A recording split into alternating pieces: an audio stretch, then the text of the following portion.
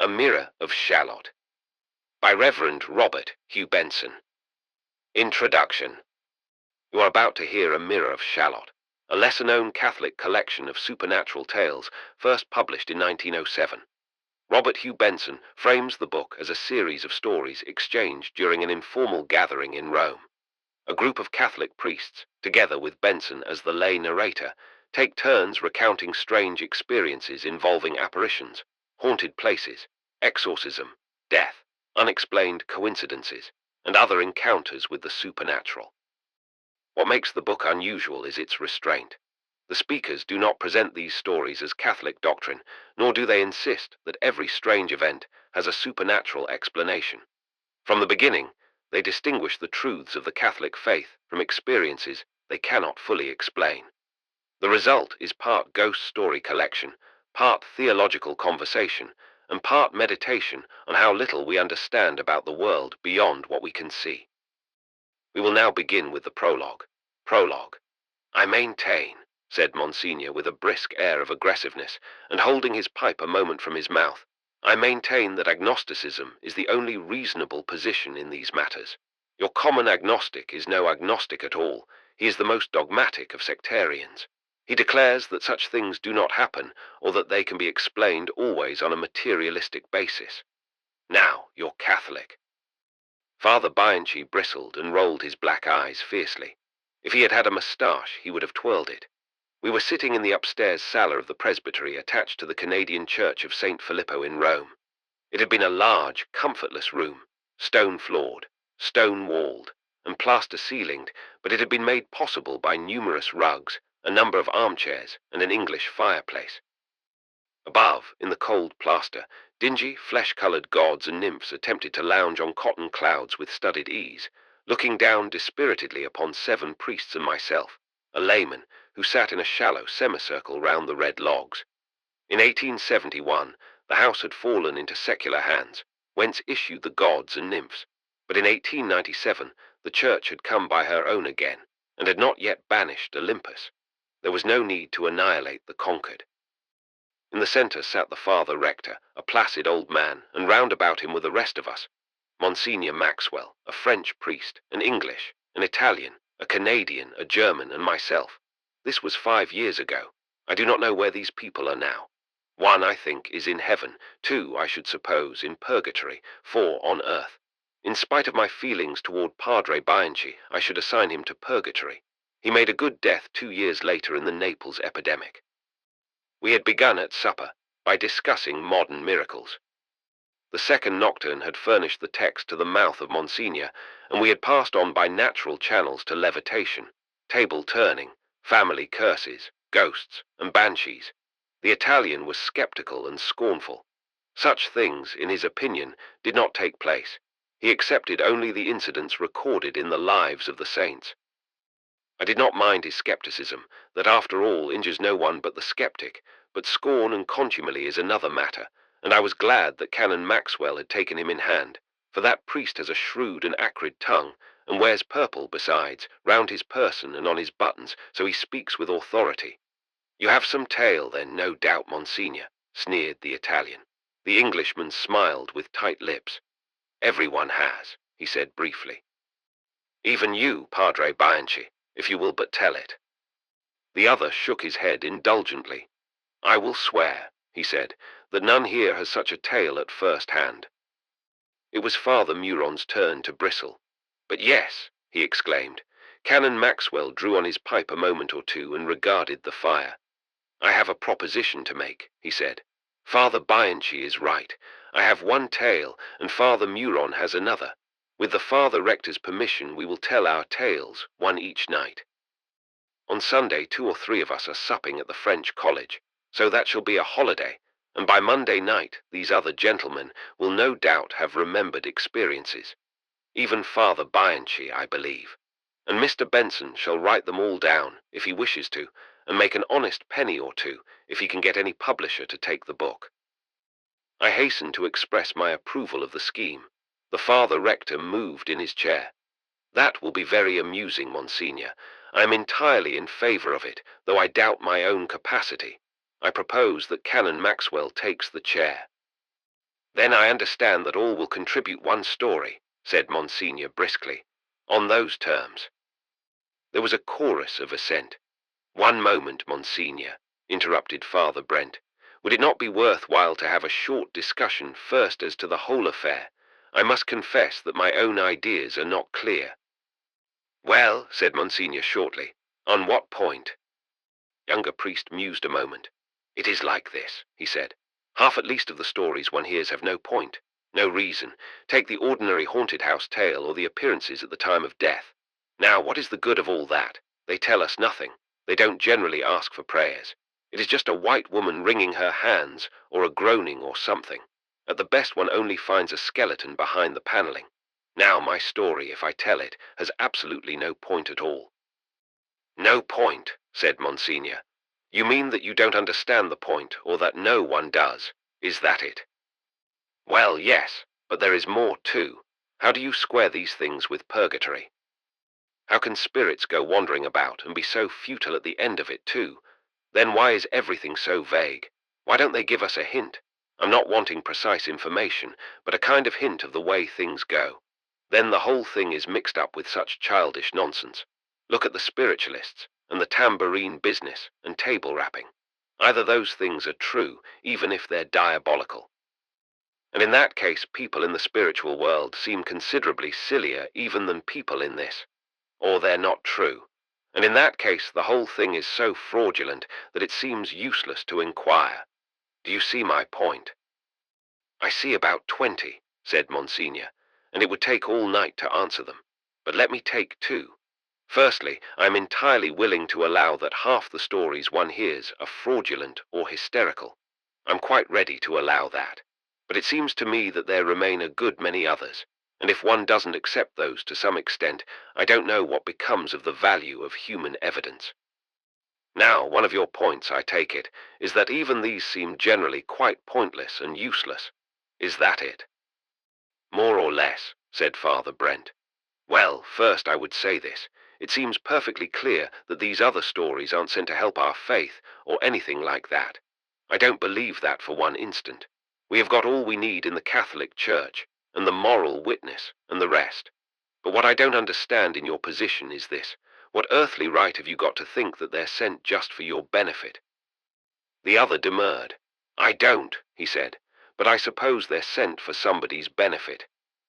Somebody still on earth, you mean? Well, yes. Monsignor leaned forward. My dear father, how very provincial you are, if I may say so. Here is this exceedingly small earth, certainly with a very fair number of people living on it, but absolutely a mere fraction of the number of intelligences that are in existence. And all about us, since we must use that phrase, is a spiritual world compared with which the present generation is as a family of ants in the middle of London. Things happen. This spiritual world is crammed full of energy and movement and affairs. We know practically nothing of it all, except those few main principles which are called the Catholic faith. Nothing else. What conceivable right have we to demand that the little glimpses that we seem to get sometimes of the spiritual world are given to us for our benefit or information? Then why are they given? Monsignor made a disdainful sound with closed lips. My dear father, a boy drops a piece of orange peel into the middle of the ants' nest one day. The ants summon a council at once and sit on it. They discuss the lesson that is to be learned from the orange peel. They come to the conclusion that Buckingham Palace must be built entirely of orange peel, and that the reason why it was sent to them was that they were to learn that great and important lesson. Father Brent sat up suddenly. My dear Monsignor, you seem to me to strike at the root of revelation. If we aren't to deduce things from supernatural incidents, why should we believe in our religion? Monsignor lifted a hand.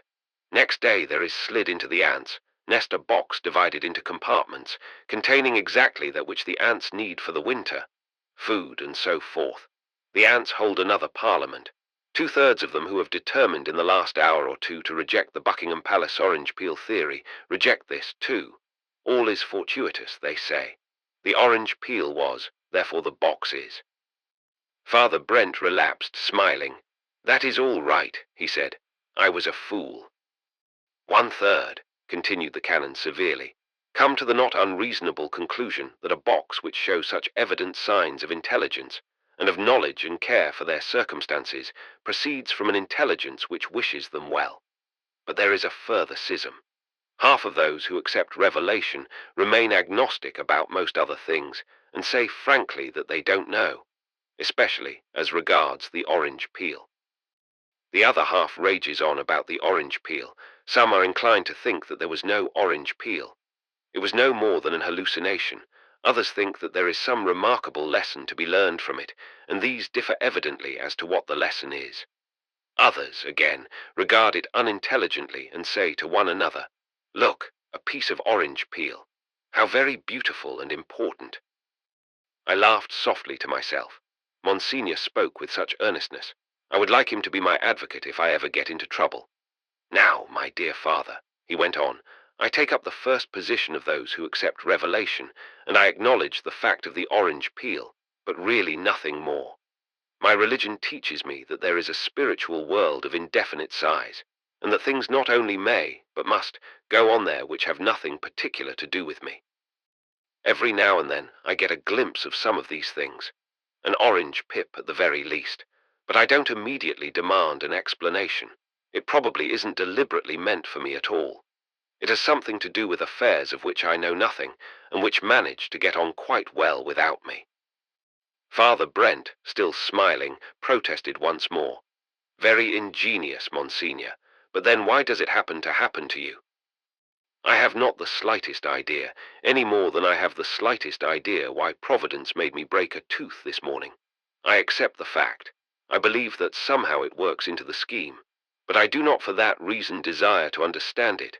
And as for purgatory, well, I ask you, what in the world do we know about purgatory, except that there is such a thing, and that the souls of the faithful detained there are assisted by our suffrages?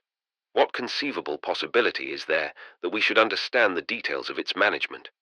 My dear father, no one in this world has a greater respect for or confidence in dogmatic theology than myself.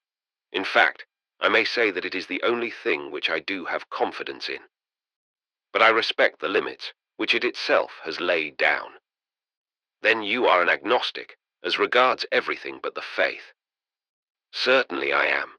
Well, possibly, except mathematics too, and so is every wise man. I have my ideas, of course, and I make guesses sometimes, but I really do not think that they have any value." There was silence a moment. "Then there is this, too," he continued. "It really is important to remember that the spiritual world exists in another mode from that in which the material world exists. That is where the ant simile breaks down. It is more as if an ant went to the Royal Academy. Of course, in the faith we have an adequate and guaranteed translation of the supernatural into the natural and vice versa. And in these ghost stories, or whatever we call them, we have a certain sort of translation, too. The real thing, whatever it is, expresses itself in material terms, more or less. But in these we have no sort of guarantee that the translation is adequate, or that we are adequate to understand it. We can try, of course, but we really don't know. Therefore it seems to me that in all ghost stories the best thing is to hear it, to satisfy ourselves that the evidence is good or bad, and then to hold our tongues. We don't want elaborate commentaries on what may be, after all, an utterly corrupt text." "But some of them do support the faith," put in Father Brent. "So much the better, then, but it is much safer not to lean your weight on them. You never can tell. Now, with the faith you can." There was another silence. Then the rector stood up, smiling. "Night prayers, reverend fathers," he said. "Monsignor Maxwell's tale. I was still thinking over the canon's remarks as I came up into the sala on the following evening. They seemed to me eminently sensible, or, in other words, they exactly represented what I had always held myself, though I had never so expressed them even to my own mind. I felt some interest, therefore, in the question as to the class to which Monsignor's own story would be found to belong, whether to that which contains merely a series of phenomena, or to that which appeared to corroborate the Christian religion. The rest of the company, with 2 or 3 strangers, were already in their places when I arrived, and Monsignor was enthroned in the centre chair, staring with a preoccupied look at the blazing fire. The rector was on his right. The conversation died away at last. There was a shifting of attitudes. Then the canon looked at his watch, bending his sleek grey head sideways. "We have 20 minutes, he said in his terse way. Then he crossed his buckled feet and began without any preliminary comment. "This happened to me in England. Naturally, I shall not mention where it took place, nor how long ago. I knew a man, a Catholic from birth, of a remarkable faith and piety. He had tried his vocation in religion again and again, for he seemed a born religious, but his health had always broken down, and he had finally married. He had been told by his director that his vocation was evidently to live in the world, and as a layman. Whether I agree or disagree with the latter part of his advice is not to the point, but there was no question as to the former part of it. The man's health simply could not stand it. But he led a most mortified and interior life with his wife in his London house, with a servant or two to look after them, and was present daily at Mass at the church that I served then. His wife, too, was a very exceptional woman, utterly devoted to her husband, and I may say that I never paid them a visit without being very much the better for it. Now he had a brother, a solicitor in a town in the north, also a Catholic, of course, whom I never saw, but who enters very materially into the story. We will call the brothers, if you please, Mr. James and Mr. Herbert, though I need not say that these were not their names. One morning after Mass, Mr. James came to me in the sacristy and said he wished to have a word with me, so I took him through into the presbytery and up into my own room. I could see that something was very much the matter with him. He took a letter out and gave it to me to read. It was from his brother, Mr. Herbert, and contained very sad news indeed. Nothing else, in fact, than an announcement of his intention to secede from the church. There was a story of a marriage difficulty, too, as there so often is in such cases. He had fallen in love with a woman of strong agnostic convictions, and nothing would induce her to marry him unless he conformed to her religion, such as it was. But to do Mr. Herbert justice, I could see that there was a real loss of faith as well. There were 2 or 3 sheets filled with arguments that I could see were real to the man, or statements, perhaps, rather than arguments, against the incarnation and the inspiration of the scriptures and the authority of the church, and so on, and I must confess that they were not mere claptrap. The woman was plainly capable and shrewd, and had been talking to him, and both his heart and his head were seriously entangled. Well, I handed the letter back to Mr. James, and said what I could. Recommended a book or 2, promised to get him prayers, and so on, but the man waved it aside. "Yes, yes, Father," he said. "I know, and I thank you, but I must do more than that. You don't know what this means to me. I got the letter yesterday at midday, and I may say that I have done nothing but pray since, and this morning at Mass I saw a light. At least, I think so, and I want your advice." He was terribly excited. His eyes were bright, and the lines in his face deeper than I had ever seen them, for he was only just entering middle age, and the papers shook in his hands. I did my best to quiet him, but it was no good. All his tranquillity, which had been one of his most striking virtues, was gone, and I could see that his whole being was rent. "You don't know what this means to me," he said again. "There is only one thing to be done. I must offer myself for him." Well, I didn't understand him at first, but we talked a little, and at last I found that the idea of mystical substitution had seized on his mind. He was persuaded that he must make an offering of himself to God, and ask to be allowed to bear the temptation instead of his brother. Of course, we know that that is one of the claims of the contemplative, but to tell the truth, I had never come across it before in my own experience. Well, he didn't want my opinion upon the doctrine, and indeed I was glad he didn't, for I knew nothing about it myself. But he wanted to know if I thought him justified in running the risk, for he seemed to take it as a matter of course that I believed it. "Am I strong enough, Father?" he asked. "Can I bear it? I cannot imagine my losing my faith." And a smile just flickered on his mouth and vanished again in trembling. But God knows how weak I am." Well, I reassured him on that point at any rate, and told him that so far as his faith was concerned, I considered it robust enough. To tell the truth, I suppose I was a little careless because, and Monsignor shifted a little in his chair and looked around. Well, it was all so bewildering. Well, he soon went after that, saying that he would tell his wife, and imploring me to get prayers for him in his struggle, and I was left alone to think it over. For the next day or two he appeared at Mass as usual, and just waited for me one morning to tell me that he had made the offering of himself before God. Then I had to go into the country on some business or other, and was away from Monday to Saturday. Now, to tell the truth, I did not think of him very much. I was harassed and bothered myself about my business, and scarcely did more than just mention his name at the altar, and I am ashamed to say I completely forgot to get prayers elsewhere for his brother or himself, and I was entirely unprepared for what was waiting for me when I reached home on the Saturday evening. Monsignor paused a moment or two. He was evidently speaking with a certain difficulty. His brisk, business-like way of talking had just a tinge of feeling in it which it generally lacked, and he moved in his chair now and then with something almost like nervousness. The other priests were silent. The young Englishman was bending forward in the firelight with his chin on his hands, and old Father Stein had sat back in his chair very quiet and was shading his face from the candlelight. "My housekeeper heard my key in the lock of the front door," went on Canon Maxwell, "and was waiting for me in the hall. She told me that Mr. James' wife had sent round 4 times for me that afternoon, saying she must have me at once on my return, and that any delay might be fatal. But it was not a case for the last sacraments, apparently. I was astonished by such phrases, but they were evidently word for word what she had said, for my housekeeper apologized for repeating them. 'There is something terribly the matter, Father,' she said. 'The last time the servant was crying and said that her master was out of his mind.' Well, I ran into church and told my penitents there that they must wait or go to my colleague, and that I had had a sick call and did not know how long I should be away. And then I ran straight out of the church and down to the house, which was 3 or 4 streets off.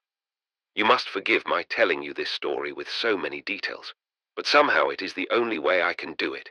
It is all as vivid and clear as if it had happened last week. It was a November evening. All the lamps were lit as I passed out of the thoroughfare down the side road where his house was. Here the pavements were empty, and I ran again as fast as I could down the street and up the steps that led to his front door.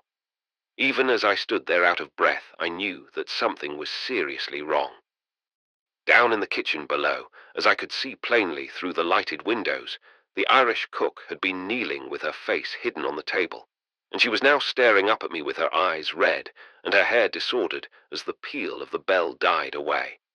Then she was out in the area almost screaming. "Oh, God bless you, Father." And then the door opened and I was in the hall. "Where is he?" I asked the maid, all panting with my run, and she told me, in his study. And then I was up at the door in a moment, knocking, and then, without waiting, I went in.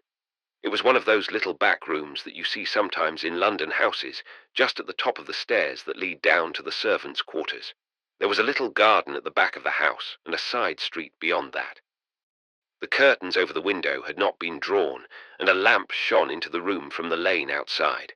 But I did not understand that at the time.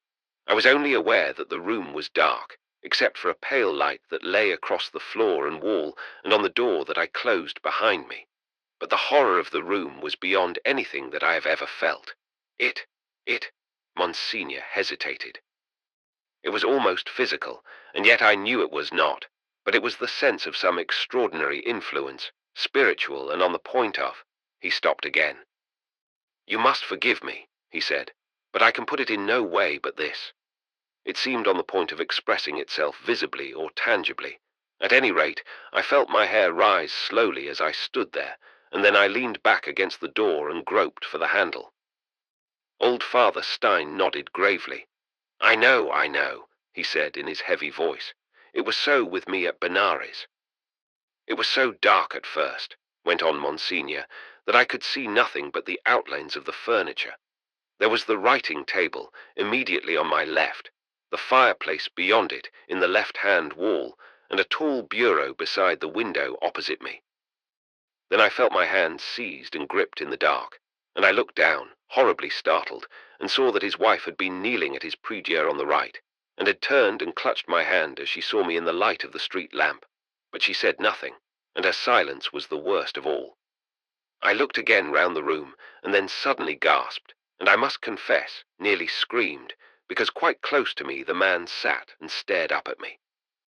I had been confused as I came in, and I believe now that I only had not seen him, because I had taken the dark outline of his body and the whiteness of his face to be a little side table with papers upon it that often stood by his writing place.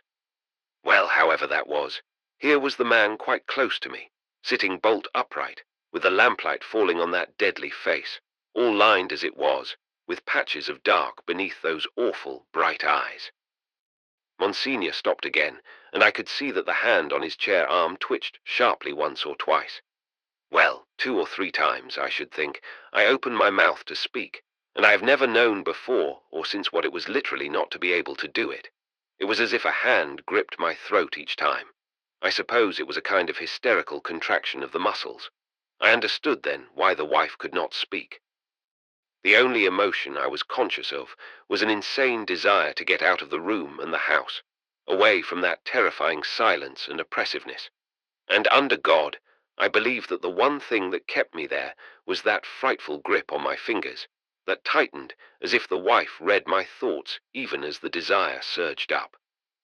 I stood there, I suppose, half a minute more before I moved or spoke, and then I made a little motion and drew my fingers out of hers and made the sign of the cross, and even then I dared not speak. But the face remained still in that tense quietness, and the bright, sunken eyes never flinched or stirred. Then I dropped on my knees, and at last, with really an extraordinary effort, as if I was breaking something, I managed to speak and say a prayer or two. The Our Father and the Hail Mary, I could remember nothing else. Then I glanced at him quickly, and he had not stirred, but was watching me with a kind of bitter indifference. That is all I can say of it. I went on with the creed, finished it, said Amen, and then one loud, harsh bark of laughter broke from him, and I could swear that something else laughed too. A sharp exclamation broke from Father Brent, and a kind of sigh from the French priest as Monsignor suddenly sat up and struck his hand on his knee at his last word, and my own heart leaped and stood still, while my nerves jangled like struck wires. There, said the rector. Our nerves are out of order. Be kind to us, Monsignor. He shook his head. But I must tell you, he said, though I hardly know what words to use, this other laughter was not like his. I could not swear that there was a vibration of sound. It might have been interior, but it was there. It was objective and external to me. Only I was absolutely convinced that there was laughter neither mine, nor the man's, nor his wife S. There, that is all I can say of it. He paused a moment. Well, he went on, we got him upstairs at last, and on his bed. I tell you it was a very odd relief to get out of the room downstairs. He had not slept, his wife whispered to me as we went up, for 4 nights. Not since the Monday, in fact, and had scarcely eaten either. There was no time to hear more, for he turned round as he walked up and looked at us as we held him, and there was no more talking with that face before us. And there we sat beside him in his bedroom. He lay quiet with closed eyes, and I did not dare to leave him till 3 or 4 in the morning, when I was nearly dead with weariness. His wife made me go then, and promised to send again if there was any change. Well, during the sung mass, at which I was not officiating, the message came, and I was back at his house directly. There had been a change. He was now willing to talk. He looked ghastly, but his wife told me that she thought he had slept an hour or 2 after I had left. Well, we talked, and I found that the man's faith was gone, or perhaps it is safer to say completely obscured. I scarcely know how to express it, but it was as if he had practically no conception of what I was talking about. I believed it once, he said. Yes, I am sure I did, but I can't imagine why or how. Then what is all this trouble of mind about? I asked. Why, he said, why, if it is not true, what is left? I didn't quite see what he meant and asked him. You, he said, and just touched me with his finger. You and I, and he touched himself, and all this, and he tapped the table, and all that. And he flung his arm out toward the window and the chimney pots and the bustling thoroughfare. All of it, all of it. What does it all mean? What is the good of it? It was a piteous thing to see his face, the blackness and the misery of his despair at an empty, meaningless world and a self that could do nothing but writhe and cry in the dark. You see, the whole thing for him stood or fell by God, lived and moved in him. Now God was gone, and what was left? Well, of course I reminded him of his offering of himself to God for his brother. God had accepted it, I told him, and he just laughed miserably in my face. "Do you think Herbert suffered like this?" he asked. Well, I was tired and bewildered, and this seemed to me an answer. Of course you all see the explanation. "The other suffered less because his faith was less," put in Father Brent instantly. "Exactly," said Monsignor. "Well, I'm ashamed to say I didn't see that, at least not clearly enough to put it to him. But I did point out that it was of the very essence of his contract that he should suffer severely in the very manner in which he was suffering, and that the coincidence was remarkable, and further, that the fact that he was in such distress showed that God was something to him after all. I don't know even then that I accepted the whole thing as being quite real, but what else could I say? Well, he smiled again at that. "Have you never regretted a happy dream?" he said. "Well, I am wearying you," said Monsignor, looking at his watch, "but I am just at the end. I went to that man every day for, I suppose, 2 or 3 hours for 5 or 6 weeks, and it seemed practically useless. I had never realized before so completely that faith was a gift which can be given or withdrawn, that it is something infused into us, not produced by us. Finally, the man died of congestion of the brain." "Good Lord," said a voice. "Yes," said Canon Maxwell, blowing down his pipe. Those were my sentiments." "Monsignor, do you mean he died without faith?" "Father Jenks, I gave him the sacraments. He asked for them. I did not press too many questions. I thought it best to leave well alone." "And the brother?" "Oh, the brother, Mr. Herbert, was at the funeral and informed me that the marriage was broken off, and I never heard of his apostasy. And there was one other person who contributed to the interest of the whole affair, and that was the wife." "What happened to her?" "She became a poor Claire. She told me that self-immolation was the only possible act for her after what she had seen and known." There was a long silence. "Well, well, well," said Father Bianchi, Father Muron's tale. Father Muron was very voluble at supper on the Saturday. He exclaimed. He threw out his hands. His bright black eyes shone above his rosy cheeks, and his hair appeared to stand more on end than I had ever known it. He sat at the further side of the horseshoe table from myself, and I was able to remark on his gaiety to the English priest who sat beside me without fear of being overheard. Father Brent smiled. "He is drunk with la gloire," he said. "He is to tell the story tonight." This explained everything. I did not look forward, however, to his recital. I was confident that it would be full of tinsel and swooning maidens who ended their days in convents under Father Muron's spiritual direction. And when we came upstairs, I found a shadowy corner, a little back from the semicircle, where I could fall asleep if I wished without provoking remark. In fact, I was totally unprepared for the character of his narrative. When we had all taken our places, and Monsignor's pipe was properly alight, and himself at full length in his deck chair, the Frenchman began. He told his story in his own language, but I am venturing to render it in English as nearly as I am able. "My contribution to the histories," he began, seated in his upright armchair in the center of the circle, a little turned away from me. "My contribution to the histories which these good priests are to recite is an affair of exorcism. That is a matter with which we who live in Europe are not familiar in these days. It would seem, I suppose, that grace has a certain power, accumulating through the centuries, of saturating even physical objects with its force.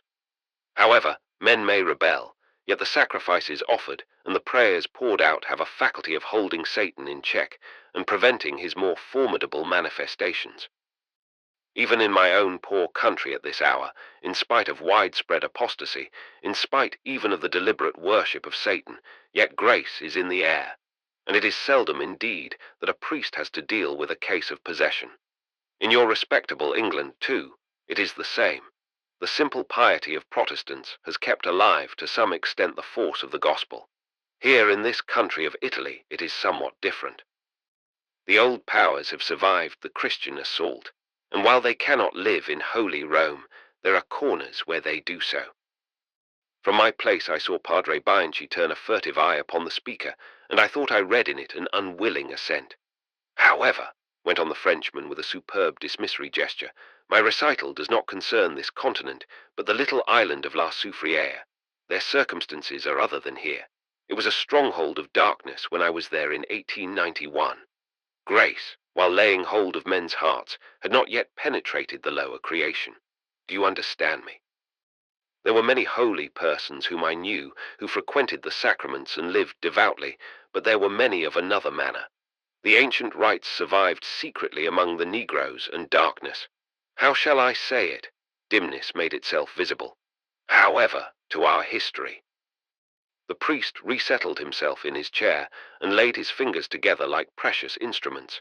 He was enjoying himself vastly, and I could see that he was preparing himself for a revelation. It was in 1891, he repeated, that I went there with another of our fathers to the mission house. I will not trouble you, gentlemen, with recounting the tale of our arrival, nor of the months that followed it, except perhaps to tell you that I was astonished by much that I saw. Never until that time had I seen the power of the sacraments so evident. In civilized lands, as I have suggested to you, the air is charged with grace. Each is no more than a wave in the deep sea. He who is without God's favor is not without his grace at each breath he draws. There are churches, religions, pious persons about him. There are centuries of prayers behind him. The very buildings he enters, as Monsieur Heisman has explained to us, are browned by prayer. Though a wicked child, he is yet in his Father's house, and the return from death to life is not such a crossing of the abyss after all. But there in La Soufriere all is either divine or satanic, black or white, Christian or devilish. One stands, as it were, on the seashore to watch the breakers of grace, and each is a miracle. I tell you I have seen holy catechumens foam at the mouth and roll their eyes in pain as the saving water fell on them, and that which was within went out. As the Gospel relates, spiritus conturbavit illam, et illicis in terram, volutabatus spumens. Father Muron paused again. I was interested to hear this corroboration of evidence that had come before me on other occasions. More than one missionary had told me the same thing, and I had found in their tales a parallel to those related by the first preachers of the Christian religion in the early days of the Church. I was incredulous at first, continued the priest, until I saw these things for myself. An old father of our mission rebuked me for it. You are an ignorant fellow, he said. Your heirs are still of the seminary, and what he said was just my friends. On one Monday morning as we met for our council, I could see that this old priest had somewhat to say. Monsieur Lasserer was his name. He kept very silent until the little businesses had been accomplished, and then he turned to the father rector. Monseigneur has written, he said, and given me the necessary permission for the matter you know, my father. And he bids me take another priest with me. I ask that Father Muron may accompany me. He needs a lesson, this zealous young missionary. The father rector smiled at me as I sat astonished, and nodded at Father Lasserer to give permission. Father Lasserer will explain all to you, he said, as he stood up for the prayer. The good priest explained all to me as the father rector had directed. It appeared that there was a matter of exorcism on hand. A woman who lived with her mother and husband had been affected by the devil, Father Lasserer said. She was a catechumen, and had been devout for several months, and all seemed well until this. This assault had been made on her soul. Father Lasserer had visited the woman and examined her, and had made his report to the bishop, asking permission to exorcise the creature, and it was this permission that had been sent on that morning. I did not venture to tell the priest that he was mistaken, and that the affair was one of epilepsy. I had studied a little in books for my medical training, and all that I heard now seemed to confirm me in the diagnosis. There were the symptoms, easy to read. What would you have? The priest again made his little gesture. I knew more in my youth than all the fathers of the church. Their affairs of devils were nothing but an affection of the brain, dreams and fancies. And if the exorcisms had appeared to be of direct service, it was from the effect of the solemnity upon the mind. It was no more.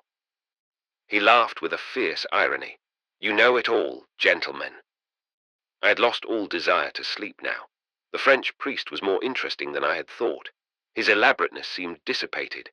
His voice trembled a little as he arraigned his own conceit, and I began to wonder how his change of mind had been wrought. We set out that afternoon, he continued. The woman lived on the further side of the island, perhaps a couple of hours' travel, for it was rough going, and as we went up over the path, Father Lasseter told me more. It seemed that the woman blasphemed. The subconscious self, said I to myself, as Monsieur Charcot has explained. It is her old habit reasserting itself. She foamed and rolled her eyes. An affection of the brain, said I. She feared holy water. They dared not throw it on her. Her struggles were so fierce. Because she has been taught to fear it, said I. And so the good father talked, eyeing me now and again, and I smiled in my heart, knowing that he was a simple old fellow who had not studied the new books. She was quieter after sunset, he told me, and would take a little food then. Her fits came on her for the most part at midday, and I smiled again at that. Why it should be so I knew. The heat affected her. She would be quieter, science would tell us, when evening fell. If it were the power of Satan that held her, she would surely rage more in the darkness than in the light. The scriptures tell us so. I said something of this to Father Lasseter, as if it were a question, and he looked at me. Perhaps, brother, he said, she is more at ease in the darkness and fears the light, and that she is quieter therefore when the sun sets. Again I smiled to myself. What piety, said I, and what foolishness. The house where the three lived stood apart from any others. It was an old shed into which they had moved a week before, for the neighbors could no longer bear the woman's screaming, and we came to it towards sunset. It was a heavy evening, dull and thick, and as we pushed down the path, I saw the smoking mountain high on the left hand between the tangled trees. There was a great silence round us, and no wind, and every leaf against the rosy sky was as if cut of steel. We saw the roof below us presently, and a little smoke escaped from a hole, for there was no chimney. We will sit here a little, brother, said my friend. We will not enter till sunset. And he took out his office book, and began to say his matins and lauds, sitting on a fallen tree trunk by the side of the path. All was very silent about us. I suffered terrible distractions, for I was a young man and excited, and though I knew it was no more than epilepsy that I was to see, yet epilepsy is not a good sight to regard. But I was finishing the first nocturne when I saw that Father Lasseter was looking off his book. We were sitting 30 yards from the roof of the hut, which was built in a scoop of the ground, so that the roof was level with the ground on which we sat. Below it was a little open space, flat, perhaps 20 yards across, and below that yet further was the wood again, and far over that was the smoke of the village against the sea.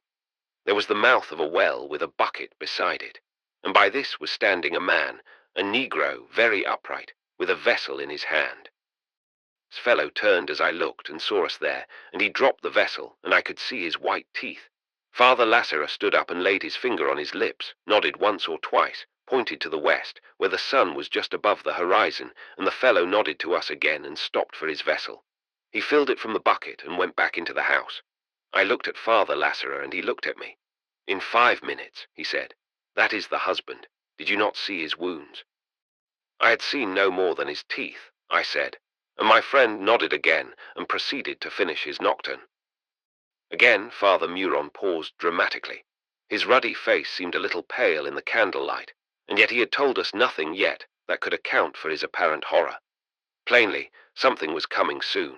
The rector leaned back to me and whispered behind his hand, in reference to what the Frenchman had related a few minutes before, that no priest was allowed to use exorcism without the special leave of the bishop.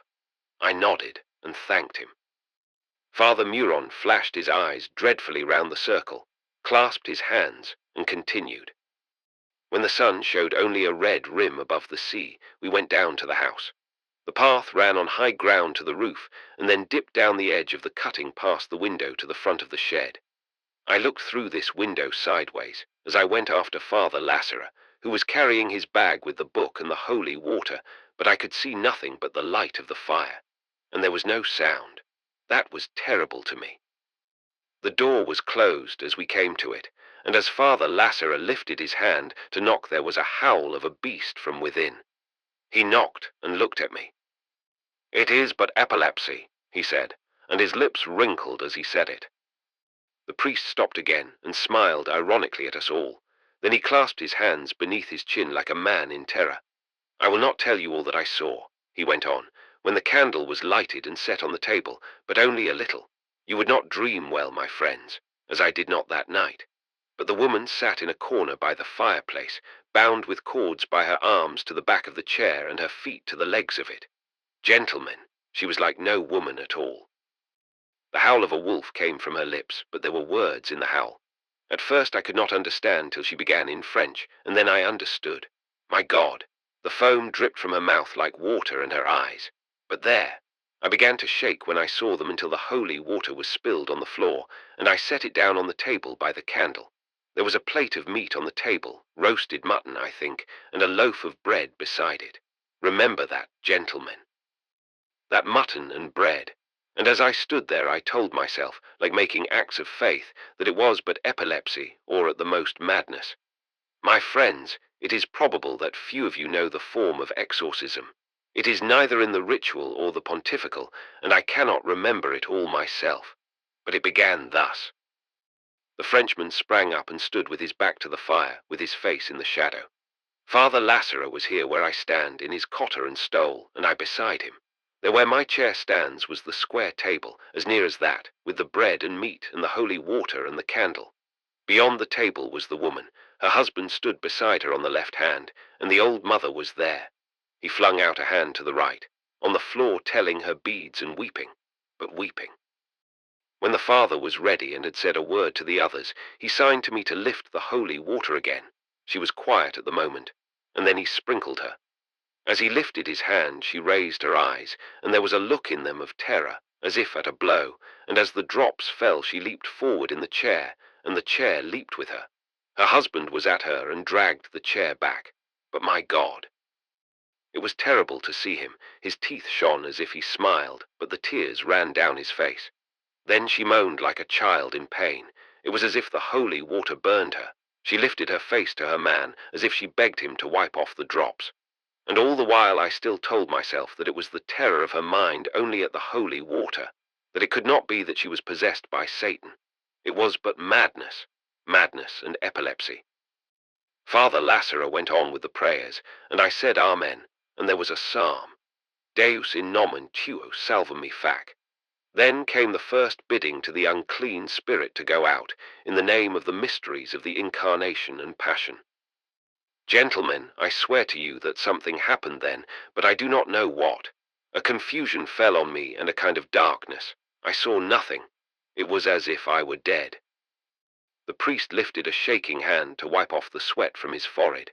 There was a profound silence in the room. I looked once at Monsignor, and he was holding his pipe an inch off his mouth, and his lips were slack and open as he stared. Then, when I knew where I was, Father Lasserer was reading out of the Gospels, how our Lord gave authority to his church to cast out unclean spirits, and all this while his voice never trembled. And the woman, said a voice hoarsely from Father Brent's chair. Ah, the woman, my God, I do not know, I did not look at her. I stared at the plate on the table, but at least she was not crying out now. When the scripture was finished, Father Lasserer gave me the book. Bah, Father, he said, it is but epilepsy, is it not? Then he beckoned me, and I went with him, holding the book till we were within a yard of the woman. But I could not hold the book still, it shook, it shook. Father Muron thrust out his hand. It shook like that, gentlemen. He took the book from me, sharply and angrily. Go back, sir, he said, and he thrust the book into the husband's hand. There, he said. I went back behind the table and leaned on it. Then Father Lasserer, my God, the courage of this man. He set his hands on the woman's head. She writhed up her teeth to bite, but he was too strong for her, and then he cried out from the book the second bidding to the unclean spirit. Ecce crucem Domini, behold the cross of the Lord, flee ye adverse hosts, the Lion of the tribe of Judah hath prevailed. Gentlemen, the Frenchman flung out his hands. I who stand here tell you that something happened. God knows what. I only know this, that as the woman cried out and scrambled with her feet on the floor, the flame of the candle became smoke-colored for one instant. I told myself it was the dust of her struggling and her foul breath. Yes, gentlemen, as you tell yourselves now. Bah, it is but epilepsy, is it not so, sir? The old rector leaned forward with a deprecating hand, but the Frenchman glared and gesticulated. There was a murmur from the room, and the old priest leaned back again and propped his head on his hand. Then there was a prayer. I heard Ormus, but I did not dare to look at the woman.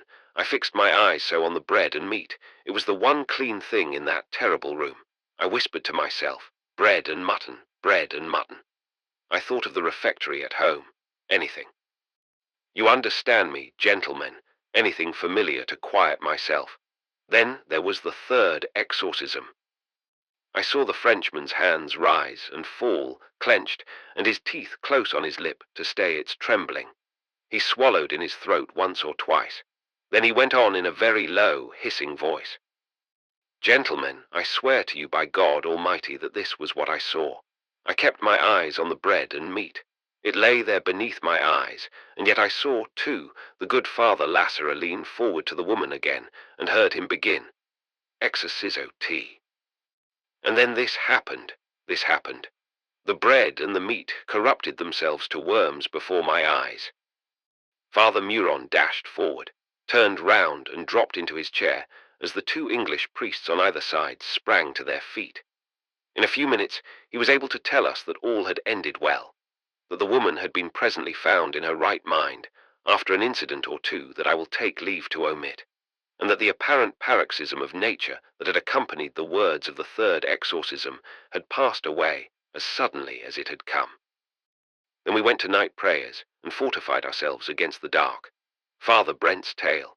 It was universally voted on Monday that the Englishman should follow Father Muron, and we looked with some satisfaction on his wholesome face and steady blue eyes as he took up his tale after supper. Mine is a very poor story, he began, after the one we heard on Saturday, and what is worse, there is no explanation that I have ever heard that seemed to me adequate. Perhaps someone will supply one this evening. I feel very much like the aunt in London, whom Monsignor has such sympathy with. He drew at his cigarette, smiling, and we settled ourselves down with looks of resolute science on our features. I at least was conscious of wishing to wear one. After my ordination to the subdiaconate, I was in England for the summer, and went down to stay with a friend on the Fal at the beginning of October. My friend's house stood on a spot of land running out into the estuary. There was a beech wood behind it, and on either side. There was a small embankment on which the building actually stood, of which the seawall ran straight down onto the rocks, so that at high tide the water came halfway up the stonework. There was a large smoking room looking the same way, and a little paved path separated its windows from the low wall. We had a series of very warm days when I was there, and after dinner we would sit outside in the dark and listen to the water lapping below. There was another house on the further side of the river about half a mile away, and we could see its lights sometimes. About 3 miles upstream, that is, on our right, lay Truro, and Falmouth, as far as I remember, about 4 miles to the left. But we were entirely cut off from our neighbours by the beechwoods all round us, and except for the house opposite, might have been clean out of civilization. Father Brent tossed away his cigarette and lit another. He seemed a very sensible person, I thought, unlike the excitable Frenchman, and his manner of speaking was serene and practical. My friend was a widower, he went on, but had one boy, about 11 years old, who, I remember, was to go to school after Christmas. I asked Franklin, my friend, why Jack had not gone before, and he told me, as parents will, that he was a peculiarly sensitive boy, a little hysterical at times and very nervous. But he was less so than he used to be, and probably his father said, if he was allowed time, school would be the best thing for him. Up to the present, however, he had shrunk from sending him. He has extraordinary fancies, he said, and thinks he sees things, the other day, and then Jack came in, and he stopped, and I clean forgot to ask him afterward what he was going to say. Now, if anyone here has ever been to Cornwall, they will know what a queer county it is. It is cram full of legends and so on. Everyone who has ever been there seems to have left their mark. You get the Phoenicians in goodness knows what century. They came there for tin, and some of the mines still in work are supposed to have been opened by them. Cornish cream, too, seems to have been brought there by them, for I need not tell you, perhaps, that the stuff is originally Cornish and not Devon. Then Solomon, some think, sent ships there, though personally I believe that is nonsense, but you get some curious names. Marasian, for instance, which means the bitterness of Zion. That has made some believe that the Cornish are the lost tribes. Then you get a connection with both Ireland and Brittany in names, language, and beliefs, and so on. I could go on forever. They still talk of going to England when they cross the border into Devonshire. Then the people are very odd, real Celts, with a genius for religion and the supernatural generally. They believe in pixies. They have got 100 saints and holy wells and holy trees that no one else has ever heard of. They have the most astonishing old churches. There is one convent, at Lanhen, I think, where the Blessed Sacrament has remained with its light burning right up to the present. And lastly, all the people are furious Wesleyans. So the whole place is a confusion of history, a sort of palimpsest, as the father rector here would tell us. A cross you find in the moor may be pagan, or Catholic, or Anglican, or most likely all three together. And that is what makes an explanation of what I am going to tell you such a difficult thing. I did not know much about this when I went there on October 3D, but Franklin told me a lot, and he took me about to one or two places here and there. To Truro to see the new cathedral, to Peranzabulo, where there is an old mystery theatre and a church in the sands, and so on. And one day we rode down to Falmouth. The Fal is a lovely place when the tide is in. You find the odd combination of seaweed and beech trees growing almost together. The trees stand with their roots in saltish water, and the creeks run right up into the woods. But it is terrible when the tide is out, great sheets of mud, with wreckage sticking up, draggled weed, mussels, and so on. About the end of my first week, it was high tide after dinner, and we sat out on the terrace looking across the water. We could hear it lapping below, and the moon was just coming up behind the house. I tossed over my cigarette end and heard it fizz in the water, and then I put out my hand to the box for another. There wasn't one, and Franklin said he would go indoors to find some. He thought he had some nesters in his bedroom. So Franklin went in, and I was left alone. It was perfectly quiet. There was not a ripple on the water, which was about 8 feet below me, as I got up from my chair and sat on the low wall. There was a sort of glimmer on the water from the moon behind, and I could see a yellow streak clean across the surface from the house opposite among the black woods. It was as warm as summer, too. Father Brent threw his cigarette away and sat a little forward in his chair. I began to feel more interested. He was plainly interested himself, for he clasped his hands round a knee and gave a quick look into our faces. Then he looked back again at the fire as he went on. Then across the streak of yellow light, and where the moon glimmered, I saw a kind of black line moving. It was coming toward me, and there seemed to be a sort of disturbance behind. I stood up and waited, wondering what it was. I could hear Franklin pulling out a drawer in the bedroom overhead, but everything else was deadly still. As I stood it came nearer swiftly. It was just a high ripple in the water, and a moment later the flat surface below heaved up, and I could hear it lapping and splashing on the face of the wall. It was exactly as if some big ship had gone up the estuary. I strained my eyes out, but there was nothing to be seen. There was the glimmer of the moon on the water, the house lights burning half a mile away, and the black woods beyond. There was a beach, rocks, and shingle on my right, curving along toward a place called Meopas, and I could hear the wave hiss and clatter all along it as it went upstream. Then I sat down again. I cannot say I was exactly frightened, but I was very much puzzled. It surely could not be a tidal wave. There was certainly no ship. It could not be anything swimming, for the wave was like the wave of a really large vessel. In a minute or two, Franklin came down with the nesters, and I told him. He laughed at me. He said it must have been a breeze, or the turn of the tide, or something. Then he said he had been in to look for Jack, and had found him in a sort of nightmare, tossing and moaning. He had not wakened him, he said, but just touched him and said a word or two, and the boy had turned over and gone to sleep. But I would not let him change the subject. I persisted it had been a really big wash of some kind. He stared at me. "Take a cigarette," he said. "I found them at last under a hat."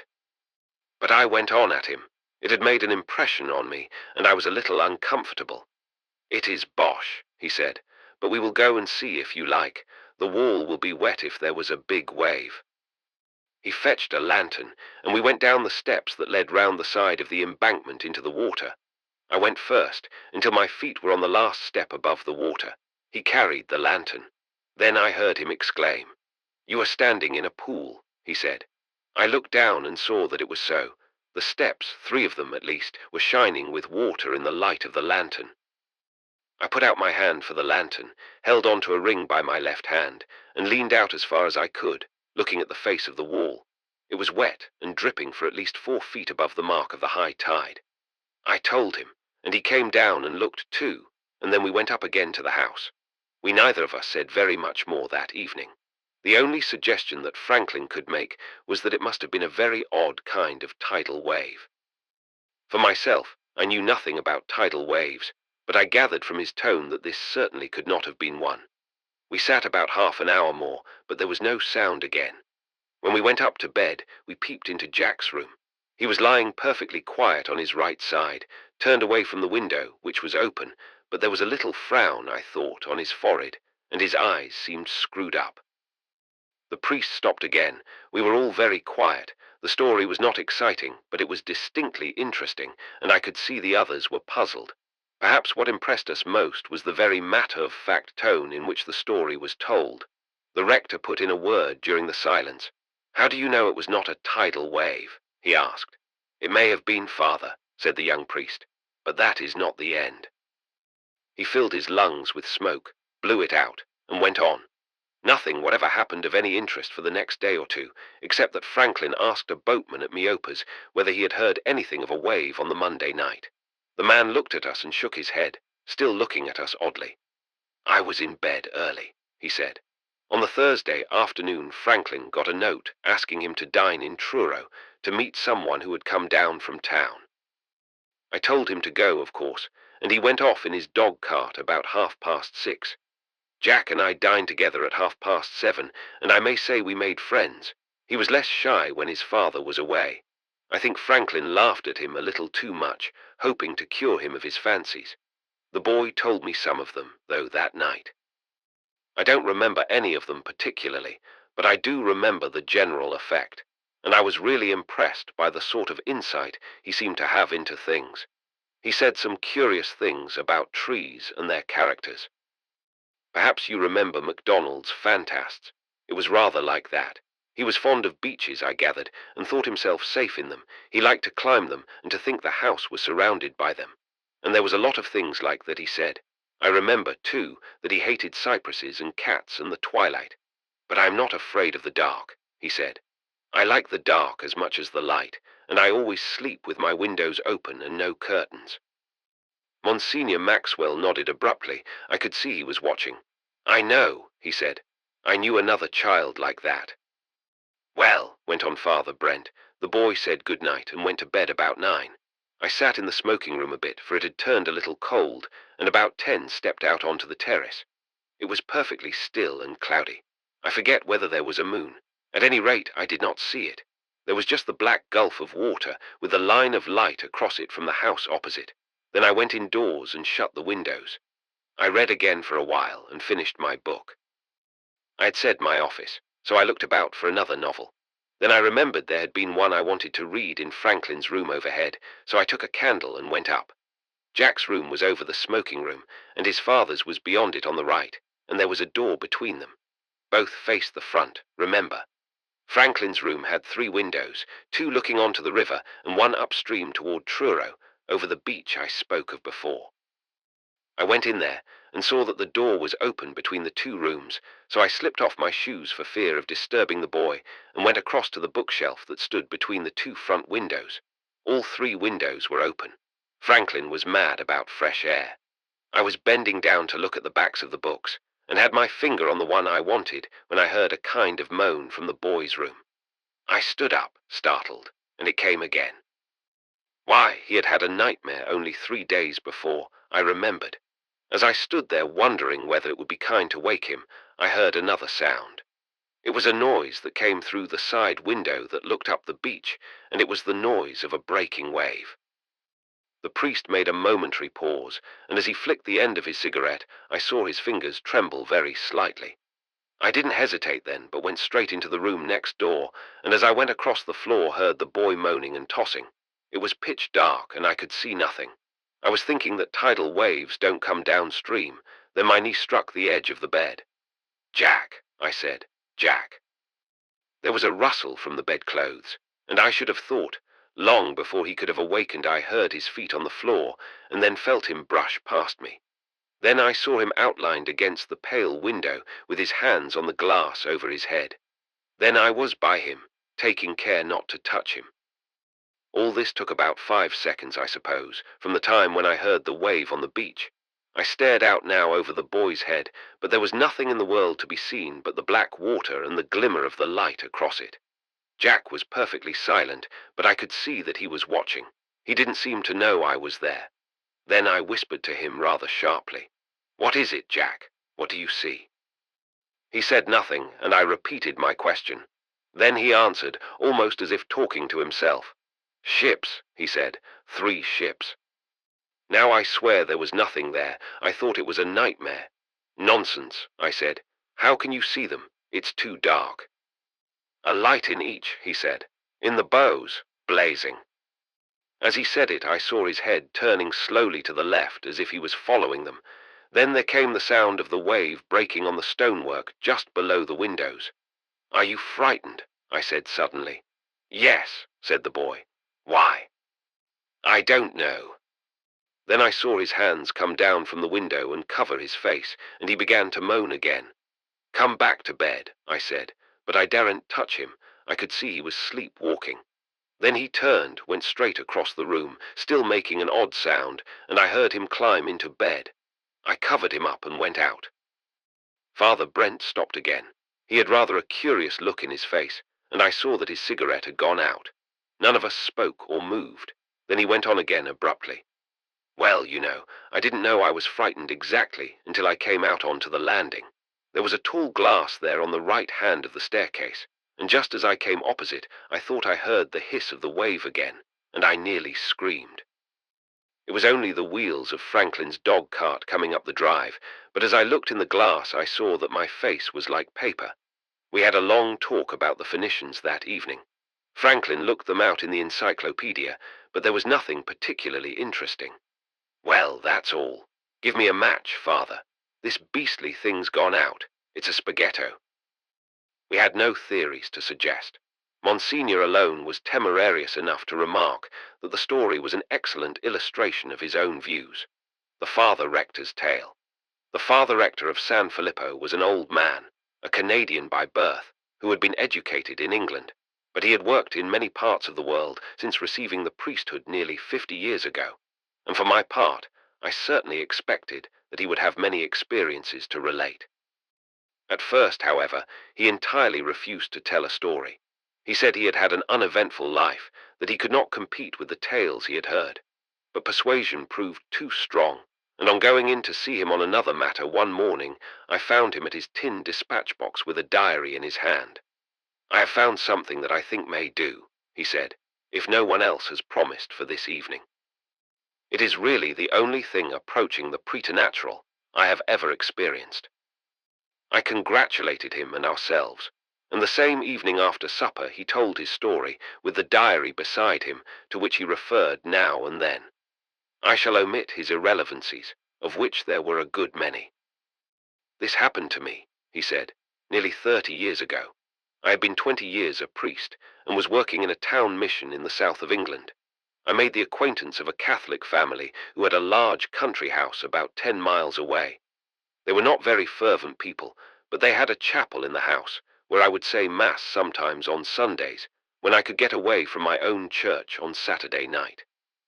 On one of these occasions, I met for the first time an artist, whose name you would all know if I mentioned it, but it will be convenient to call him Mr. Farquharson. He made an extremely unpleasant impression on me, and yet there was no reason for it that I could see.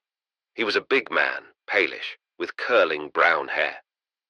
He was always very well dressed, with a suspicion of scent about him. He talked extremely wittily, and would say the most surprising things that were at once brilliant and dangerous. And yet in his talk he never transgressed good manners. In fact, he was very cordial always to me. He seemed to go out of his way to be courteous and friendly, and yet I could not bear the fellow. However, I tried to conceal that, and with some success, as you will see. I was astonished that he asked me no questions about our beliefs or practices. Such people generally do, you know, and they profess to admire our worship and its dignity. In the evening he played and sang magnificently, very touching and pathetic songs, as a rule. On the following morning he attended Mass, But I did not think much of that. Guests generally do, I have found, in Catholic houses. Then I went off in the afternoon back to my mission. I suppose it was 6 weeks before I met him again, and then it was at the same place. My hostess gave me tea alone, for I arrived late, and as we sat in the hall, told me that Mr. Farquharson was there again. Then she added, to my surprise, that he had expressed a great liking for me, and had come down from town partly with the hope of meeting me. She went on talking about him for a while, told me that 3 of his pictures had been taken again by the French salon, and at last told me that he had been baptized and educated as a Catholic, but had for many years ceased to practice his religion. She had only learned this recently. Well, that explained a good deal, and I was a good deal taken aback. I did not quite know how to act. But she talked on about him a little, and I became sorry for the man and determined that I would make no difference in my behavior toward him. From what she said, I gathered that it might be in my power to win him back. He had everything against him, she told me. Now let me tell you a word about his pictures. I had seen them here and there, as well as reproductions of them, as all the world had at that time, and they were very remarkable. They were on extraordinarily simple and innocent subjects, and often religious. A child going to First Communion, a knight riding on a lonely road, a boy warming his hands at the fire, a woman praying. There was not a line or a colour in them that anyone could dislike, and yet they were corrupt. I know nothing about art, but it needed no art to see that these were corrupt. I did not understand it then, and I do not now, but, well, there it is. I cannot describe their effect on me, but I know that many others felt the same, and I believe that kind of painting is not uncommon in the French school. The priest paused a moment. As I went down the long passage to the smoking room, I declare that I was not thinking of this side of the man. I was only wondering whether I could do anything, but the moment I came in and found him standing alone on the hearthrug, all this leaped back into my mind. His personality was exactly like his own pictures. There was nothing that one could point to in his face and say that it revealed his character. It did not. It was a clean-shaven, clever face, strong and artistic. His hand as he took mine was firm and slender and strong too, and yet my flesh crept at him. It seemed to me he was a kind of devil. Again, I did my utmost to hide all this as we sat and talked that evening till the dressing gong rang, and again I succeeded, but it was a sore effort. Once when he put his hand on my arm, I nearly jerked it off, so great was the horror it gave me. I did not sit near him at dinner. There were several people dining there that night, but our host was unwell and went to bed early, and this man and myself, after he had played and sung an hour or so in the drawing-room, talked till late in the smoking-room, and all the while the horror grew. I have never felt anything like it. I am generally fairly placid, but it was all I could do to keep quiet. I even wondered once or twice whether it was not my duty to tell him plainly what I felt, well, really, this sounds absurd, but to curse him as an unclean and corrupt creature who had lost faith and grace and everything, and was on the very brink of eternal fire. The old man's voice rang with emotion. I had never seen him so much moved, and was astonished at his vehemence. Well, thank God, I did not. At last it came out that I knew about his having been a Catholic. I did not tell him where I had learned it, but perhaps he suspected. Of course, though, I might have learned it in 100 ways. He seemed very much surprised, not at my knowing, but at my treating him as I had. It seemed that he had met with unpleasantness, more than once, at the hands of priests who knew. Well, to cut it short, before I went away next day, he asked me to call upon him some time at his house in London, and he asked me in such a way that I knew he meant it. The priest stopped and referred to his diary. Then he went on. It was in the following May, 6 months later, that I fulfilled my promise. It may have been association, and what I suspected of the man, but the house almost terrified me by its beauty and its simplicity and its air of corruption. And yet there was nothing to account for it. There was not a picture in it, as far as I could see, that had anything in it to which even a priest could object. There was a long gallery leading from the front door, floored, sealed, and walled with oak in little panels, with pictures in each along the 2 sides, chiefly, I should suppose now, of that same French school of which I have spoken. There was an exquisite crucifix at the end, and yet, in some strange way, even that seemed to be tainted. I felt, I suppose, in the manner that Father Stein described to us when he mentioned Benares, and yet there, I have heard, the pictures and carving correspond with the sensation, and here they did not. He received me in his studio at the end of the passage. There was a great painting on an easel on which he was working, a painting of Our Lady going to the well at Nazareth, most exquisite and yet terrible. I could hardly keep my eyes off it. It was nearly finished, he told me. And there was his grand piano against the wall. Well, we sat and talked, and before I left that evening I knew everything. He did not tell me in confession, and the story became notorious after his death 5 years later. But yet I can tell you no more now than that all I had felt about him was justified by what I heard. Part of what the world did not hear would not have seemed important to any but a priest. It was just the history of his own soul, apart from his deeds, the history of his wanton contempt of light and warnings. And I heard more besides, too, that I cannot bear to think of even now. The priest stopped again, and I could see his lips were trembling with emotion. We were all very quiet ourselves. The effect on my mind, at least, was extraordinary. Presently he went on. Before I left, I persuaded him to go to confession. The man had not really lost faith for a moment, so far as I could gather. I learned from details that I cannot even hint at that he had known it all to be true, pitilessly clear in his worst moments. Grace had been prevailing especially of late, and he was sick of his life. Of course, he had tried to stifle conscience, but by the mercy of God he had failed. I cannot imagine why, except that there is no end to the loving kindness of God. But I have known many souls, not half so evil as his, lose their faith and their whole spiritual sense beyond all human hope of recovery. The priest stopped again, turned over several pages of his diary, and as he did so, I saw him stop once or twice and read silently to himself, his lips moving. I must miss out a great deal here. He did not come to confession to me, but to a Carthusian after a retreat. I need not go into all the details of that, so far as I knew them, and I will skip another 6 months. During that time, I wrote to him more than once, and just got a line or two back. Then I was ordered abroad, and when we touched at Brindisi, I received a letter from him. The priest lifted his diary again near his eyes. Here is one sentence, he said. Listen. I know I am forgiven, but the punishment is driving me mad. What would you say if you knew all? I cannot write it. I wonder if we shall meet again. I wonder what you would say. There was more that I cannot read, but it offers no explanation of this sentence. I wrote, of course, at once, and said I would be home in 4 months, and asked for an explanation.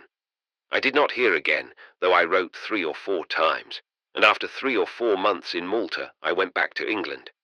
My first visit was to Mr. Farquharson, when I had written to prepare him for my coming. Old man stopped again, and I could see he was finding it more and more difficult to speak. He looked at the diary again once or twice, but I could see that it was only to give himself time to recover. Then he lowered it once more, leaned his elbow on the chair arm and his head on his hand, and went on in a slow voice full of effort. The first change was in the gallery. Its pictures were all gone, and in their place hung others. Engravings and portraits of no interest or beauty that I could see. The crucifix was gone, and in its place stood another very simple and common, a plaster figure on a black cross. It was all very commonplace, such a room as you might see in any house. The man took me through as before, but instead of opening the studio door as I expected, turned up the stairs on the right, and I followed. He stopped at a little door at the end of a short passage, tapped, and threw it open. He announced my name, and I went in. He paused once more. There was a Japanese screen in front of me, and I went round it, wondering what I should find. I caught a sight of a simple, commonplace room with a window looking out on my left, and then I saw an old man sitting in a high chair over the fire, on which boiled a saucepan, warming his hands, with a rug over his knees. His face was turned to me, but it was that of a stranger. There was a table between us, and I stood hesitating, on the point of apologizing, and the old man looked at me, smiling. "You do not know me," he said. Then I saw he bore an odd sort of resemblance to Mr. Farquharson, and I supposed it was his father. That would account for the mistake, too, I thought in a moment. My letter must have been delivered to him instead. "I came to see Mr. Farquharson," I said. "I beg your pardon if—" Then he interrupted me. Well, you will guess. This was the man I had come to see. It took a minute or two before I could realize it. I swear to you that the man looked not 10, nor 20, nor 30, but 50 years older. I went and took his hand and sat down, but I could not say a word. Then he told me his story, and as he told it I watched him. I looked at his face. It had been full and generous in its lines. Now the skin was drawn tightly over his cheeks and great square jaw. His hair, so much of it as escaped under his stuff cap, was snow white and like silk. His hands, stretched over the fire, were gnarled and veined and tremulous, and all this had come to him in less than 1 year. Well, this was his story. His health had failed abruptly within a month of my last sight of him. He had noticed weakness coming on soon after his reconciliation, and the failure of his powers had increased like lightning. I will tell you what first flashed into my mind. That it was merely a sudden, unprecedented breakdown that had first given room for grace to reassert itself, and had then normally gone forward. The life he had led. Well, you understand. Then he told me a few more facts that soon put that thought out of my head. All his artistic powers had gone too. He gave me an example. Look round this room, he said in his old man's voice, and tell me frankly what you think of it. The pictures, the furniture. I did so, and was astonished at their ugliness. There were a couple of hideous oleographs on the wall opposite the window. Perhaps you know them. Of the tombs of our Lord and his blessed mother, with yellow candlesticks standing upon them. There were green baize curtains by the windows, an Axminster carpet of vivid colours on the floor, a mahogany table in the centre with a breviary upon it and a portfolio open. It was the kind of a room that you might find in 20 houses in a row on the outskirts of a colliery town. I supposed, of course, that he had furnished his room like this out of a morbid kind of mortification, and I hinted this to him. He smiled again, but he looked puzzled. No, he said, indeed not. Then you do think them ugly too? Well, well, it is that I do not care. Will you believe me when I tell you that? There is no asceticism in the matter. Those pictures seem to me as good as any others. I have sold the others. But you know they are not good, I said. My friends tell me so, and I remember I used to think so once too, but that has all gone. Besides, I like them. He turned in his chair and opened the portfolio that lay by him.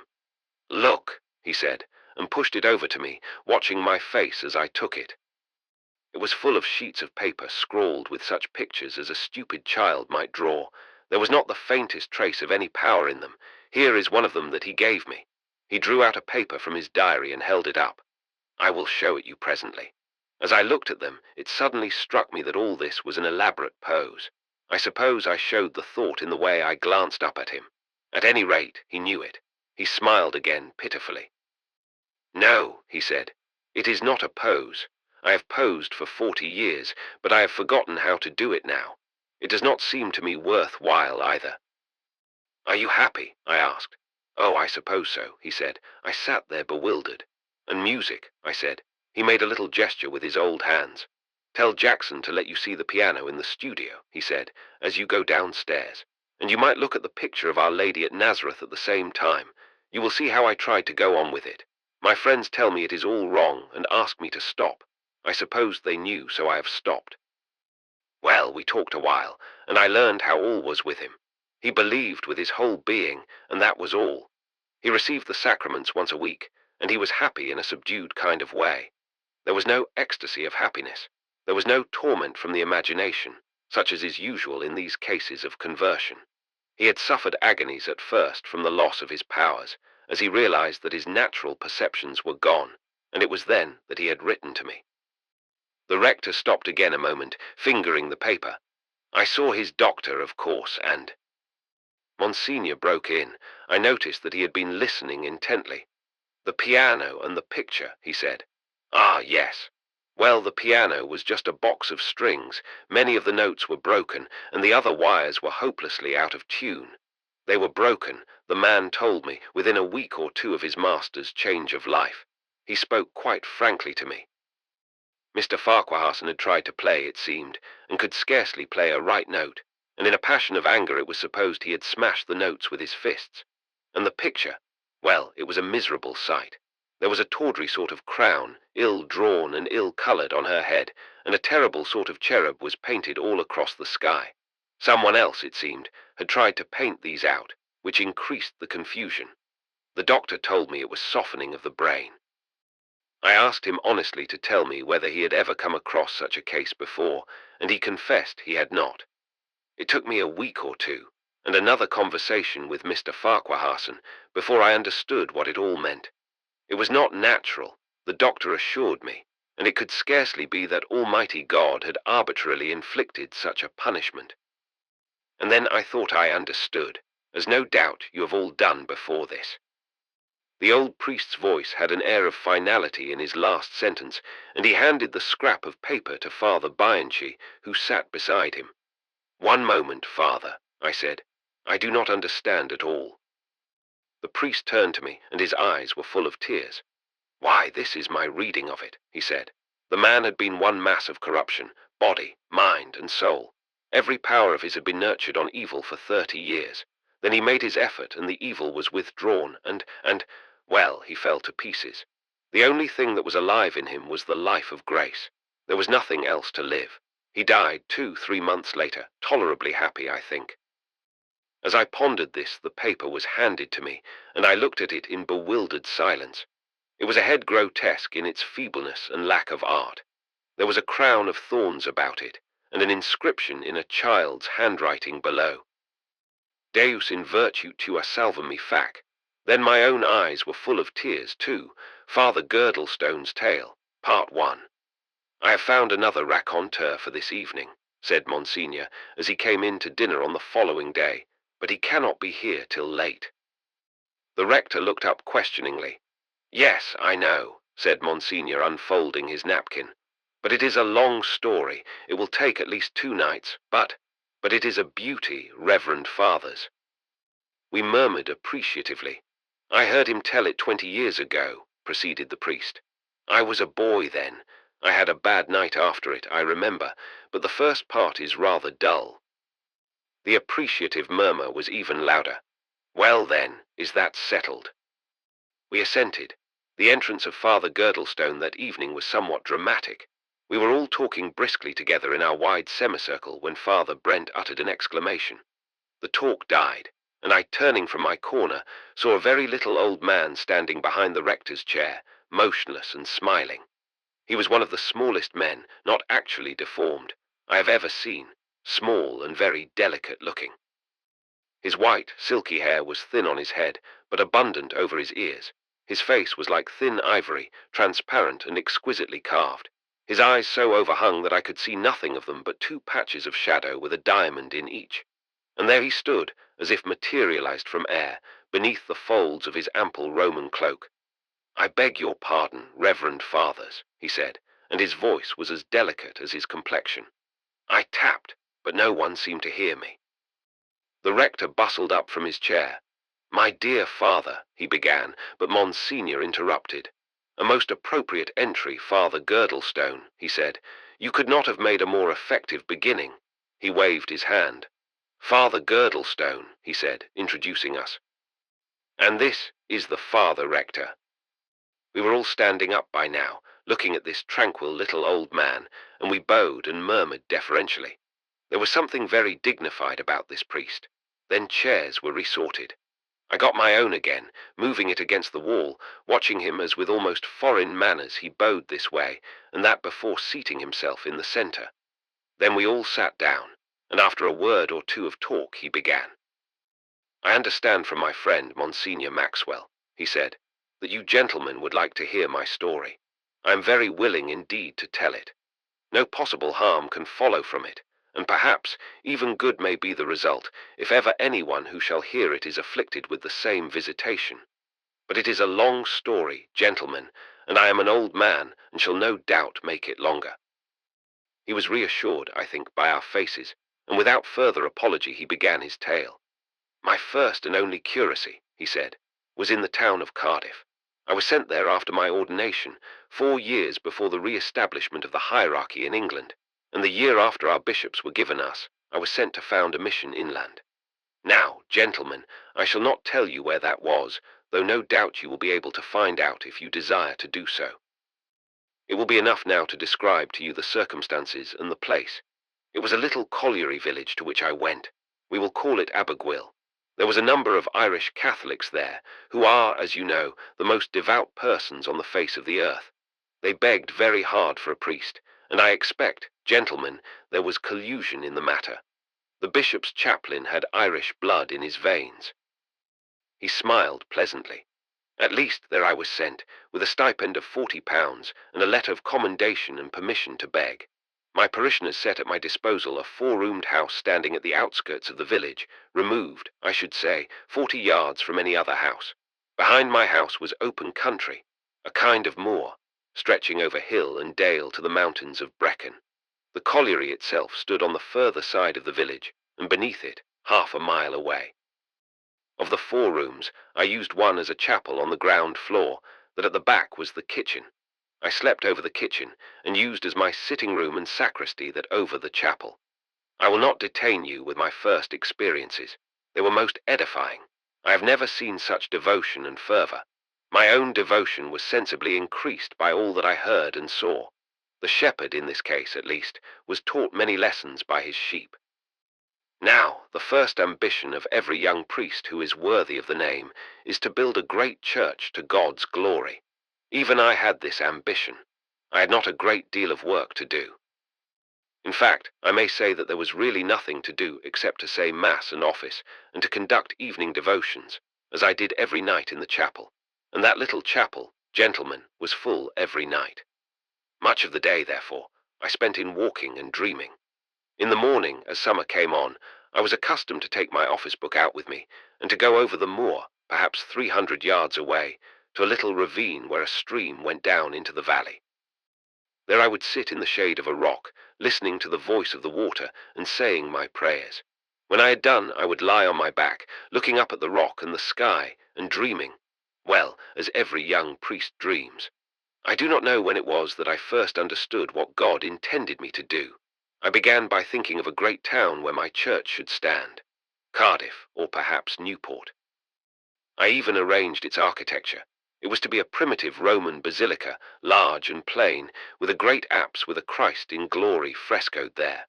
On his right were to be the redeemed, on his left the lost. No, more than that, with a pair of great angels behind the throne. That, gentleman, without text or comment, has always seemed to me the greatest sermon on earth. He paused and looked round at us an instant. Well, gentlemen, you know what daydreaming is. I even occupied my time, I with £40 a year and 20 colliery parishioners, in drawing designs for my church. And then suddenly on a summer's day a new thought came to me, and something else with it. I was lying on my back on the short grass, looking up at the rock against the sky, when the thought came to me that here my basilica should stand. The rock should be levelled, I thought, to a platform.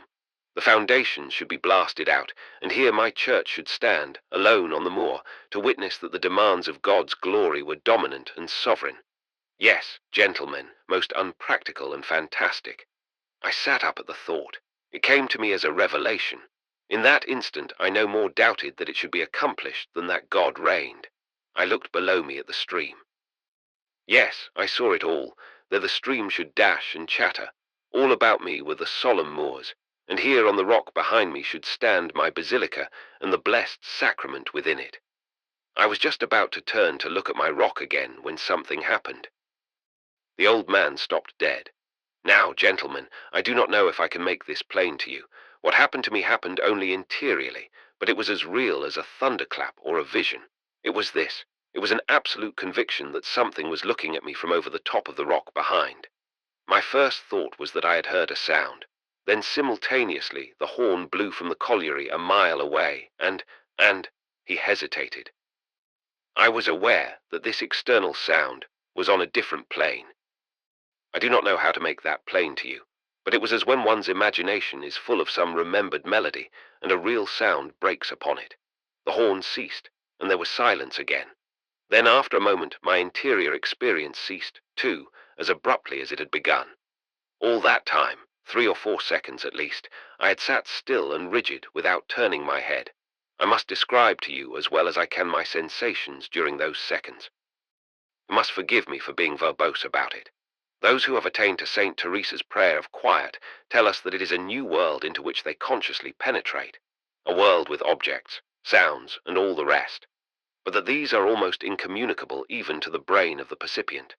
No adequate image or analogy can be found for those intentions, still less can they be expressed in words.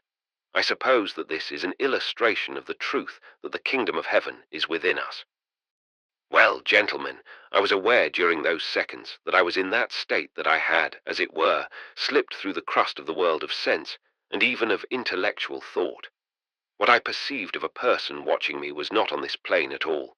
It was not one who in any sense had a human existence, who had ever had one, or ever would. It did not in the least resemble, therefore, an apparition of the dead. But the perception of this was gradual, as also of the nature of the visitation, of which I shall speak in a moment. At first there was only the act of the entrance into my neighborhood, as of one entering a room. Then gradually, although with great speed, I perceived the nature of the visitation and the character of the visitant. And again that sound, if I may call it so, was not that of a material object. It was not a cry or a word or a movement. Yet it was in some way the expression of a personality. Shall we say, he stopped again. Well, do you know what the sound of a flame is? There is not exactly a vibration, not a note, not a raw nor anything. Well, I do not think I can express it more clearly than by saying that that is the nearest analogy I can name in the world of sense. It was as the note of a vivid and intense personality, and it continued during that period, and died noiselessly at the end, like a sudden singing in the ears.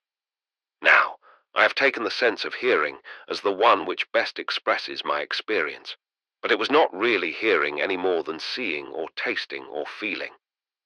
It seemed to me that if it was true, as scientists tell us, that we have but one common sense expressing itself in 5 ways, that common sense was indirectly affected in this intense and piercing way only beneath its own plane, if I may say so. And one thing more. Although this presence seemed to bring on me a kind of paralysis, so that I did not move or even objectively think, yet beneath, my soul was aware of a repulsion and a hatred that I am entirely unable to describe. As God is absolute goodness and love, so this presence affected me with precisely the opposite instinct. There, I must leave it at that. I must just ask you to take my word for it that there was present to me during those few seconds a kind of distilled quintessence of all that is not God, under the aspect of a person, and of a person, as I have said, quite apart from human existence. The priest's quiet little voice, speaking now even lower than when he began, yet perfectly articulate and unmoved, ceased, and I leaned back in my chair, drawing a long breath. Again, I will speak only for myself, and say that he had seemed to be putting into words for the first time in my experience something which I had never undergone, and which yet I recognized as simply true. I doubted it no more than if he had described a walk he had taken in Rome. He looked round at the motionless faces. Then he lifted one knee on to the other and began to nurse it. Well, gentlemen, it would be about 10 minutes, I suppose, before I stood up. I looked over my shoulder before that, yet knowing I should see nothing, and indeed there was nothing to see but the old rock and the sky and the silhouette of the grasses against it. I continued to sit there, because I felt too tired to move. It was a kind of complete languor that took possession of me. I had no actual fear now. I knew that the thing, whatever it was, had withdrawn itself. It had whisked, if I may say so, out of my range as swift as a lizard who knows himself observed. I knew perfectly well that it would approach more cautiously if it should ever approach me again, but that for the present I need not fear.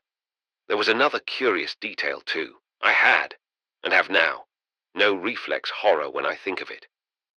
You see that it had not taken place before my senses, not even, indeed, before my intellect or my conscious powers. It was completely in the transcendent sphere, and therefore, at least I can only suppose that this is the reason. Therefore, when the door was shut, and I was returned to my human existence, I had no associations, or even direct memory of the horror. I knew that it had taken place, but my objective imagination was not tarnished by it. Later it was different, but I shall come to that presently. There was the languor, taking its rise, I suppose, in the very essence of my being where I had experienced and resisted the assault, and this languor communicated itself to my mind, just as weariness of mind communicates itself to the body. Then, after a little rest, I got up and went home. It was curious also that after dining the languor had risen even higher. I felt intolerably tired, and slept dreamlessly in my chair the whole afternoon. That, then, gentlemen, was the beginning of my visitation. It was only the beginning, and to some degree differed from its continuation. It seemed to me later, when I looked back upon it, that the personality had changed its assault somewhat, that at first it had rushed upon me unthinking, impelled by its own passion, and that afterward it laid siege with skill and deliberation. But are you sure, gentlemen, that I am not boring you with all this?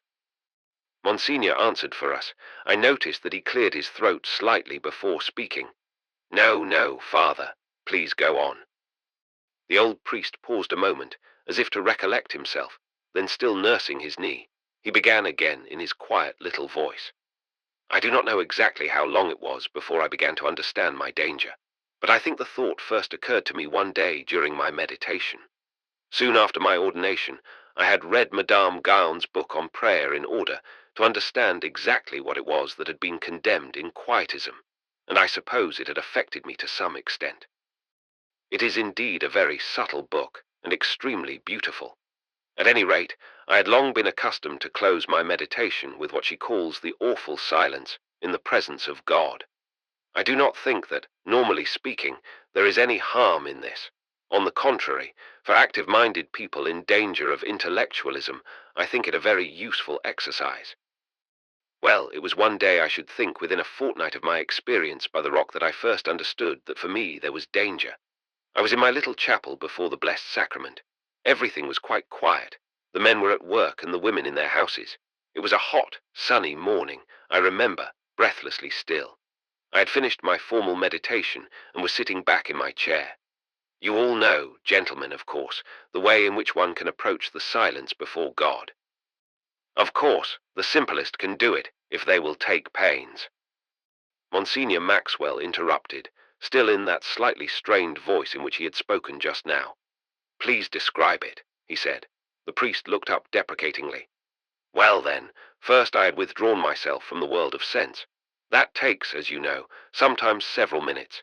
It is necessary to sink down in thought in such a manner that sounds no longer distract the attention, even though they may be heard and even considered and reflected upon. Then the second step is to leave behind all intellectual considerations and images, and that too sometimes is troublesome, especially if the mind is naturally active. Well, this day I found an extraordinary ease in both the acts. Father Brent leaned forward. May I interrupt, Father, but I am not sure that I understand. The old man pursed his lips. Then he glanced up at the rest of us almost apologetically. Well, it is this, my dear Father. How can I put it? It is the introversion of the soul. Instead of considering this object or that, either by looking upon it or reflecting upon it, the soul turns inward. There are the two distinct planes on which many men, especially those who pay little or no attention to the soul, live continually. Either they continually seek distractions. They cannot be devout except in company or before an image, or else, as indeed many do who have even the gift of recollection, they dwell entirely upon considerations and mental images. Now the true introversion is beneath all this. The soul sinks, turning inward upon itself. There are no actual considerations at all.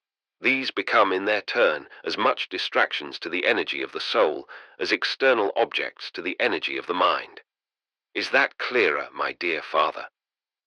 It was all said with a kind of patient and apologetic simplicity. Father Brent nodded pensively 2 or 3 times and dropped his chin again upon his hand. The old priest went on. Well, gentlemen, as I said just now, on this morning I came into the silence without an effort. First, the sensible world dropped away. I heard a woman open and shut her door 50 yards away down the street, but it was no more than a sound. Then almost immediately the world of images and considerations went past me and vanished, and I found myself in perfect stillness. For an instant, it seemed to me that all was well. There was that strange tranquility all about me. I cannot put it into words except by saying, as all do who practice that method, that it is a living tranquillity full of a very vital energy. This is not, of course, the to which contemplatives penetrate. St. John of the Cross makes that very plain. It is no more than that in which we ought always to live. It is that kingdom of God within of which our blessed Lord tells us, but it is not the palace itself. However, as I have said, when one has but learned the way there, and the difficulty of doing so lies only in its extreme and singular simplicity, when one has learned the way there, it is full of pleasure and consolation. I remained there, as my manner was, drawing a long breath or two, as one is obliged to do. I do not know why, and at first all seemed well. There was that peace about me which may be described under the image of any one of the five senses. I prefer to speak of it now as under the image of light, a very radiant, mellow light full of warmth and sweetness. There was, too, just at first, that sense of profound abasement and adoration which is so familiar. As I said, gentlemen, I do not, of course, for an instant pretend to the gift of pure contemplation. That is something far beyond. Then, all in an instant, that sense of adoration vanished. Now, it was not that I had risen back again to meditation. There were no images before my attention, no reflections of any formulated kind. It was still the pure perception, and yet all sense of adoration and of God's majesty was gone. The light and the peace were there still, but not God. Then I perceived, if I may say so, that something was on the point of disclosure. It was as if something was about to manifest itself. I perceived that the light was not as it had been. It was like that strange, vivid sunlight that we see sometimes when a heavy cloud is overhead. That is the only way in which I can express it. It is for that reason that I called it light rather than sound or touch. For an instant still I hesitated. The thought of what had happened to me by the rock never came to my mind, and with inconceivable swiftness the process passed on. To use an auditory metaphor for a moment, it was like the change of an orchestra. The minor note steals in, a light passes over the character of the sound, and simultaneously the volume increases, the chords expand, tearing the heart with them, and the listener perceives that a moment later the climax will break in thunder. He had raised his voice a little by now. His eyes glanced this way and that, though still without a trace of self-consciousness. Then again his voice dropped. Well, gentlemen, before that final moment came I had remembered. The vision of the rock and the chatter of the stream was before me sharp as a landscape under lightning. I do not know what I did, but I was aware of making a kind of terrified effort. My soul sprang up as a diver who chokes under water, and in an instant the whole thing was gone. Then I became aware that my eyes were open and that I was standing up. I was still terrified by the suddenness of the experience and stood there, saying something aloud to our Lord in the tabernacle. Then I heard the door open behind me. "Did you cry out, Father?" said Bridget. "Why, Mother of Mercy." I felt myself beginning to sway on my feet. Well, gentlemen, I need not trouble you with all that. The truth was that Bridget, who was washing up my breakfast things in the kitchen, heard me cry out. She told me afterward that when she saw my face she thought that I was dying. I sat down a little then, and she fetched me something, and presently I was able to walk out. Well, gentlemen, that is enough for this evening. He stopped abruptly. We got up and went to night prayers. Part 2. Well, so far, began Father Girdlestone on the following evening. So far you see two things had happened to me. First, there seems to have been a kind of unpremeditated assault that affected my body, mind, and soul. That was the attack by the rock. Then he began to lay siege more deliberately, and attacked me in my meditation, in what I may call the innermost chamber, that anteroom of the transcendent world. Now I have to tell you of his next assault. There was a rustle of expectation as we settled ourselves to listen. I had found on questioning the others in the morning that they were in the same attitude as myself, impressed, but not convinced. Indeed, strangely impressed by the extreme subtlety of the experience related to us. Yet there had been no proof, no tangible evidence, such as we are accustomed to demand, that the incidents had been anything more than subjective. At the same time, there had been something remarkable in the priest's assurance, as well as in the precise particularity of his narrative. It seemed now, however, from what he said, that perhaps we were to have more materialistic elements presented to us. The result, of course, continued Father Girdlestone, of the attack upon my soul was that I became terrified at the thought of any further act of introversion. It seemed to me on reflection that I had probably overstrained my faculties a little, and that I had better be more distinctly meditative in devotion.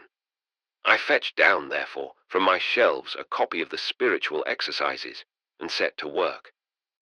I began with a carefully objective act of the presence of God, dwelling chiefly upon the Blessed Sacrament, and then pursued carefully the lines laid down. 2 or 3 times every day, I should say, I was tempted to fall back upon the prayer of quiet, and each time I resisted it. It was a kind of frightened fascination that I felt for it. It was as if it had been a cupboard where something terrible lurked in silence and darkness, ready to tear me if I opened the door. Of course I should have opened it boldly. Any priest of experience would have told me so at once, but I did not fully understand what was wrong. The result was as you shall hear. All went well for several days. I meditated with care, making the prescribed considerations, the preludes, the pictures, and all the rest, observing to go straight from the intellectual act to the voluntary. I became soothed and content again. Then, without any warning, the new assault was made. It came about in this fashion. I was meditating upon the particular judgment, and had formed the picture as vividly as possible of my soul before the judge. I saw the wounds and the stains on one side, the ineffably piercing grace and holiness on the other. I saw the reproach in the judge's face. I seized my soul by the neck, as it were, and crushed it down in humility and penitence. And then suddenly it seemed to me that my hold relaxed, and all faded. Now this assault came to me in intellectual form, yet I cannot remember the arguments. It began, if I may say so, as a blot upon the subject of my meditation, effacing the image of my judge and of myself, and it spread with inconceivable swiftness over the whole of my faith. The priest paused, smiling steadily at the fire. "How shall I put it?" he said. "Well, in a word, it was intellectual doubt of the whole thing. A kind of cloud of infidelity seemed to envelop me. I beat against it, but it passed on, thick and black. There seemed to me no person behind it. It was the very negation of personality that surrounded me. After all, it seemed to say to me, yet without words or intellect, you understand. After all, this is a pretty picture, but where is the proof? What shadow of a proof is there that the whole thing is not a dream? If there were objective proof, how could any man doubt? If there is not objective proof, what reason have you to trust in religion at all? Far more, to sacrifice your life to it. Death, too, what is that but the resolving of the elements that issue in what you call the soul? And when the elements resolve, the soul disperses. And so on, and so on. You know it, gentlemen. It suggested horrible things against our Lord when I turned to the tabernacle. And then, on a sudden, as it had done in the deeper plane, it spread upward to an intolerable climax. I began to see myself as a dying spark in a burning-out world, and there was no escape, for there was nothing but empty space about me. No God, no heaven, not even a devil to hint at life in some form at least after death. I looked during those seconds into the gulf of annihilation. I cried out in my heart that I would sooner live in hell than die there. And the vision, if I may call it so, of ultimate eternal blackness cleared every instant before my intellect until it was imminent upon me as a demonstrable certainty. And then, once more, before that loomed out as actually intellectually certain, I struggled and stood up, saying something aloud, the name of God, I think, while the sweat poured down my face. It passed then, at least in its acuteness. There was the little domed tabernacle before me with its white curtains, and the altar cards and the gilt candlesticks, and a woman went past the window in clogs, and I heard a bird twitter beneath the eaves, and it was all, for a while, natural and peaceful again. The priest stopped. "Now, gentlemen," he said very slowly, "intellectual difficulties have occurred to most people, I imagine. How should it not be so? If religion were small enough for our intellects, could not be great enough for our soul's requirements. But this was not just that fleeting transient obscurity that we call intellectual difficulty. It was to ordinary darkness what substance is to imagination, what a visible concrete scene is to a fancy, what life is to dreaming. I know I cannot express what I mean, but I want you to take it on my word that this visitation in the realm of the intellect was a solid blackness, compared with which all other difficulties that I have ever heard of or experienced are as a mere lowering of intellectual lights. It was paralleled only by my experience in introversion. That, too, had not been an emotional withdrawal or a spiritual dryness, as we commonly use those words. It had been a solid, unutterably heavy burden. Real beyond description. And further, I want you to consider my dilemma. I had been routed in my soul and dared not take refuge there. I had been overwhelmed, too, in my intellect, and even when the first misery had passed, it seemed to me that the arguments against the faith were stronger than those for it. I did not dare to pit one against the other. A heavy deposit had been left upon my understanding. I did not dare to sit down and argue. I did not dare to run for refuge to the silence of God.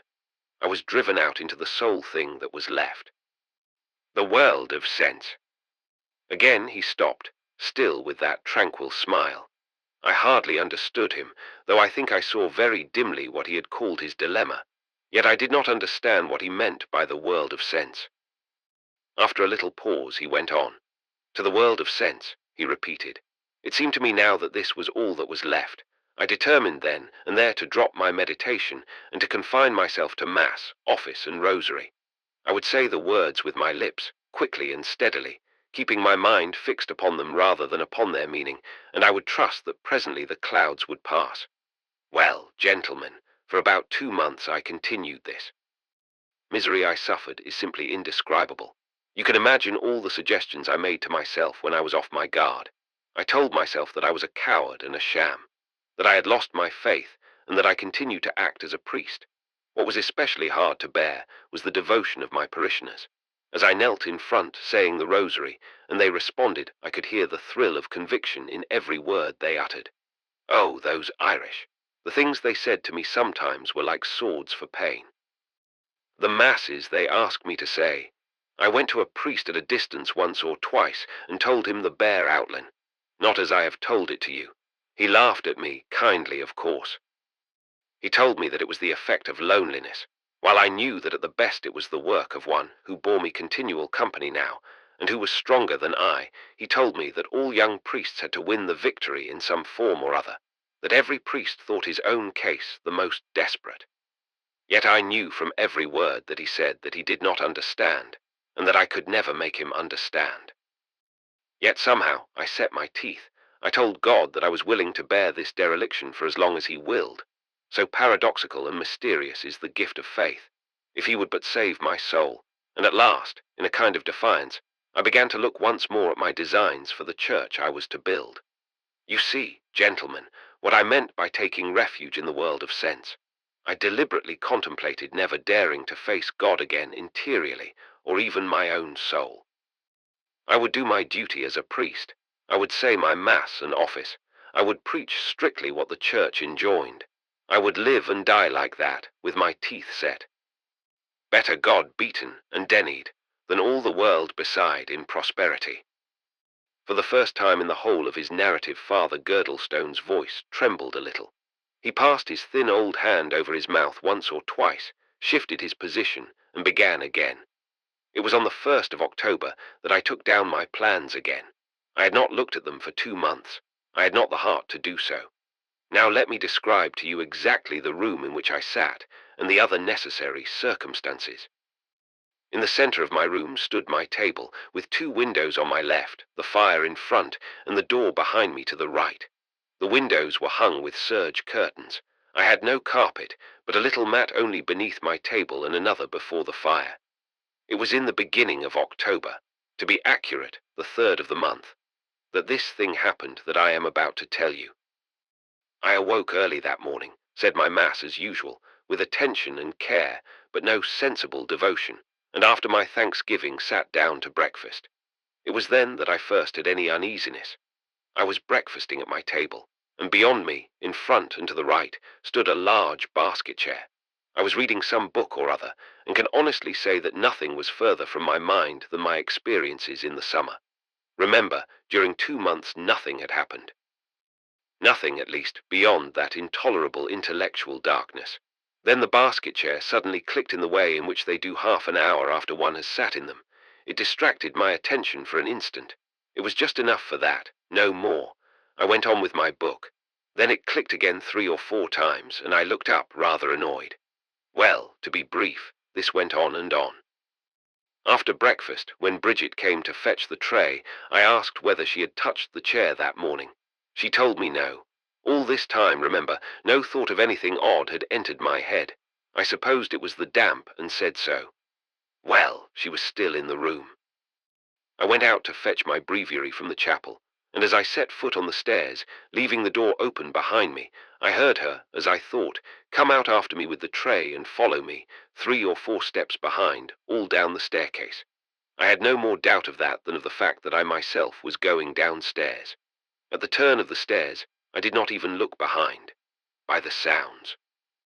Not clear footfalls, you understand, but a kind of shuffling and breathing, and still more by the consciousness that there she was. I judged she was in a hurry, as she often was. At the foot of the stairs I turned to say something, and as I began to turn I will swear that I saw a figure out of the corner of my eye, but when I looked it was simply not there. There was nothing there. Do you understand, gentlemen? Nothing at all. I called up to her, and heard her come across the floor. Then she looked over the banister. "Did you come out of the room just now?" I said. "No, your reverence." Well, I made my theory, of course. It was to the effect that she had moved in the room as I came out, that I therefore thought she was following me, and that the rest was simply self-suggestion. I got my breviary and came out. As I came into the little lobby again, there occurred to me the impression that someone was there, waiting in the corner. I looked round me. There was nothing, and I went upstairs. Gentlemen, do you know that nervous condition when one feels there is someone in the room? It is generally dissipated by 10 minutes conversation. Well, I was in that condition all the morning, but there was more than that. It was not only that sense of someone there. There were sounds now and then, very faint, but absolutely distinct, coming from all quarters. Sounds so minute and unimportant in themselves that I might have heard them 100 times without giving them another thought if they had not been accompanied by that sense of a presence with me. They were of all kinds. Once or twice a piece of woodwork somewhere in the room clicked, as my basket chair had done. A sharp minute rap, such as one hears in damp weather. Once the door became unlatched and slid very softly with the sound of a hush over a piece of matting that lay there. I got up and shut the door again, looking, I must confess, for an instant on to the landing, and as I came back to my chair that clicked twice. Gentlemen, I know this sounds absurd. You will be saying, as I said, that I was simply in a nervous condition. Very well, perhaps I was, but please wait. Once, as I sat in my chair drawn sideways near the fireplace, a very slight movement caught my eye. I turned sharply. It was no more than the fringe of the mat under the table lifting in the draught. As I looked it ceased. Well, my nerves got worse and worse. I stared every now and then round the room. There was nothing to be seen but the boards, the mats, the familiar furniture, the black and white crucifix over the mantelshelf, my few books, and the vestment chest near the door. There were the curtains, too, hanging at the windows. That was all. It was a cloudy October day, and rained a little about 12:30. I remember starting suddenly as a gust came and dashed the drops against the glass. At about 1:45 Bridget came in to lay dinner. I am ashamed to say it, but I was extraordinarily relieved when I heard her open the downstairs door. She came in, you remember, 3 or 4 times a day to see after me. Otherwise I was alone in the house. When she came into the room, I looked up at her. She smiled at me, and then it seemed to me that her face took on it rather an odd expression. She stopped smiling, and before she set down the tablecloth and knives, she looked round the room rather curiously, I thought. "Well, Bridget," I said, "what is it?" There was just a moment before she answered. "It is nothing, your reverence," she said. Then she laid dinner. I dined, reading all the while, and she brought in the dishes one by one. I'm afraid I hurried rather over dinner. I made up my mind to go out for a long walk. There was something else in my mind, too. Well, I may as well tell you. It seemed to me that I should rather like to be out of the house before she was. Yes, it was cowardly, but remember that all this while I was telling myself that I had an attack of the nerves, and that I had better not be alone except in the fresh air. Well, nothing at all happened that afternoon. It seemed to me as I went over the moors that all sense of haunting had ceased. I noticed first consciously that it had gone soon after leaving the outskirts of the village. I was entirely happy and serene. As I came back into sight of the village at dusk, and saw the lights shining over the hill, the uneasiness came on me again. It struck me vividly, for the first time, that a night spent alone in that house would be slightly uncomfortable. By this time, of course, too, The possibility of a connection between my present state and my previous experiences had occurred to my mind, but I had striven to resist this idea as merely one more nervous suggestion. My uneasiness grew greater still as I came up the street. I'm ashamed to say that I stopped to talk 3 or 4 times to my parishioners simply out of that unaccountably strong terror of my own house. I noticed, too, across the street, that a face peeped from Bridget's window and drew back on seeing me. A moment later her door opened, and she came out. I did not turn or wait for her, but as I reached my door I was conscious of a very distinct relief that she was behind me, and as I went in she came immediately after me. "I am very sorry, Father," she said. "I haven't your tea ready yet." I told her to bring it as soon as she could, and went slowly upstairs with the horror deepening at every step. I knew perfectly well now why she had waited. It was that she did not like to enter the empty house alone. Yet I did not feel that I could ask her what it was she feared. That would be a kind of surrender on my part, an allowing to myself that there was something to fear, and you must remember that I still was trying to tell myself that it was all nerves. The rector leaned forward. "I am very sorry, Father Girdlestone," he said softly, "but it is past time for night prayers." He paused. "But may we make an exception tonight and hear the rest afterward?" The old man stood up and motioned with a little smile toward the chapel gallery. Part 3. "As I went forward into the room," began the old man again, as soon as we had taken our seats in silence, "I knew beyond doubt that I was accompanied. I heard Bridget moving about downstairs, but it was a sound heard through the roar of a train. There went with me something resembling a loud noise. Interior, you understand, yet on the brink of manifestation in the world of sense, or you may call it a blackness, or a vast weight, as heavy as heaven and earth, and it was all centered round a personality. It was of such a nature that I should have been surprised at nothing. It appeared to me that all that I looked upon, the serge curtains, my table, my chair, the glow of the fire on the hearth, and the glimmer on the bare boards, all these were but as melting shreds and rays hanging upon some monstrous reality. They were there, they were just in existence, but they were as accidents without substance. I do not know if there were definite sounds or not, or even definite appearances, beyond the normal material sounds and sights. There may have been, but I do not think so. I went across the room, walking, it seemed to me, on nothingness. My body was still in sensible relations with matter, but it seemed to me that I was not. I found my chair and sat down in it to wait. I was nerveless now, sunk in a kind of despair that I cannot hope to make plain to you. I imagine that a lost soul on the edge of death must be in that state. I looked almost vacantly round the room once or twice, but there was nothing. I understood without consideration what was happening and the general course of events. It was all one, I perceived now. That which had started up at the rock, which had invaded first the innermost chamber of my soul, and then the intellectual plane, and had established itself there, had now taken its final step forward, and was claiming the world of sense as well. I felt entirely powerless. You will wonder why I did not go downstairs to the Blessed Sacrament. I do not know, but it was impossible. Here was the battlefield I knew very well. I perceived something else, too. It was the reason of the assaults. I did not fully understand it, but I knew that the object was to drive me from the place, to make the village and the neighborhood detestable to me. I knew that I could escape by going away, yet it was not exactly a temptation. I had no interior desire to escape. It was merely a question as to which force would prevail in my soul, that which impelled me away and grace which held me there. I was as a passive dummy between them. I do not know how long it was before Bridget pushed open the door. I saw her with the tray come across the room and set it down upon my table. Then I saw her looking at me. "Bridget," I said, "I shall want no supper tonight, and tell the people that I am unwell and that there will be no night prayers.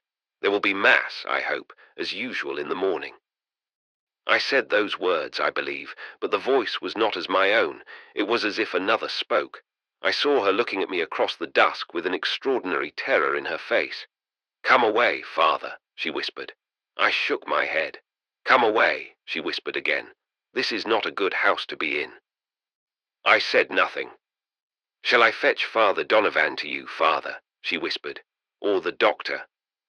"Fetch no one," I said to her. "Tell no one. Ask for prayers if you will. Go and leave me to myself, Bridget." I think I understood even then what the struggle was she was going through. I do not know if she perceived all that I perceived, but even from her face, without her words, I knew that she was conscious of something. Yet she did not like to leave me alone.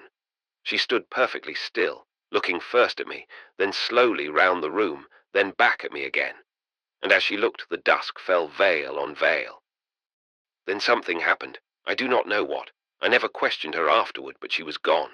I heard her stumbling and moaning down the stairs. An instant later the street door opened and banged, and I was left alone. I cannot tell you what I felt. I knew only that the crisis was come, and that the result was out of my hands. I closed my eyes, I think, and lay right back in my chair.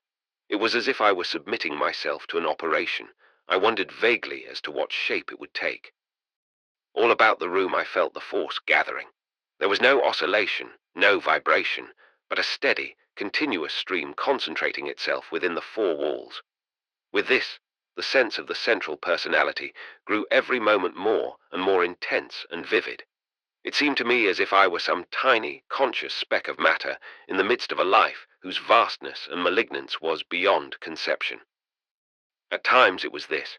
At other times it was as if I looked within and saw a space full of some indescribable blackness, a space of such a nature that I could not tell whether it was as tiny as a pinhole or as vast as infinity. It was spaceless space, sheer emptiness, but with an emptiness that was a horror, and it was within me. Yet it was not simple spirit. It was not the correlative of matter. It was rather spirit in the very throes of manifestation in matter. Sometimes then I attended to this. Sometimes I lay with every sense at full stretch, at a tenseness that seemed impossible, directed outward. I cannot tell even now whether the room was poised in deathly silence or in an indescribable clamour and roar of tongues. It was one or the other, or it was both at once. Or, to take the sense of sight. Although my eyes were closed, every detail of the room was before me. Sometimes I saw it as rigid as a man at grips with death, in a kind of pallor. The table, the dying fire, the uncurtained windows, all in the pallor, the very names of the books visible, all, as it were, striving to hold themselves immaterial, being under the stress of some enormous destructive force with which they were charged, as rigid and as silent and as significant as an electric wire, and as full of power. Or at times all seemed to me to have gone, simply to have dissolved into nothingness, as a breath fades on a window, to retain but a phantom of themselves. Well, well. Words are very useless, gentlemen. They are poor things. The old priest paused a moment, leaning forward in his chair with his thin, veined hands together. For myself, I cannot say what I felt. I seemed to be in somewhat of the same state as that which he was describing. All my senses, too, were stretched to the full by the intensity of my attention. Yet the narrator seemed little affected. He leaned and looked peacefully into the fire, and I caught the glint of light on his deep eyes. Then he leaned back and went on. Now you must picture to yourselves, gentlemen, that this state grew steadily in its energy. I did not know before, and I can scarcely believe it now, that human nature could bear so much. Yet I seemed to myself to be observing my strained faculties from a plane apart from them. It was as the owner of a besieged castle might stand on a keep and watch the figures of his men staring out over the battlements at a sight he could not see. There were my eyes looking, my ears listening, even the touch of my fingers on the chair arms questioning what it was that they held, and there was I, my very self, far within waiting for communications. I suppose that I knew there was no escape. I could not descend into the sphere of reason, for another power held the keys. I could not sink again to the inner presence of God, for that chamber too was occupied. There was this last stand to be made, the world of sense. If that was lost, all was lost, and I could not lift a finger to help. And as I said, the strain grew greater each instant, as the opening swell of an organ waxes with a long, steady crescendo to its final roar. I do not know at exactly what point I understood the assault, but it became known to me presently that what was intended was to merge the world of sense, so far as I was concerned, into this mighty essence of evil. To burst through, or rather, to transcend the material. Then I knew I should be wholly lost. I remember, too, that I perceived soon after this that this was what the world calls madness, and I understood at this moment as never before how that process consummates itself. It begins, as mine did, with the carrying of the inner life by storm that may come about by deliberate acquiescence in sin. I should suppose that it always does in some degree. Then the intellect is attacked. It may only be in one point. A delusion, it is called, and with many persons regarded only as eccentric. The process goes no further. But when the triumph is complete, the world of sense, too, is lost, and the man raves. I knew at that time for absolute fact that this is the process. The delusions of the mad are not non-existent. They are glimpses, horrible or foul or fantastic, of that strange world that we take so quietly for granted, that at this moment, and at every moment, is perpetually about us, foaming out its waters in lust or violence or mad irresponsible blasphemy against the Most High. Well, I saw that this was what threatened, yet I could not move a finger. No thought of flight entered my mind. All had gone too far by now. Then, gentlemen, the climax came. Again the old priest was silent. I heard Monsignor's pipe drop with a clatter, and my nerves thrilled like a struck harp. He made no movement to pick it up. He stared only at the old man. Then the quiet voice went on. This was the climax, gentlemen. The intensity swelled and swelled. Each moment I thought must be the last, the utmost effort of hell.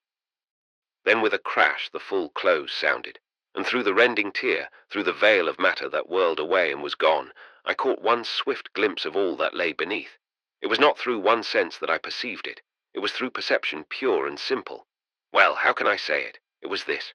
I perceived two vast forces pressed one against the other, as silent and as rigid as the glass of a diver's helmet against the huge, incumbent, glittering water. It is a wretched simile. Let us say that the appearance was as the meeting of fire and water without mist or tumult. The forces were absolutely opposed, absolutely alien, yet absolutely one in the plane of being. They could meet as the created and uncreated could not, as flesh and spirit cannot. They met, level, coincident, each rigid to breaking point, each full of an energy to which there is no parallel in this world. It seemed to me that all had waited for this. The enemy had been permitted to enter the gate, and at the instant of his triumph, the fire of God was upon him, locked in the embrace of utter repulsion. And it was given to me to watch that, gentlemen, on the edge of what the world labels as madness. At the very instant that I hung balanced on that line, I saw that endless war of spirit and spirit, which has been waging since Michael drove Satan from heaven. That ceaseless, writhing conflict in which all that is not for God is against him, seeking to dethrone and annihilate him who gave it being. Ah, words, words, but I saw it. There was a dead silence in the room. The priest drew one breath. Then I saw no more. I was in my chair as before, holding the arms, and the room round me stole back into being, through the pallor of a phantom to the dusk of earthly twilight, and I perceived that my eyes were closed and not open. There then I stayed, knowing that the war still waged beneath, yet fainter every moment as the tide crawled back, contesting inch by inch, rolled back by that remorseless power. Twice or three times I heard the murmur of sound in the room. The serge curtains swayed. I could hear them. I heard the door vibrating softly. Then once more the quiet silence was there, and I heard the ashes slip by their weight from grate to fender. Nature at least was itself again. Then once more, as into my intellect the light stole back, and I knew that God reigned, and that his Son was incarnate, crucified and risen by many irrefragable proofs. Round the house I could hear the murmuring of voices, and saw through closed eyelids of utter repose the glimmer of lanterns on the ceiling. Within myself, too, I watched the roar of evil. I drew breath after breath, deep and life-giving, as far down within the secret chambers of my soul the foul filth ebbed and sank, and that spring rising into life everlasting, of which our Saviour spoke, welled up in its stead, filling every cranny and corner of my soul with that strange sweetness, so sweet and so dear that we forget it as the very air we breathe.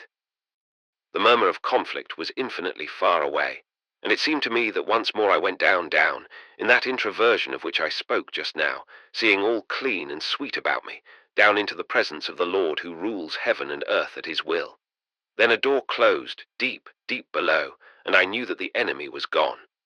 Well, gentlemen, said the priest after a pause, leaning back, that is really the story. but there are a few details to add.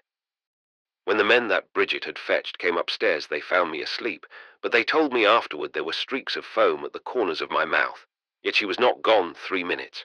I never spoke a word to them of what happened. They knew quite enough for laymen. We had night prayers as usual that evening. I said the Visita Quisumus Domin at the end. I slept like a child, and I said a mass of thanksgiving next day. Father Brent broke the silence that followed. His voice seemed strange.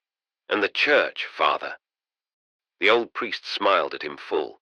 "You have guessed it," he said. "Yes, the church was built 30 years later. It is a basilica, as I said. It presents our Lord in glory in an apse. It stands, curiously enough, on the rock, but it is in the middle of a huge colliery town, and, well, I may as well say it.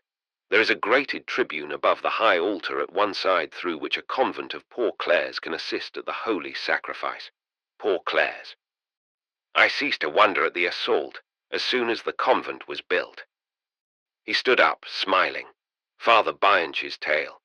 Father Bianchi, as the days went on, seemed a little less dogmatic on the theory that miracles, except, of course, those of the saints, did not happen. He was warned by Monsignor Maxwell that his turn was approaching to contribute a story, and suddenly at supper announced that he would prefer to get it over at once that evening. "But I have nothing to tell," he cried, expostulating with hands and shoulders. "Nothing to tell but the nonsense of an old peasant woman." When we had taken our places upstairs, and the Italian had again apologized and remonstrated with raised eyebrows, he began at last, and I noticed that he spoke with a seriousness that I should not have expected. "When I was first a priest," he said, "I was in the south of Italy and said my first mass in a church in the hills. The village was called Aripsa." "Is that true?" said Monsignor suddenly, smiling. The Italian grinned brilliantly. "Well, no," he said, "but it is near enough, and I swear to you that the rest is true. It was a village in the hills, 10 miles from Naples. They have many strange beliefs there. It is like Father Brent's Cornwall. All along the coast, as you know, they set lights in the windows on one night of the year, because they relate that Our Lady once came walking on the water with her divine child, and found none to give her shelter.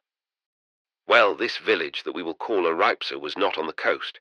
It was inland, but it had its own superstitions to compensate it, superstitions cursed by the church. I knew little of all this when I went there. I had been in the seminary until then. The parocchio was an old man, but old. He could say mass sometimes on Sundays and feasts, but that was all, and I went to help him. There were many at my first mass, as the custom is, and they all came up to kiss my hands when it was done. When I came back from the sacristy again, there was an old woman waiting for me who told me that her name was Giovannina. I had seen her before as she kissed my hands. She was as old as the parocchio himself. I cannot tell how old, yellow and wrinkled as a monkey. She put 5 lire into my hands. 5 masses, Father, she said, for a soul in purgatory. "And the name?" "That does not matter," she said. "And will you say them, my father, at the altar of Saint Espedito?" I took the money and went off, and as I went down the church, I saw her looking after me, as if she wished to speak, but she made no sign, and I went home. And I had a dozen other masses to say, some for my friends, and a couple that the parocchio gave me, and those, therefore, I began to say first. When I had said the 5th of the 12, Giovannina waited for me again at the door of the sacristy. I could see that she was troubled. "Have you not said them, my father?" she asked. "He is here still." I did not notice what she said, except the question, and I said no. I had had others to say first. She blinked at me with her old eyes a moment, and I was going on, but she stopped me again. "Ah, say them at once, my father," she said. "He is waiting." Then I remembered what she had said before, and I was angry. "Waiting," I said, "and so are thousands of poor souls." "Ah, but he is so patient," she said. "He has waited so long." I said something sharp, I forget what, but the parocchio had told me not to hang about and talk nonsense to women, and I was going on, but she took me by the arm. "Have you not seen him too, my father?" she said. I looked at her, thinking she was mad, but she held me by the arm and blinked up at me and seemed in her senses. I told her to tell me what she meant, but she would not. At last I promised to say the masses at once. The next morning I began the masses, and said 4 of them, and at each the old woman was there close to me, for I said them at the altar of Saint Espedito that was in the nave, as she had asked me, and I had a great devotion to him as well, and she was always at her chair just outside the altar rails. I scarcely saw her, of course, for I was a young priest, and had been taught not to lift my eyes when I turned round. But on the fourth day I looked at her at the orate fratres, and she was staring not at me or the altar, but at the corner on the left. I looked there when I turned, but there was nothing but the glass case with the silver hearts in it to Saint Espedito. That was on a Friday, and in the evening I went to the church again to hear confessions, and when I was done, the old woman was there again. "They are nearly done, my father," she said, "and you will finish them tomorrow." I told her yes, but she made me promise that whatever happened I would do so. Then she went on, "Then I will tell you, my father, what I would not before. I do not know the man's name, but I see him each day during Mass at that altar. He is in the corner. I have seen him there ever since the church was built." Well, I knew she was mad then, but I was curious about it, and asked her to describe him to me, and she did so. I expected a man in a sheet or in flames or something of the kind, but it was not so. She described to me a man in a dress she did not know, a tunic to the knees, bareheaded, with a short sword in his hand. Well, then I saw what she meant. She was thinking of Saint Espedito himself. He was a Roman soldier, you remember, gentlemen. "And a cuirass," I said. "A steel breastplate and helmet." Then she surprised me. "Why, no, father, he has nothing on his head or breast, and there is a bull beside him." Well, gentlemen, I was taken aback by that. I did not know what to say. Monsignor leant swiftly forward. "Mithras," he said abruptly. The Italian smiled. "Monsignor knows everything," he said. Then I broke in because I was more interested than I knew. "Tell me, Monsignor, what was Mithras?" The priest explained shortly. It was an Eastern worship, extraordinarily pure, introduced into Italy a little after the beginning of the Christian era. Mithras was a god, filling a position not unlike that of the second person of the Blessed Trinity. He offered a perpetual sacrifice, and through that sacrifice souls were enabled to rise from earthly things to heavenly if they relied upon it, and accompanied that faith by works of discipline and prayer. "I beg your pardon, Father Bianchi," he ended. The Italian smiled again. "Yes, Monsignor," he said. "I know that now, but I did not know it for many years afterwards, and I know something else now that I did not know then. Well, to return. I told my old woman that she was dreaming, that it could not be so, that there was no room for a bull in the corner, that it was a picture of Saint Espedito that she was thinking of. "And why did you not get the masses said before?" I asked. She smiled rather slyly at me then. "I did get 5 said once before," she said, "in Naples, but they did him no good. And when once again I told the parrocchio here, he told me to be off. He would not say them." And she had waited for a young priest, it seemed, and had determined not to tell him the story till the masses were said, and had saved up her money meanwhile. Well, I went home, and got to talking with the old priest, and led him on, so that he thought that he had introduced the subject. And presently he told me that when the foundation of the church had been laid 40 years before, they had found an old cave in the hill, with heathen things in it. He knew no more than that about it, but he told me to fetch a bit of pottery from a cupboard, and showed it me, and there was just the tail of a bull upon it, and an eagle. Monsignor leaned forward again. "Just so," he said, "and the bull was lying down." Italian nodded and was silent. We all looked at him. It seemed a tame ending, I thought. Then Father Brent put our thoughts into words. "That is not all," he said. Father Bianchi looked at him sharply and at all of us, but said nothing. "Ah, that is not all," said the other again persistently. "Bah!" cried the Italian suddenly. "It was not all, if you will have it so. But the rest is madness, as mad as Giovannina herself. What I saw because she made me expect it. It was nothing but the shadow, or the light in the glass case." A perceptible thrill ran through us all. The abrupt change from contempt to seriousness was very startling. "Tell us, Father," said the English priest. "We shall think no worse of you for it. If it was only the shadow, what harm is there in telling it?" "Indeed, you must finish," went on Monsignor. "It is in the contract." The Italian looked round again, frowned, smiled, and laughed uneasily. "I have told it to no one till today," he said, but you shall hear it. But it was only the shadow. You understand that? A chorus, obviously insincere, broke out from the room. It was only the shadow, Padre Bianchi. Again the priest laughed shortly, then the smile faded, and he went on. I went down early the next morning before dawn, and I made my meditation before the Blessed Sacrament, but I could not help looking across once or twice at the corner by Saint Espedito's altar. It was too dark to see anything clearly, but I could make out the silver hearts in the glass case. When I had finished, Giovannina came in. I could not help stopping by her chair as I went to rest. Is there anything there? I asked. She shook her head at me. He is never there till Mass begins, she said. The sacristy door that opens out of doors was set wide, as I came past it in my vestments, and the dawn was coming up across the hills, all purple. Monsignor murmured something, and the priest stopped. I beg your pardon, said Monsignor, but that was the time the sacrifice of Mithras was offered. When I came out into the church, went on the priest, it was all grey in the light of the dawn, but the chapels were still dark. I went up the steps, not daring to look in the corner and set the vessels down. As I was spreading the corporal, the server came up and lighted the candles, and still I dared not look. I turned by the right and came down, and stood waiting till he knelt beside me. Then I found I could not begin. I knew what folly it was, but I was terribly frightened. Heard the server whisper in nomen patris. Then I shut my eyes tight and began. Well, by the time I had finished the preparation, I felt certain that something was watching me from the corner.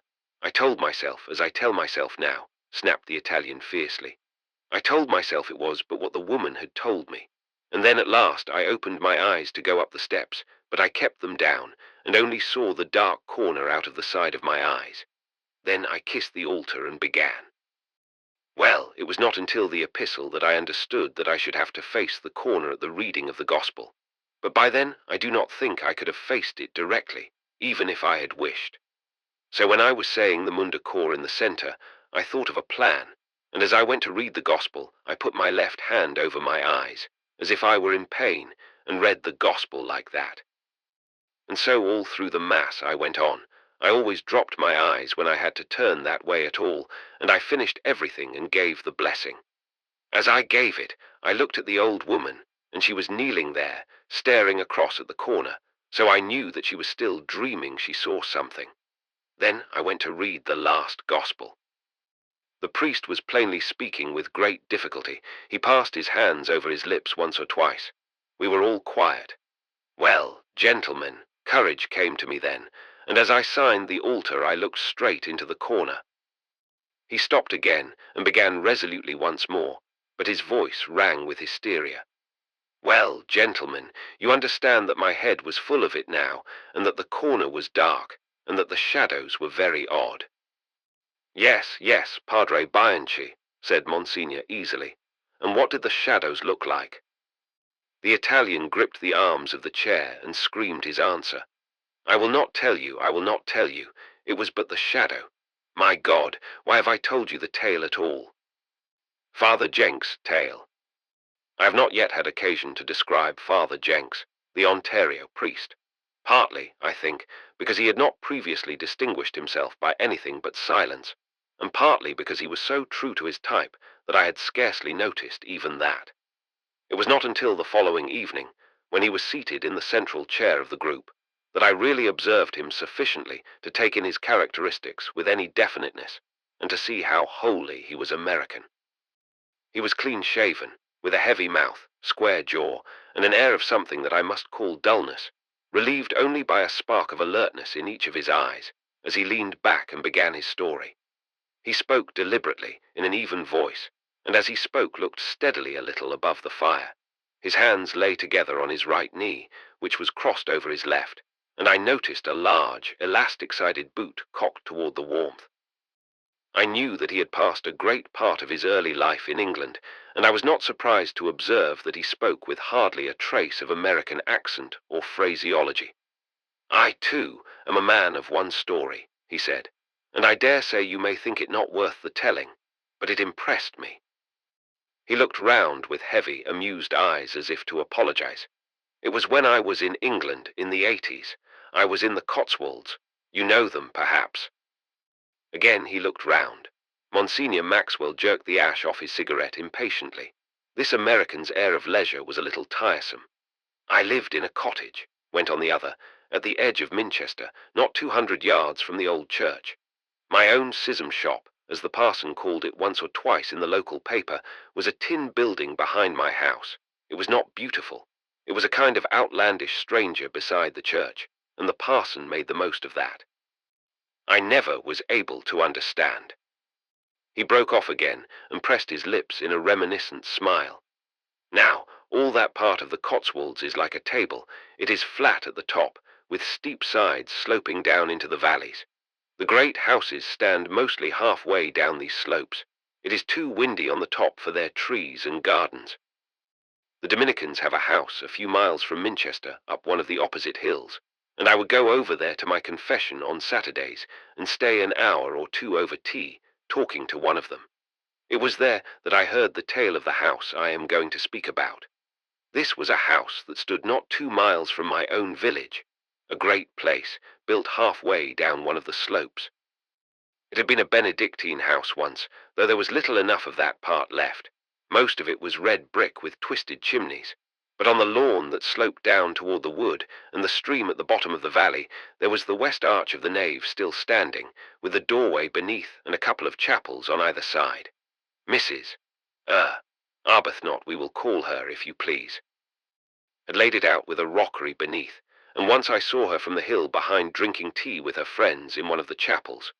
Then the dining room, I heard from the Dominicans, had been the abbot's chapel. This, too, was what they told me. The house had been shut up for 40 years and had a bad name. It had once been a farm, but things had happened there. The sons had died. A famous horse bred there had broken its neck somehow on the lawn. Then another family had taken it from the owner, and the only son of the lot, too, had died.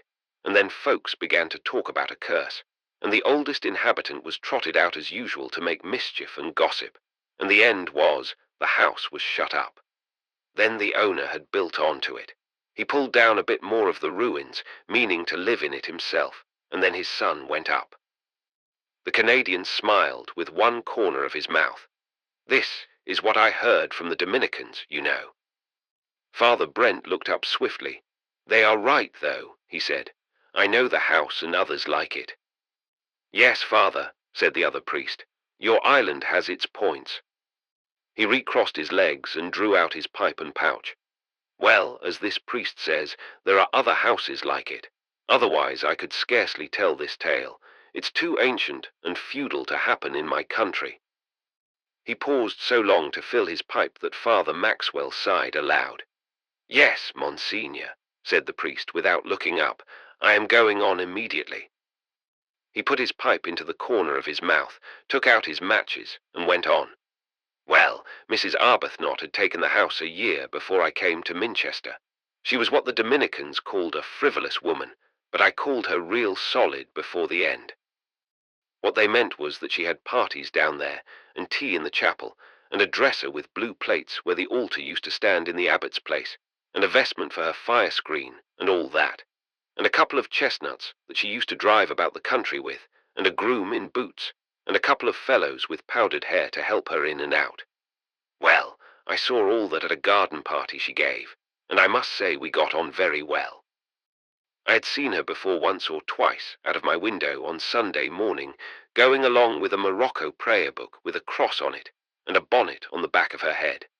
Then I showed her round the old church one day with some visitors of hers, and she left a card on me next day. On the day of the garden party I saw the house, and the blue china and the rest, and she asked me what I thought of it all, and I said it was very nice, and she asked me whether I thought it wrong, with a sort of cackle, and I told her she had better follow her own religious principles and let me follow mine, and not have any exchanges. She told me then I was a sensible man, and called up her son to introduce us. He was a fellow of 20 or so, a bright lad, up at Oxford. He was just engaged to be married, too. That was why they had the party. And when I saw his girl, too, I thought things looked pretty unwholesome for the old curse, and I think I said so to the lady. She thought me more sensible than ever after that, and I heard her telling another old body what I had said. The Canadian paused again to strike a match, and I saw the corners of his mouth twitching either with the effort to draw or with amusement. I scarcely knew which. When the pipe was well alight, he went on. It was on the last Sunday of September that year that I heard the young man was ill, and that the marriage was put off. I remember it well, partly because they were having a high time at the church, decorating it all for Michaelmas, which was next day, with the parson pretending it was for harvest festival, as they always do. I had seen the pumpkins go in the day before, and wondered where they put them all. I went up to the churchyard after Mass to have a look, and was nearly knocked down by the parson. I began to say something or other, but he ran past me, through from the vicarage, with his coat-tails flying and his man after him. But I stopped the man, and got out of him that Archie was ill, and that the parson was sent for. Well, then I went back home and sat down. The priest drew upon his pipe in silence a moment or two. I felt rather impressed. His airy manner of talking was shot now with a kind of seriousness, and I wondered what was coming next. He went on almost immediately. I heard a bit more as the day wore on. One of my people stayed after catechism to tell me that the young man was worse, that a doctor had come from Stroud, and another wired for from London. Well, I waited. I thought I knew what would happen. I thought I had seen a bit more in the old lady than the Dominicans had seen, but what I was going to say to her, I knew no more than the dead. Then that night, as I was going to bed, I had just said Matins and Lauds for Michaelmas Day. The message came. I was halfway upstairs when I heard a knocking at the door, and I went down again and opened it.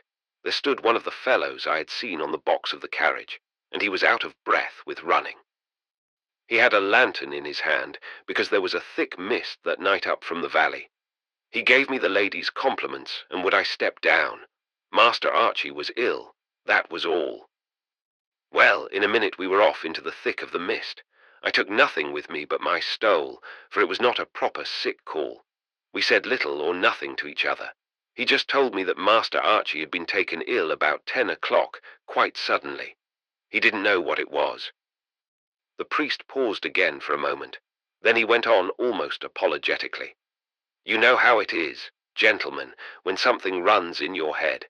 It may be a tune or a sentence, and I don't know if you've noticed how strong it is sometimes when you have something on your mind. Well, what ran in my head was a bit of the office I had just said. It was this. I have never forgotten it since. Stetit angelus juxta oram, templi habens theoribulum, aureum, in manu sua. He said it again, and then added. It comes frequently in the office, you remember. It was very natural to remember it. Well, in half an hour we were at the top of the hill above the house. I think there must have been a moon, because we could see the mist round us like smoke, but nothing of the house, not even the lights in the top floors below us. It was all white and misty. Then we started down through the iron gate and the plantation. I could have lost my way again and again, but for the fellow with me, and still we saw nothing of the house till we were close to it on one side, and then I looked up and saw a window like a great yellow door overhead.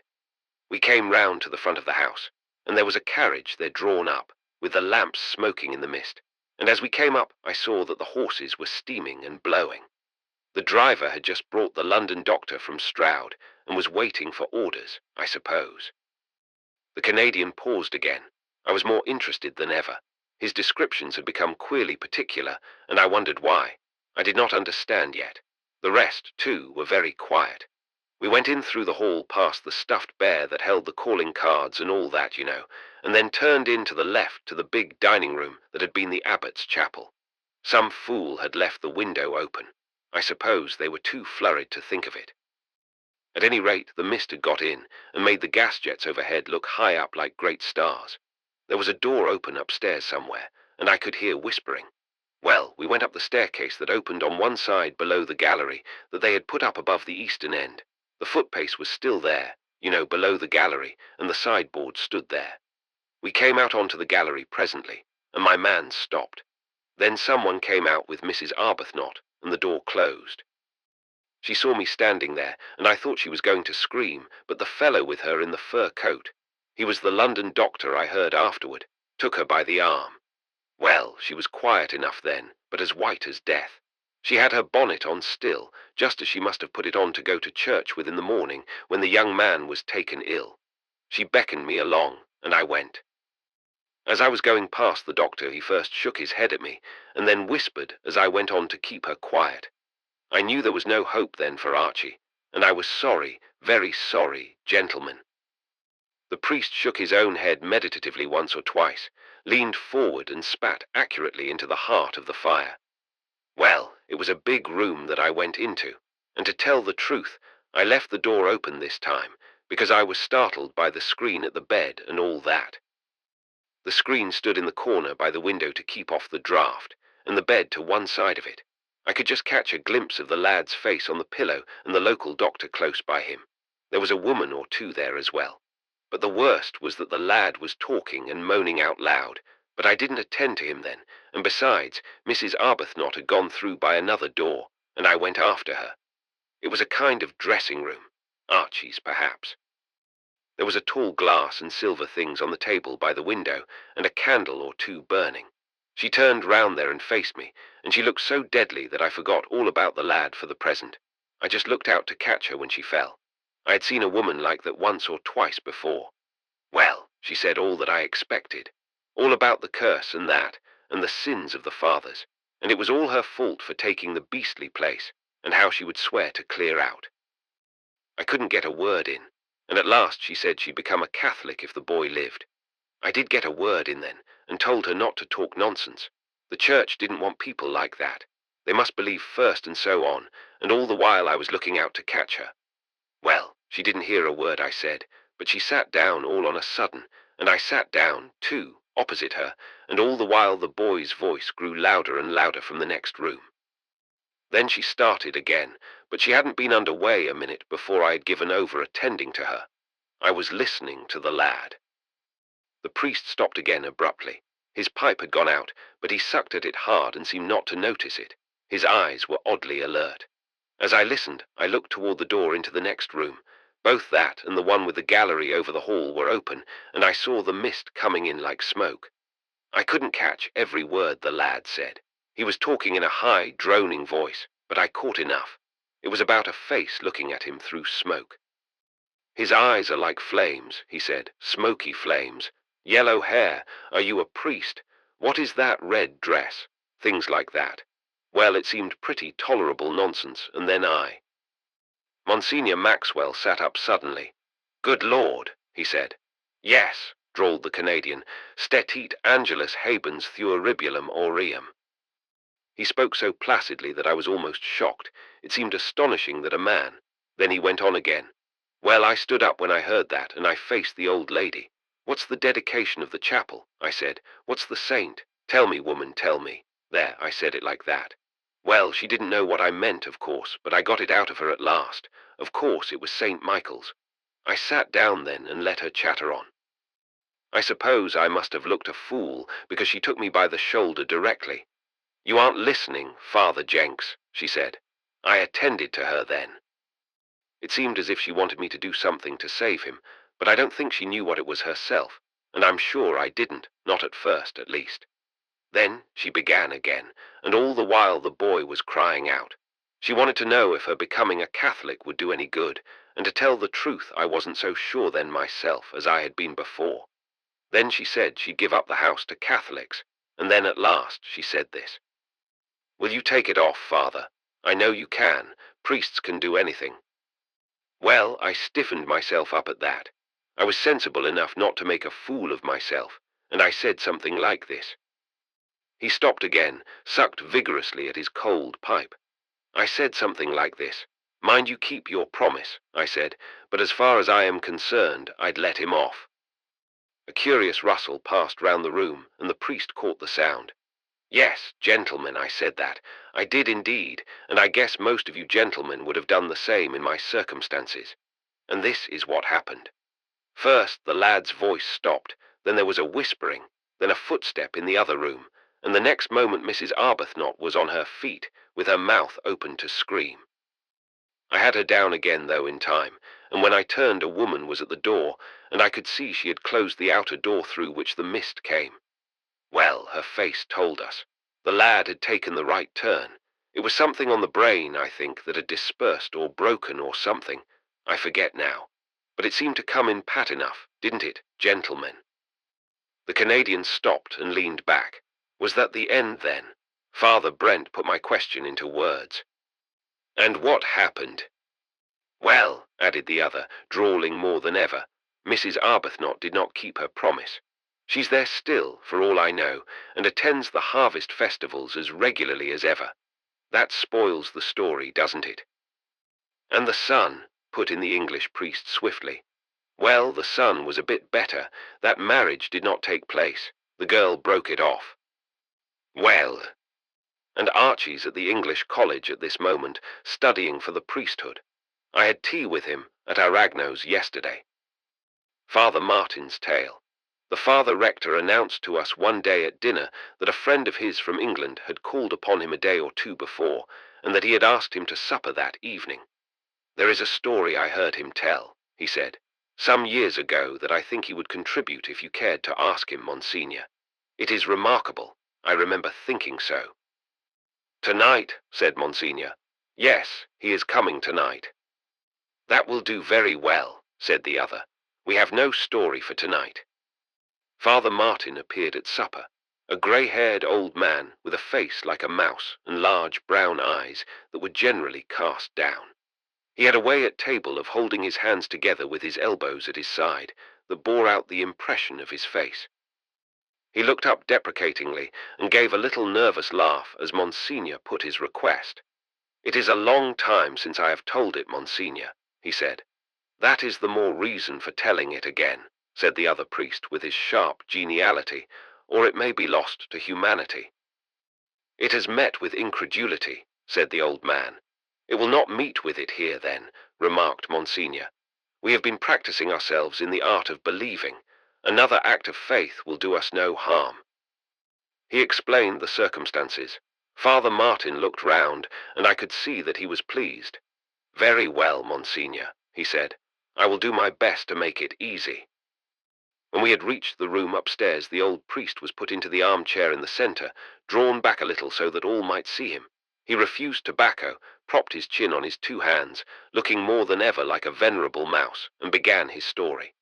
I sat at the end of the semicircle, near the fire, and watched him as he talked. I regret I have not heard the other tales, he said. It would encourage me in my own, but perhaps it is better so.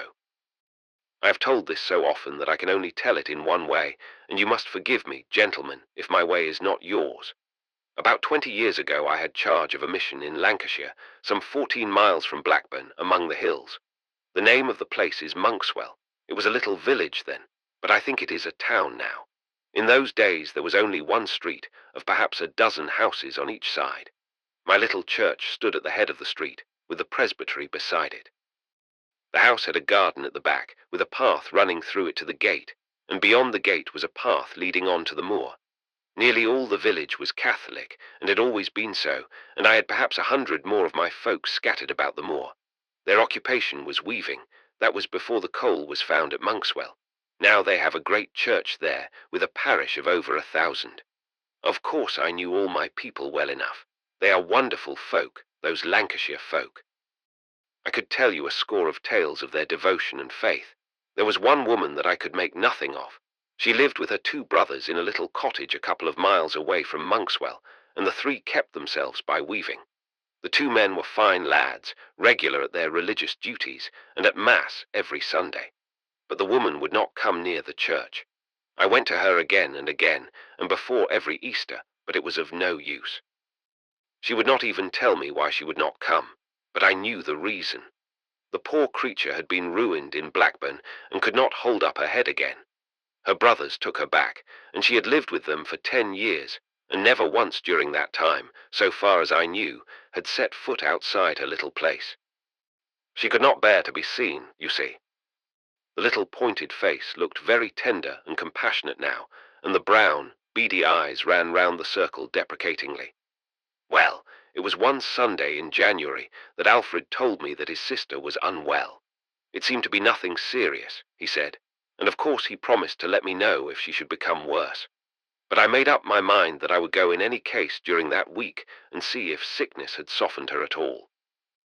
Alfred told me, too, that another brother of his, Patrick, on whom, let it be remembered, and he held up an admonitory hand. I had never set eyes, was coming up to them on the next day from London for a week's holiday. He promised he would bring him to see me later on in the week. There was a fall of snow that afternoon, not very deep, and another next day, and I thought I would put off my walk across the hills until it melted, unless I heard that Sarah was worse. It was on the Wednesday evening about 6 o'clock that I was sent for. I was sitting in my study on the ground floor with the curtains drawn when I heard the garden gate open and close, and I ran out into the hall just as the knock came at the back door. I knew that it was unlikely that anyone should come at that hour, and in such weather, except for a sick call, and I opened the door almost before the knocking had ended. The candle was blown out by the draught, but I knew Alfred's voice at once. "She is worse, father," he said. "For God's sake, come at once. I think she wishes for the sacraments. I am going on for the doctor." I knew by his voice that it was serious, though I could not see his face. I could only see his figure against the snow outside, and before I could say more than that I would come at once he was gone again, and I heard the garden door open and shut. He was gone down to the doctor's house, I knew, a mile further down the valley. I shut the hall door without bolting it, and went to the kitchen, and told my housekeeper to grease my boots well, and set them in my room with my cloak and hat, and muffler, and my lantern. I told her I had had a sick call, and did not know when I should be back. She had better put the pot on the fire, and I would help myself when I came home. Then I ran into the church through the sacristy to fetch the holy oils and the blessed sacrament. When I came back, I noticed that one of the strings of the purse that held the pyx was frayed, and I set it down on the table to knot it properly. Then again I heard the garden gate open and shut. The priest lifted his eyes and looked round again. There was something odd in his look. "Gentlemen, we are getting near the point of the story. I will ask you to listen very carefully and to give me your conclusions afterward. I am relating to you only events as they happened historically. I give you my word as to their truth." There was a murmur of assent. "Well then," he went on, "at first I supposed it was Alfred come back again for some reason. I put down the string and went to the door without a light. As I reached the threshold there came a knocking. I turned the handle and a gust of wind burst in as it had done 5 minutes before. There was a figure standing there, muffled up as the other had been. "What is it?" I said. "I am just coming. Is it you, Alfred?" "No, father," said a voice. The man was on the steps a yard from me. "I came to say that Sarah is better and does not wish for the sacraments." Of course I was startled at that. "Why, who are you?" I said. "Are you Patrick?" "Yes, father," said the man. "I am Patrick." I cannot describe his voice, but it was not extraordinary in any way. It was a little muffled. I supposed he had a comforter over his mouth. I could not see his face at all. I could not even see if he was stout or thin. The wind blew about his cloak so much. As I hesitated, the door from the kitchen behind me was flung open, and I heard a very much frightened voice calling. "Who's that, father?" said Hannah. I turned round. "It is Patrick Oldroyd," I said. "He is come from his sister." I could see the woman standing in the light from the kitchen door. She had her hands out before her as if she were frightened at something. "Go out of the draught," I said. She went back at that, but she did not close the door, and I knew she was listening to every word. "Come in, Patrick," I said, turning round again. I could see he had moved down a step and was standing on the gravel now. He came up again then, and I stood aside to let him go past me into my study. But he stopped at the door. Still I could not see his face. It was dark in the hall, you remember. "No, father," he said. "I cannot wait. I must go after Alfred."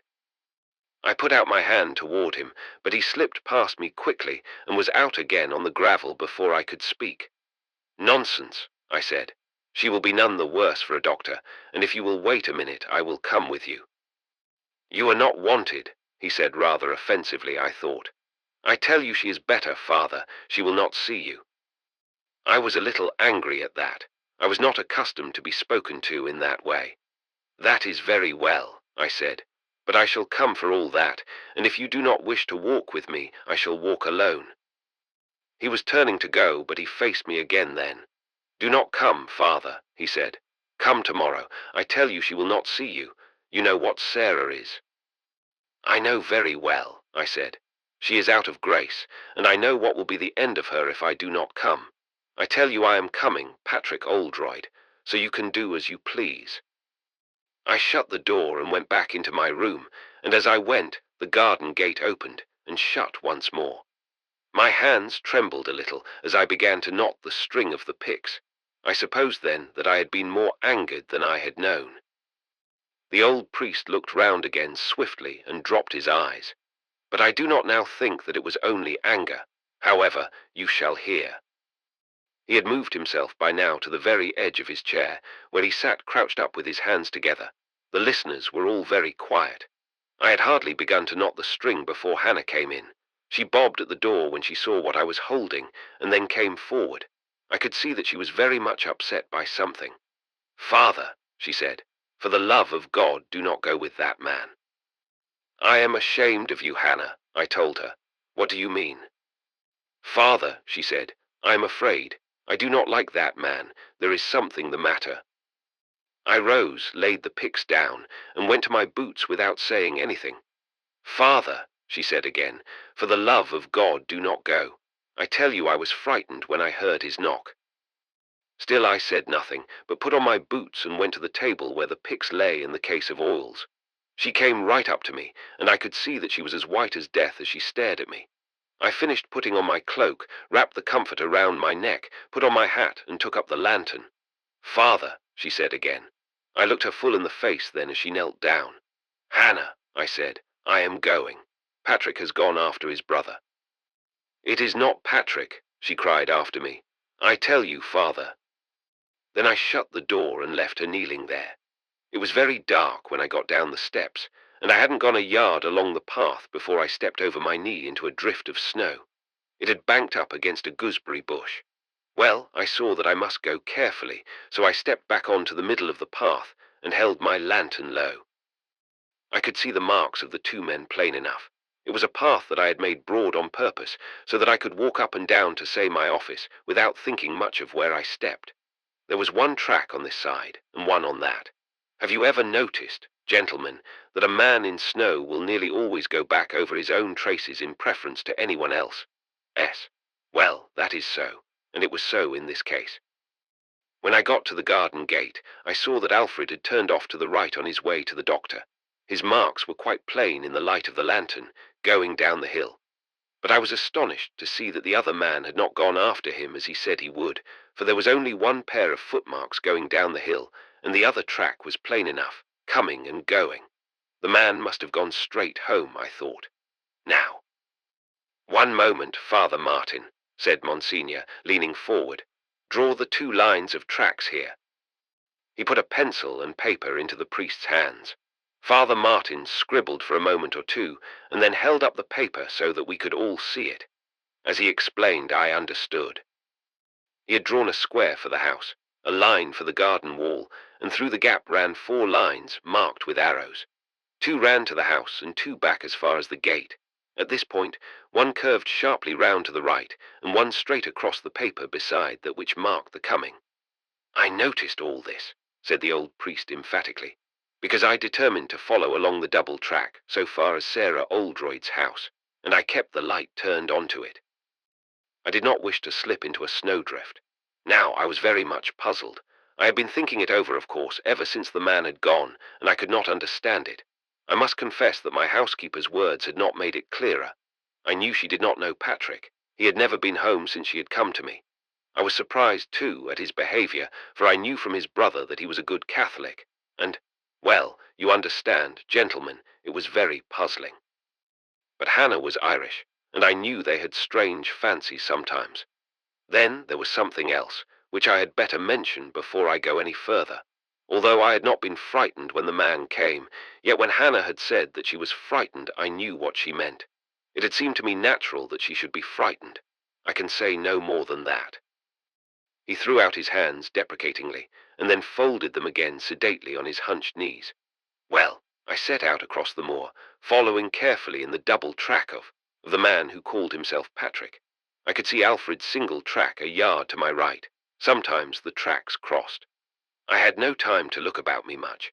but I saw now and again the slopes to the north, and once when I turned I saw the lights of the village behind me, perhaps a quarter of a mile away. Then I went on again, and I wondered as I went. I will tell you one thing that crossed my mind, gentlemen. I did wonder whether Hannah had not been right, and if this was Patrick after all. I thought it possible, though I must say I thought it very unlikely, that it might be some enemy of Sarah's, someone she had offended, an infidel perhaps, but who wished her to die without the sacraments that she wanted. I thought that, but I never dreamed of what I thought afterward and think now. He looked round again, clasped his hands more tightly, and went on. It was very rough going, and as I climbed up at last on to the little shoulder of hill that was the horizon from my house, I stopped to get my breath, and turned round again to look behind me. I could see my house lights at the end of the village, and the church beside it, and I wondered that I could see the lights so plainly. Then I understood that Hannah must be in my study, and that she had drawn the blind up to watch my lantern going across the snow. I am ashamed to tell you, gentlemen, that cheered me a little. I do not quite know why, but I must confess that I was uncomfortable. I know that I should not have been, carrying what I did, and on such an errand, but I was uneasy. It seemed very lonely out there, and the white sheets of snow made it worse. I do not think that I should have minded the dark so much. There was not much wind, and everything was very quiet. I could just hear the stream running down in the valley behind me. The clouds had gone, and there was a clear night of stars overhead. The old priest stopped. His lips worked a little as I had seen them before 2 or 3 times during his story. Then he sighed, looked at us, and went on. Now, gentlemen, I entreat you to believe me. This is what happened next. You remember that this point at which I stopped to take breath was the horizon from my house. Notice that. Well, I turned round and lowered my lantern again to look at the tracks, and a yard in front of me they ceased. They ceased. He paused again, and there was not a sound from the circle. They ceased, gentlemen, I swear it to you, and I cannot describe what I felt. At first I thought it was a mistake, that he had leaped a yard or two, that the snow was frozen. It was not so. There a yard to the right were Alfred's tracks, perfectly distinct, with the toes pointing the way from which I had come. There was no confusion, no hard or broken ground. There was just the soft surface of the snow, the trampled path of the man's footsteps, and mine and Alfred's a yard or 2 away.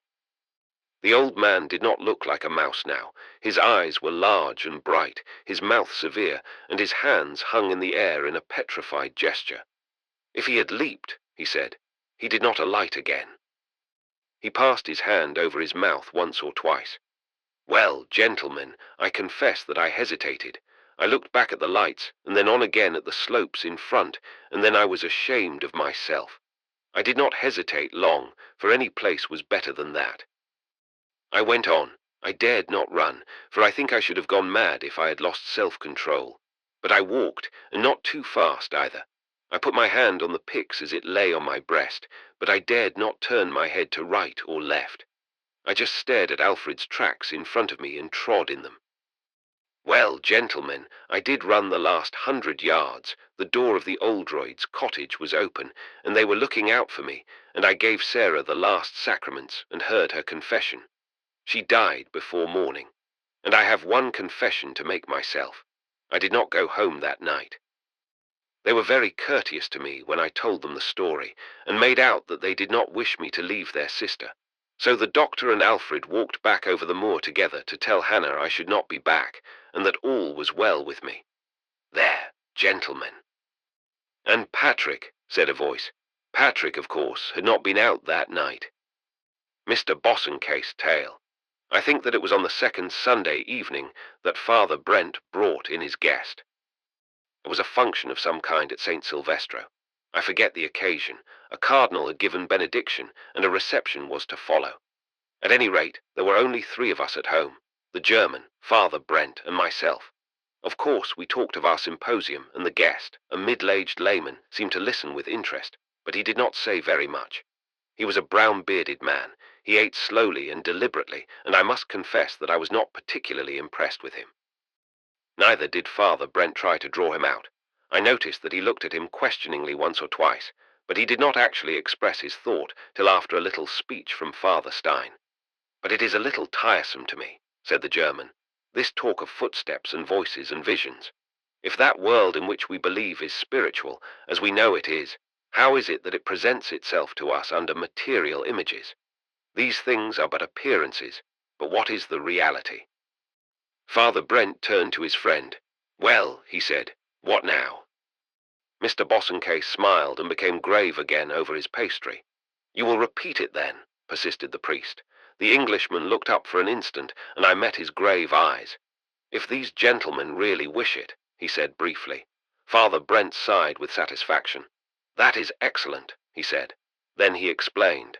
Mr. Bosanquet had a story, it seemed, but had entirely refused to relate it to a mixed company. He had had a certain experience once which had changed his life, and it was not an experience to be described at random. There was no ghost in it. It was wholly unsensational, but it had, Father Brent thought, a peculiar interest of its own. He had persuaded his friend to sup with us, knowing that we should be but few, and hoping that the atmosphere might be found favorable. This was the gist of what he was saying, but he was interrupted by the entrance of Beppo with the coffee. "Shall we have coffee upstairs?" he said. Then we rose and went upstairs. It was a few minutes before we settled down, and Mr. Bosanquet seemed in no hurry to begin. But a silence fell presently, and finally the young priest leaned forward. "Now, Bosanquet," he said. Mr. Bosanquet set his cup down, crossed his legs, and began. He spoke in a very quiet, unemotional voice. "My friend has told you that this experience of mine is unsensational. In a manner of speaking, he is right. It is unsensational, since it deals with nothing other than that which we must all go through sooner or later. But I think it has a certain interest from the fact that it is an experience of which, except under very peculiar circumstances, none of us will ever be able to give an account. It concerns the act of dying." He paused for a moment. "Yes, the act of dying," he repeated, "for I firmly believe that that is precisely what I did. I passed the point at which death is dogmatically declared by the doctors to have taken place. I underwent, that is, what is called legal death, but I did not, of course, reach that further state called somatic death." Father Brent voiced my question. "Please explain," he said. "Oh, well, the body, as we know, consists of cells, but there is a certain unity, usually identified with the vital principle, which merges these into one entity, so that if one member suffer, all the members suffer with it. Legal death is when this vital principle leaves the body. The lungs cease to act, the heart is motionless, but when this has taken place there yet remains a further stage. The cells, for a certain period, have a kind of life of their own. There is no vital union between them. The nerve system is suspended, and somatic death, marked by the rigor mortis, the stiffening of the cells, indicates the moment when the cells, too, even individually, cease to live. But the man is dead, doctors tell us, sometimes many hours before rigor mortis sets in. In fact, in the case of some of the saints, rigor mortis appears never to have set in at all. Their limbs, we are told, retain softness and elasticity. There is no corruption, at least in the ordinary sense." Father Brent grunted and nodded. "In my case," pursued the Englishman, "I was declared dead, and as I learned afterward, remained in that state about half an hour. It was after my body had been washed and the face bound up that I returned to life." I sat up in my chair at that. At least he was explicit enough. He glanced at me. "I can show you my death certificate if you care to come to my hotel tomorrow," he said. "I obtained it from the doctor. Cancelled, however, you understand. Well, this is what took place. The cause of death was exhaustion, following upon angina pectoris, with other complications. I will spare you the details and begin at once at the point at which I was declared to be dying. Up to that point I had suffered extraordinary agony, tempered by morphia. I did not know that such pain was possible. At the moments of the spasms, before each injection took effect, it seemed to me that I did not suffer pain so much as become pain. There was no room for anything else but pain. Then there came the beginning of the dullness of it. It retired and stood off from me. I was still conscious of it, as of a storm passing away, till all sank into a kind of peace. Then, after a long while as it seemed, the dullness lifted, and I came up again to the surface, becoming aware of the world, though of course this bore a certain aspect of unreality, owing to the effects of the drug. Well, I said I would leave all that out. The last time I came up I knew I was dying. It was all quite different. Things no longer bore that close relation to me that they had had before. I opened my eyes just enough to let me see my hands lying out on the counterpane and the hillock of my feet, and even the lower part of the brass supports at the end of my bed. But I could not raise my eyelids higher, and almost immediately I closed them again. The sense of touch, too, was changed. Once or twice, when I have been falling asleep in my chair, I have noticed the same phenomenon. I could not tell by feeling, unless I moved them, whether my fingers rested on the counterpane or not. I did move them, with that curious clawing motion that dying people use, simply in order to realize my relations with material surroundings. That, of course, as I know now, is the reason of those motions. It is not an involuntary contraction of the muscles. It is the will trying to get back into touch with the world. But the sense of hearing, oddly enough, was almost preternaturally acute. Others undergoing anesthetics have told me the same. It is the last sense to leave them and the first to return. I could hear a continual minute series of sounds, not at all painfully loud, but absolutely distinct. There was my sister's breathing, irregular and uneven, beside me. I knew by it that she was trying not to break down. I could hear 4 timepieces ticking. Her watch and the doctor's, and that of the travelling clock over the fire and the Dutch clock in the hall below. Then there were the country sounds in the distance and the breeze in the creepers outside my window. With regard to taste and smell, they were there, a kind of sour sweetness, if I may say so, but they did not interest me. They were below my level, if I may express it like that. Well, I said just now that I knew I was dying. It was as if through all my being there was a steady, smooth retirement from the world. I was perfectly able to reflect. In fact, I reflected as I have never been able to before or since. Do you know the sensation of coming down from town and sitting out in the darkness after dinner in the garden? The silence, after the clatter and glare of London, makes it possible, seems to let the mind free. One is both alert and reflective, both at once. It was rather like that, only far more pronounced. And in that freedom from the pressure of matter, I realized perfectly what was happening. Now, I must tell you at once that I was not at all frightened. My religion seemed to stand off from me with the rest of the world. I had been up to that time what may be called a conventional believer. I had never doubted exactly, for I always realized that it was absurd for me to criticize what was so obviously the highest standard of morality and faith. I mean Christianity. But neither was I particularly interested. I had lived like other people. I attended church, I repeated my prayers, and I had conventional views of heaven, with which was mixed up a good deal of agnosticism. In a word, I think I may say that I had hope, but not faith, that is, as you Catholics seem to have it. This was the first hint I had had that Mr. Bosanquet was not a Catholic, and I glanced up at Father Brent. He, too, glanced at me in a half-warning, half-suggestive look. I understood. I was not frightened then, continued the other tranquilly. My religion, as I see now, was altogether bound up with the world. Even my thoughts went no further than images. I conceived of heaven as in a picture, of our Lord as a superhuman man, of death as of a swift passage through the air. We are all bound, of course, by our limitations to do that, but I had not realized the inadequacy of such images. I conceived of eternity and spiritual existence in terms of time and space, and I had not really even as much faith as that of the agnostic who recognizes that these are inadequate, and therefore foolishly believes that the reality is unknowable. As in one sense, indeed, it is. Once more the German priest murmured, and I saw now why this man had been encouraged to tell his story. Well then, he continued, when the world retired from me with the approach of death, my religion retired naturally with it. That seems to me so obvious now. And I was left, moving swiftly inward, if I may express it so, toward a state of which I was completely ignorant. I was dying as I suppose animals die. I never lost self-consciousness for a moment. As a rule, of course, one realizes self-consciousness, as philosophers tell us, by self-differentiation from what is not self. The baby learns it gradually by touching and looking.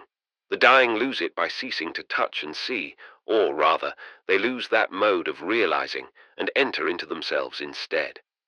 I had then a vague kind of anxiety, but I was perfectly peaceful. I had no particular remembrance of sins, no faith or love or hope, nothing but a sense of extreme naturalness, if I may express it so.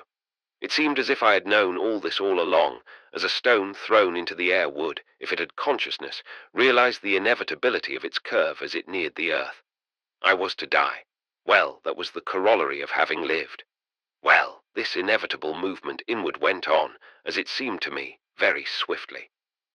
Each instant that I applied my consciousness, it seemed to me as if I had gone a great way since the previous instant. The only thing that astonished me was the distance there was to travel. It was a sensation. How shall I express it?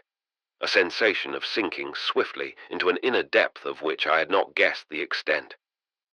I wondered in a complacent, half-curious kind of way as to what exactly would be the end, how things would be visualized when I passed finally from the body, and such things as I pictured, of course, in terms of time and space. I thought my essential self, whatever that was, would at a certain moment pass a certain line and emerge on the other side, and the things would be rather as they had been on earth, thinner, spiritual. I should see faces, perhaps, forms, places, all in a kind of delicate light. What really happened was a complete surprise. Mr. Bosanquet paused, and in a meditative kind of way winked several times at the fire. He showed no emotion. He seemed to me merely to be recalling the best phrases to use. "Well," he said, "I have told this story before, and each time before telling it I have thought that I had got the point and could really describe what happened, and each time I have been disappointed. Of course it must be so. There are simply no words or illustrations. I must do the best I can." Well, this process went on, and after a while I perceived plainly that my senses were fading. I believe I opened my eyes, so I was told afterwards, opened them wide. But at any rate, I saw nothing this time except blurred lines and colours, rather like the reverse side of a carpet. They were rather bewildering, but they soon went, leaving nothing but a streaked greyness that darkened rapidly. I could no longer move my hands, or in fact, recall to myself by feeling any material thing at all. I seemed to have lost relations with my body. Neither could I move my lips or tongue. Taste had gone. I don't think I had ever understood before how taste depends on the will and the movement of the tongue, much more so than any of the other senses, which are more or less passive. And then quite suddenly, I perceived that hearing had ceased also. There had been no drumming in my ears, as I had half expected. I think there had been at some time previously a clear singing of one high note, which had rather bothered me, and I suppose that it was then that hearing had gone, but I did not notice it till I thought about it. And then there was one more thing more strange than all. I began to perceive that my will was not myself. Most of us are accustomed to think that it is. It is so closely united with that which is the very self that we usually identify them. Sometimes we are even more foolish, and identify our emotions with ourselves, and think that our moods are our character. The fact is, of course, that the intellect is the most superficial of our faculties. There are simply scores of things that we cannot understand in the least, but of which for all that we are as certain as of our own existence. Next to that comes the emotion. It is certainly nearer to us than intellect, though not much, and thirdly comes the will. Now the will is quite close to us. It is that through which we consciously act after having heard the reasons for or against action alleged by the other faculties. But the will is, after all, a faculty of self, not self itself. I began to see this from the way it was laboring, like an exhausted engine. It still throbbed and moved. It turned this way and that, directing the all but dead faculties outside to move in this or that direction, to think or to perceive. But I began to see clearly now that the real self was something altogether apart, existing simply in another mode. There, that is the point, in another mode. Now, in this matter I feel hopeless. I simply cannot express what I knew, and know, to be the central fact of our existence. I can say no more than that. Self, that which lies far behind everything else, exists in as different a mode from all else, as the inner meaning of a phrase of music is apart from the existence of a dog walking up the street. There is simply no common term which can be applied to them both. Well, I perceived my will to be laboring, very slowly and clumsily, and I perceived that it would not be able to move much longer. You must understand that this perceiving, as I call it, was not the act of my intellect. It was simply a deep intuitive knowledge dwelling in that which I call self. Then I suddenly became aware that it was important for my will to fall in the right direction. I understood that this would make, well, the whole difference to me. I knew that this would be my last conscious act. You ask me how I knew what was the right direction. Well, I must go slowly here. He paused for a moment, then he went on very slowly, picking his words. I began, I think I may say, to be clearly and vividly conscious of two centers. There was self, and there was another. This other was at present completely hidden from me. I was only aware of it as one may be aware of the presence of a huge personality behind an impenetrable curtain. But I perceived that this other was the only important thing.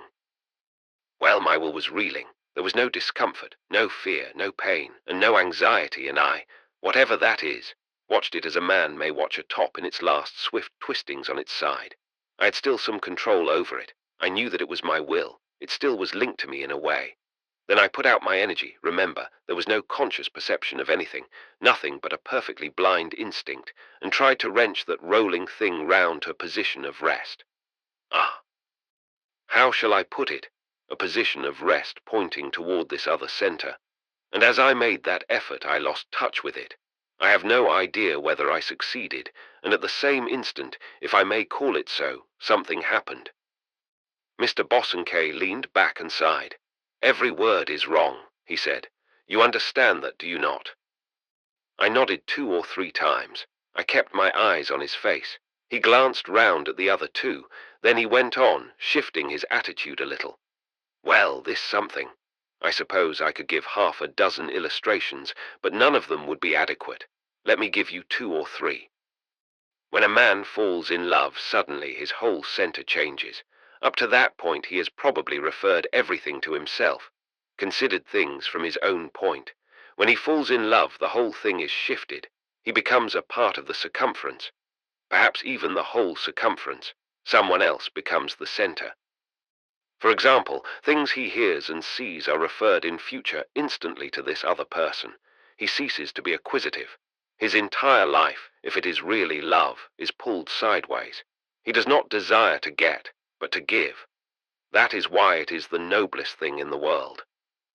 Secondly, imagine that you had lived all your life in a certain house, and had got to know every detail of it perfectly. You had walked about in the garden, too, and looked through the railings, and thought you knew pretty fairly what the country was like. Then one morning, after you had got up and dressed, you went to your bedroom door, opened it, and went out, and that very instant found yourself not in the passage, but on the top of a high mountain with a strange country visible for miles all round, and no house or human being near you. Thirdly, and this perhaps is the best illustration after all, imagine that you were looking at a picture and had become absorbed in it, and then without any warning at all, the picture suddenly became a chord of music which you heard, and which you recognized to be identical with the picture. Not merely analogous to it, but the actual picture translated, transubstantiated, and transaccidentated into sound. Now, those are the 3 illustrations I generally use in telling this story. There are others, but I think these are the best. Well, it was like that. But you must please to remember that these are only like charcoal sketches of something which is color rather than shape. But briefly, those are the nearest similitudes I can think of. First, although I remained the same, I became aware that I simply was not the center of what I experienced. It was not I who primarily existed at all. There was something. I call it something because the word person simply bears no resemblance to the personality of this other existence. At least, no more than a resemblance, because this other personality was as different from, and as far above our own, as the personality of a philosopher is different from the corresponding thing in a pebble. I became aware. At least, this was what I told myself afterwards. I became aware of real existence for the first time in my experience. I myself then became merely a speck in a circumference, yet, and this is why I spoke of love. I also became aware that while I had not lost my individuality, yet this other being was the only thing that mattered at all, and further. Well, I may as well say it outright, that in the very depth of this existence was human nature. Yes, human nature. I knew it instantly. I never before had had the faintest idea of what the incarnation really meant. Secondly, the whole of everything was different, as startlingly different as the change of my second illustration. I had expected to find a kind of continuation. There was, in one sense, no continuation at all, nothing in the least like what experience had led me to expect. It was completely abrupt. Thirdly, in another sense, what I found was not only the consequence of what had preceded, it was not simply the result, but it was identical with what had preceded. The picture becoming sound. The essence of my previous life was here in other terms. It simply was. The whole thing was complete. You may call this judgment. Well, that will do. But it was a judgment in which there was no question of concurrence or protest. It was inevitably true. Let me take even one more illustration. Once I went with my brother into a glass house in autumn. He smelled a certain flower, and then rather excitedly asked me to smell it. I shut my eyes and smelled it. Practically instantly the whole thing became sound and sight. I saw the terrace at home in summer and heard the bees. I looked up. "Well," he said. "The terrace in summer," I said. "Exactly." Well, it was like that. There was no question about it. Now, I have taken some time to tell this, but I must make it clear that there was absolutely no time in the experience, no sense of progression. It was not merely that I was absorbed, but that time had no existence. This is how I knew it. Simultaneously with all this I heard one noise, and immediately time began. I began to consider. Presently I heard another noise, then another, like a great drum being beaten. Then the noises went, and there was absolute silence of which I was aware, and others came in, a rustling, a footstep, the sound of words. I was entirely absorbed in these. I heard the sound of water, a door opening, the ticking of a clock. I was conscious of no consideration about these things, and no sensation of any kind. It was as if my brain had become one ear which heard. This went on. Well, I may say it was 10 seconds or 10 years. Time meant nothing to me. I only know even now that it existed because one thing followed another. I did not reflect at all. At last, after this had gone on, it was as if a new note had struck. Another sense began to move, the sense of sight. I first became aware of darkness, then came a glimmer with a sensation of flickering, then touch. I became aware of a constraint somewhere in the universe. It was a long time before I knew that I myself was feeling it. I did not perceive sensation, I was it. Well, these waxed and waxed, then my will stirred, and I became aware that I could choose, that I could acquiesce or resent. Then emotion, and I found myself disliking certain sensations. Then I began to wonder and question again, and ask myself why and what. Mr. Bosanquet broke off abruptly. Well, I needn't go on. To put it in a word, I was coming back to ordinary life. Half an hour after the doctor had said that I was dead, and about 3 minutes after the nurse had finished with me, just as she was looking at me, in fact, before going out of the room, I made a sound with my lips. The rest happened as you would expect. There was nothing interesting in that.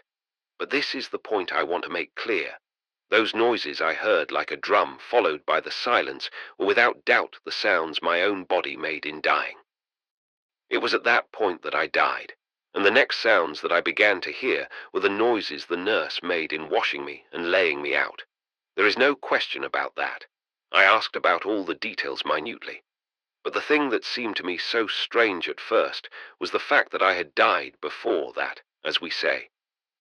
That complete change of the mode of existence undoubtedly marked death, and the particular instant of death must have been that at which I became aware of the change, and of the severance of my will from myself. But I understood it presently. The explanation, I think, must be this. There is always a certain space of time between an incident happening and our perception of it. Infinitesimally small if we are observing it, but yet it is there. Well, when I made that final effort of will I died, but dying had begun before that. I had only regarded dying from the purely internal side. It took in my soul the form of severance from my will. At that same instant, since we must speak in terms of time, I was in the spiritual mode of existence, where there is simply no time, but which includes all time and all one's previous experience. And in practically the same instant, I was back again, and experiencing the physical phenomena of dying. The drum note was either my throat or heart, I suppose. The silence that followed was the body's perception of death worked out in terms of time. We may say, then, this, impossible as it sounds. Death had taken place at a given moment in time, that inner real self behind the will which I have spoken of simultaneously experienced severance from the body, and was immediately in its own mode of existence, which, although reckoned as time, was an instant, was, in fact, simply eternity with its inevitable consequences. But after eternity had been experienced, since I suppose again I must say after, it ceased to be experienced, and all this was enacted in time. Then Mr. Bosanquet sat up, smiling suddenly. "It is useless. I am boring you." I roused myself to answer with an energy I had not expected. "No, please." "Well, in one sentence, then I died." He leaned back with an air of finality. But one question," I protested. "You spoke of judgment. Was the result happiness or unhappiness?" He shook his head, smiling. "Father Macclesfield's tale. Monsignor Maxwell announced next day at dinner that he had already arranged for the evening's entertainment. A priest whose acquaintance he had made on the Palatine was leaving for England the next morning, and it was our only chance, therefore, of hearing his story. That he had a story had come to the canon's knowledge in the course of a conversation on the previous afternoon. He told me the outline of it, he said. I think it very remarkable, but I had a great deal of difficulty in persuading him to repeat it to the company this evening. However, he promised at last. I trust, gentlemen, you do not think I have presumed in begging him to do so." Father Macclesfield arrived at supper. He was a little, unimposing, dry man, with a hooked nose and grey hair. He was rather silent at supper, but there was no trace of shyness in his manner as he took his seat upstairs, and without glancing round, once began in an even and dispassionate voice. "I once knew a Catholic girl that married an old Protestant 3 times her own age. I entreated her not to do so, but it was useless, and when the disillusionment came, she used to write to me piteous letters, telling me that her husband had in reality no religion at all. He was a convinced infidel, and scouted even the idea of the soul's immortality. After 2 years of married life, the old man died. He was about 60 years old, but very hale and hearty till the end. Well, when he took to his bed, the wife sent for me, and I had 6 interviews with him, but it was useless. He told me plainly that he wanted to believe. In fact, he said that the thought of annihilation was intolerable to him. If he had had a child, he would not have hated death so much. If his flesh and blood in any manner survived him, he could have fancied that he had a sort of vicarious life left. But as it was, there was no kith or kin of his alive, and he could not bear that." Father Macclesfield sniffed cynically and folded his hands. I may say that his deathbed was extremely unpleasant. He was a coarse old fellow, with plenty of strength in him, and he used to make remarks about the churchyard and in fact the worms that used to send his poor child of a wife half fainting out of the room. He had lived an immoral life too, I gathered. Just at the last it was, well, disgusting. He had no consideration. God knows why she married him. The agony was a very long one. He caught at the curtains round the bed, calling out, and all his words were about death and the dark. It seemed to me that he caught hold of the curtains as if to hold himself into this world, and at the very end he raised himself clean up in bed and stared horribly out of the window that was open just opposite. I must tell you that straight away beneath the window lay a long walk between sheets of dead leaves, with laurels on either side and the branches meeting overhead, so that it was very dark there even in summer, and at the end of the walk away from the house was the churchyard gate. Father Macclesfield paused and blew his nose. Then he went on, still without looking at us. Well, the old man died, and he was carried along this laurel path and buried. His wife was in such a state that I simply dared not go away. She was frightened to death, and indeed the whole affair of her husband's dying was horrible, but she would not leave the house. She had a fancy that it would be cruel to him. She used to go down twice a day to pray at the grave, but she never went along the laurel walk. She would go round by the garden, and in at a lower gate, and come back the same way, or by the upper garden. This went on for 3 or 4 days. The man had died on a Saturday and was buried on Monday. It was in July, and he had died about 8 o'clock.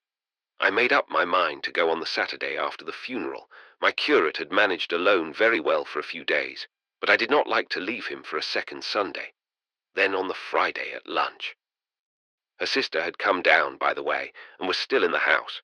On the Friday, the widow said something about never daring to sleep in the room where the old man had died. I told her it was nonsense, and so on. But you must remember she was in a dreadful state of nerves, and she persisted. So I said I would sleep in the room myself. I had no patience with such ideas then. Of course she said all sorts of things, but I had my way and my things were moved in on Friday evening. I went to my new room about 8:15 to put on my cassock for dinner. The room was very much as it had been, rather dark because of the trees at the end of the walk outside. There was the four-poster there with the damask curtains, the table and chairs, the cupboard where his clothes were kept, and so on. When I went to put my cassock on, I went to the window to look out. To the right and left were the gardens, with the sunlight just off them, but still very bright and gay with the geraniums, and exactly opposite was the laurel walk, like a long, green, shady tunnel dividing the upper and lower lawns. I could see straight down it to the churchyard gate, which was about 100 yards away, I suppose. There were limes overhead and laurels, as I said, on each side. Well, I saw someone coming up the walk, but it seemed to me at first that he was drunk. He staggered several times as I watched. I suppose he would be 50 yards away. And once I saw him catch hold of one of the trees and cling to it as if he were afraid of falling. Then he left it and came on again slowly, going from side to side with his hands out. He seemed desperately keen to get to the house. I could see his dress, and it astonished me that a man dressed so should be drunk, for he was quite plainly a gentleman. He wore a white top hat and a grey cutaway coat and grey trousers, and I could make out his white spats. Then it struck me he might be ill, and I looked harder than ever, wondering whether I ought to go down. When he was about 20 yards away, he lifted his face, and it struck me as very odd, but it seemed to me he was extraordinarily like the old man we had buried on Monday. But it was darkish where he was, and the next moment he dropped his face, threw up his hands, and fell flat on his back. Well, of course I was startled at that, and I leaned out of the window and called out something. He was moving his hands, I could see, as if he were in convulsions, and I could hear the dry leaves rustling. Well, then I turned and ran out and downstairs. Father Macclesfield stopped a moment. "Gentlemen," he said abruptly, "when I got there, there was not a sign of the old man. I could see that the leaves had been disturbed, but that was all." There was an odd silence in the room as he paused, but before any of us had time to speak he went on. Of course, I did not say a word of what I had seen. We dined as usual. I smoked for an hour or so by myself after prayers, and then I went up to bed. I cannot say I was perfectly comfortable, for I was not, but neither was I frightened. When I got to my room, I lit all my candles, and then went to a big cupboard I had noticed, and pulled out some of the drawers. In the bottom of the third drawer, I found a grey cutaway coat and grey trousers. I found several pairs of white spats in the top drawer, and a white hat on the shelf above. That is the first incident. "Did you sleep there, Father?" said a voice softly. "I did," said the priest. "There was no reason why I should not. I did not fall asleep for 2 or 3 hours, but I was not disturbed in any way and came to breakfast as usual. Well, I thought about it all a bit, and finally I sent a wire to my curate telling him I was detained. I did not like to leave the house just then." Father Macclesfield settled himself again in his chair and went on in the same dry, uninterested voice. "On Sunday, we drove over to the Catholic church, 6 miles off, and I said Mass. Nothing more happened till the Monday evening. That evening, I went to the window again about 8:15, as I had done both on the Saturday and Sunday. Everything was perfectly quiet till I heard the churchyard gate unlatch, and I saw a man come through. But I saw almost at once that it was not the same man I had seen before. It looked to me like a keeper, for he had a gun across his arm. Then I saw him hold the gate open an instant, and a dog came through and began to trot up the path toward the house with his master following. When the dog was about 50 yards away, he stopped dead and pointed. I saw the keeper throw his gun forward and come up softly, and as he came the dog began to slink backward. I watched very closely, clean forgetting why I was there, and the next instant something.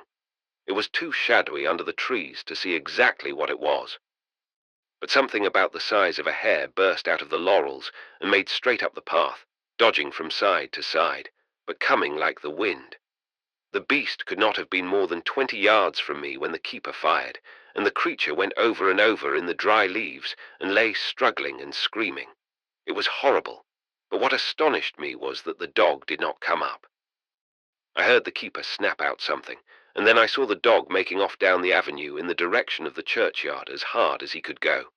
The keeper was running now toward me, but the screaming of the hare, or of whatever it was, had stopped, and I was astonished to see the man come right up to where the beast was struggling and kicking, and then stop as if he were puzzled. I leaned out of the window and called to him.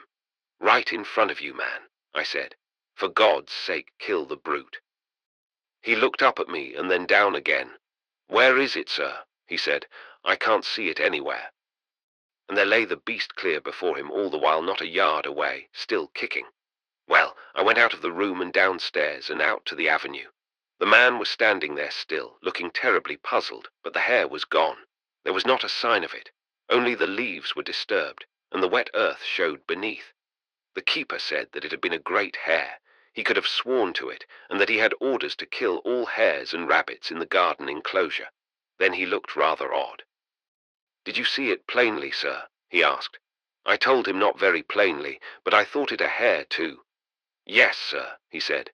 "It was a hare, sure enough, but do you know, sir, I thought it to be a kind of silver grey with white feet. I never saw one like that before." The odd thing was that not a dog would come near. His own dog was gone, but I fetched the yard dog, a retriever, out of his kennel in the kitchen yard, and if ever I saw a frightened dog it was this one. When we dragged him up at last, all whining and pulling back, he began to snap at us so fiercely that we let go, and he went back like the wind to his kennel. It was the same with the terrier. Well, the bell had gone, and I had to go in and explain why I was late, but I didn't say anything about the colour of the hare. That was the second incident. Father Macclesfield stopped again, smiling reminiscently to himself. I was very much impressed by his quiet air and composure. I think it helped his story a good deal. Again, before we had time to comment or question, he went on. "The third incident was so slight that I should not have mentioned it or thought anything of it if it had not been for the others, but it seemed to me there was a kind of diminishing gradation of energy which explained. Well, now you shall hear. On the other nights of that week, I was at my window again, but nothing happened till the Friday. I had arranged to go for certain next day. The widow was much better and more reasonable, and even talked of going abroad herself in the following week. On that Friday evening, I dressed a little earlier and went down to the avenue this time, instead of staying at my window, at about 20 minutes to 8. It was rather a heavy, depressing evening, without a breath of wind, and it was darker than it had been for some days. I walked slowly down the avenue to the gate and back again, and I suppose it was fancy, but I felt more uncomfortable than I had felt at all up to then. I was rather relieved to see the widow come out of the house and stand looking down the avenue. I came out myself then and went toward her. She started rather when she saw me and then smiled. "I thought it was someone else," she said. "Father, I have made up my mind to go. I shall go to town tomorrow and start on Monday. My sister will come with me." I congratulated her, and then we turned and began to walk back to the Lime Avenue. She stopped at the entrance and seemed unwilling to come any further. "Come down to the end," I said, "and back again. There will be time before dinner." She said nothing, but came with me, and we went straight down to the gate and then turned to come back. I don't think either of us spoke a word. I was very uncomfortable indeed by now, and yet I had to go on. We were halfway back, I suppose, when I heard a sound like a gate rattling, and I whisked round in an instant, expecting to see someone at the gate. But there was no one. Then there came a rustling overhead in the leaves. It had been dead still before. Then I don't know why, but I took my friend suddenly by the arm and drew her to one side out of the path, so that we stood on the right hand, not a foot from the laurels. She said nothing, and I said nothing, but I think we were both looking this way and that, as if we expected to see something.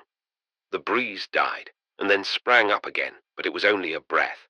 I could hear the living leaves rustling overhead, and the dead leaves underfoot, and it was blowing gently from the churchyard.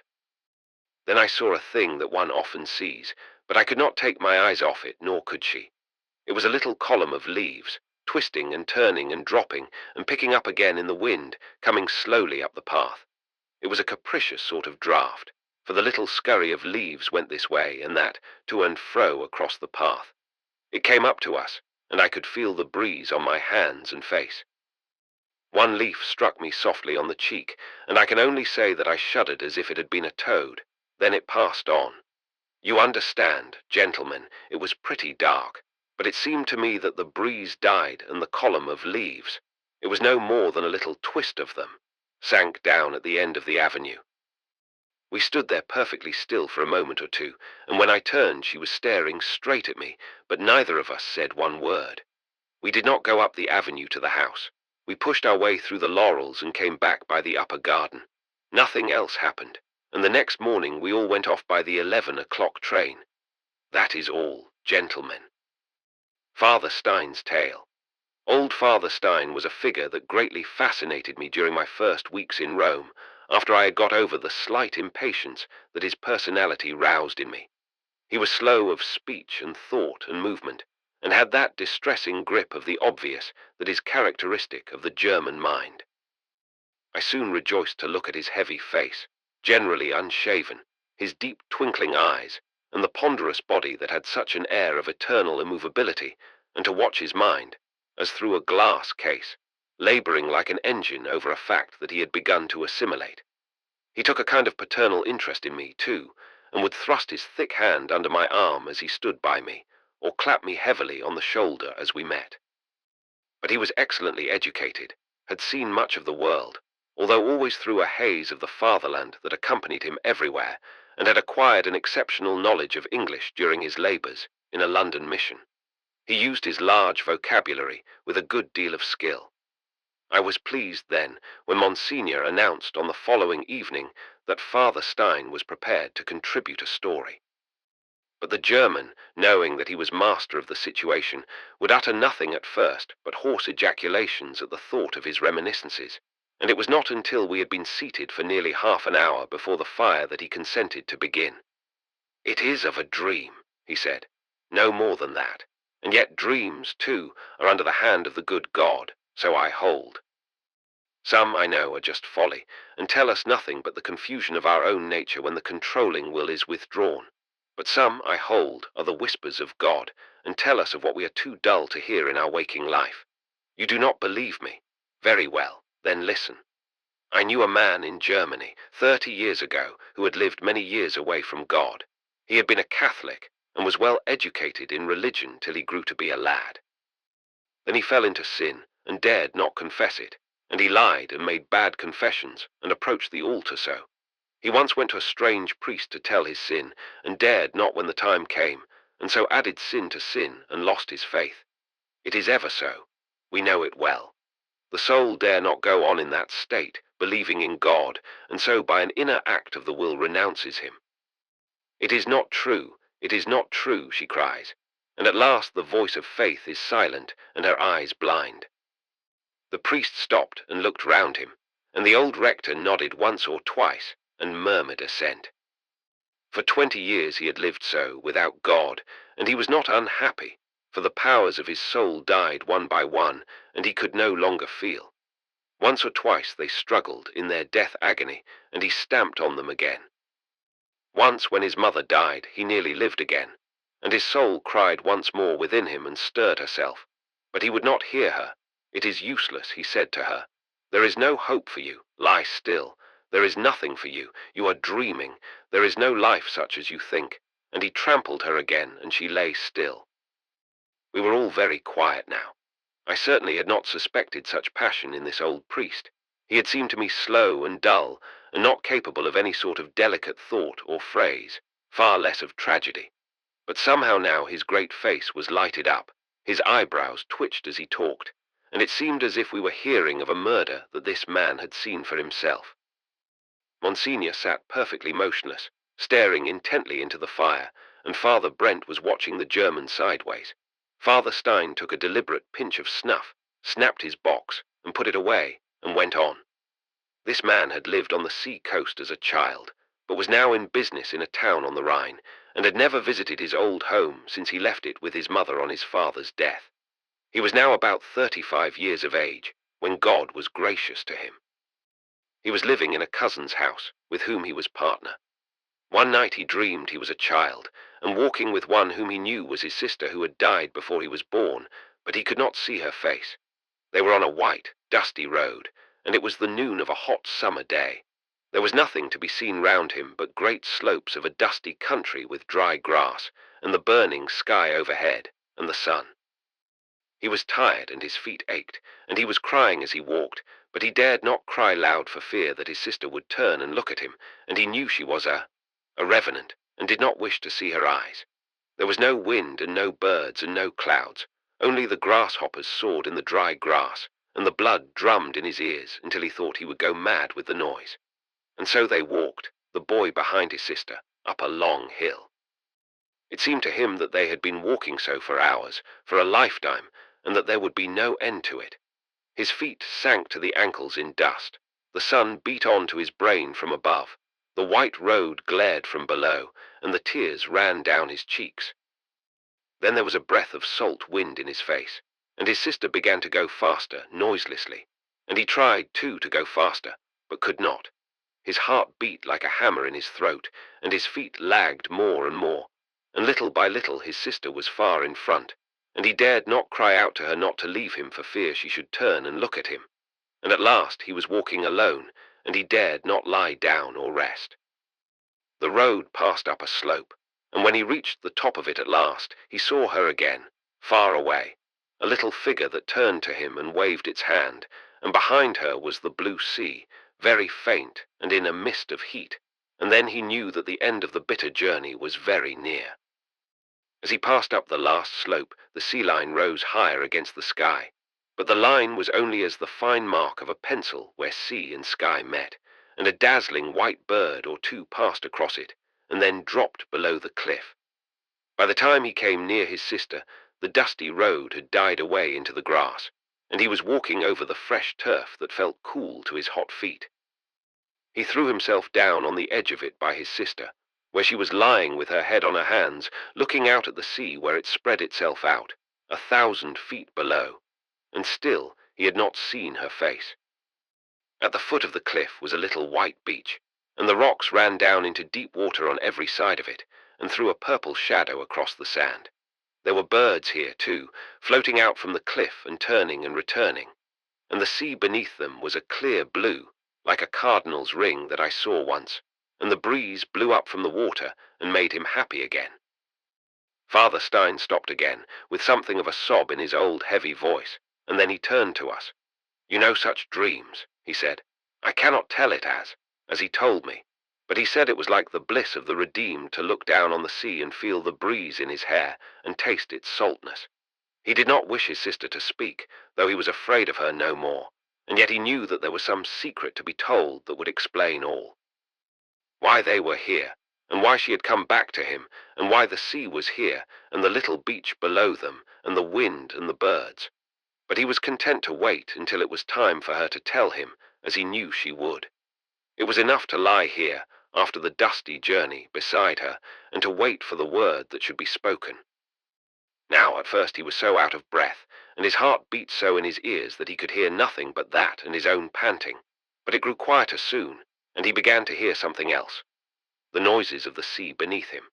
It was a still day, but there was movement down below, and the surge heaved itself softly against the cliff and murmured in deep caves below, like the pedal note of the Frankfurt organ, solemn and splendid, and the waves leaned over and crashed gently on the sand.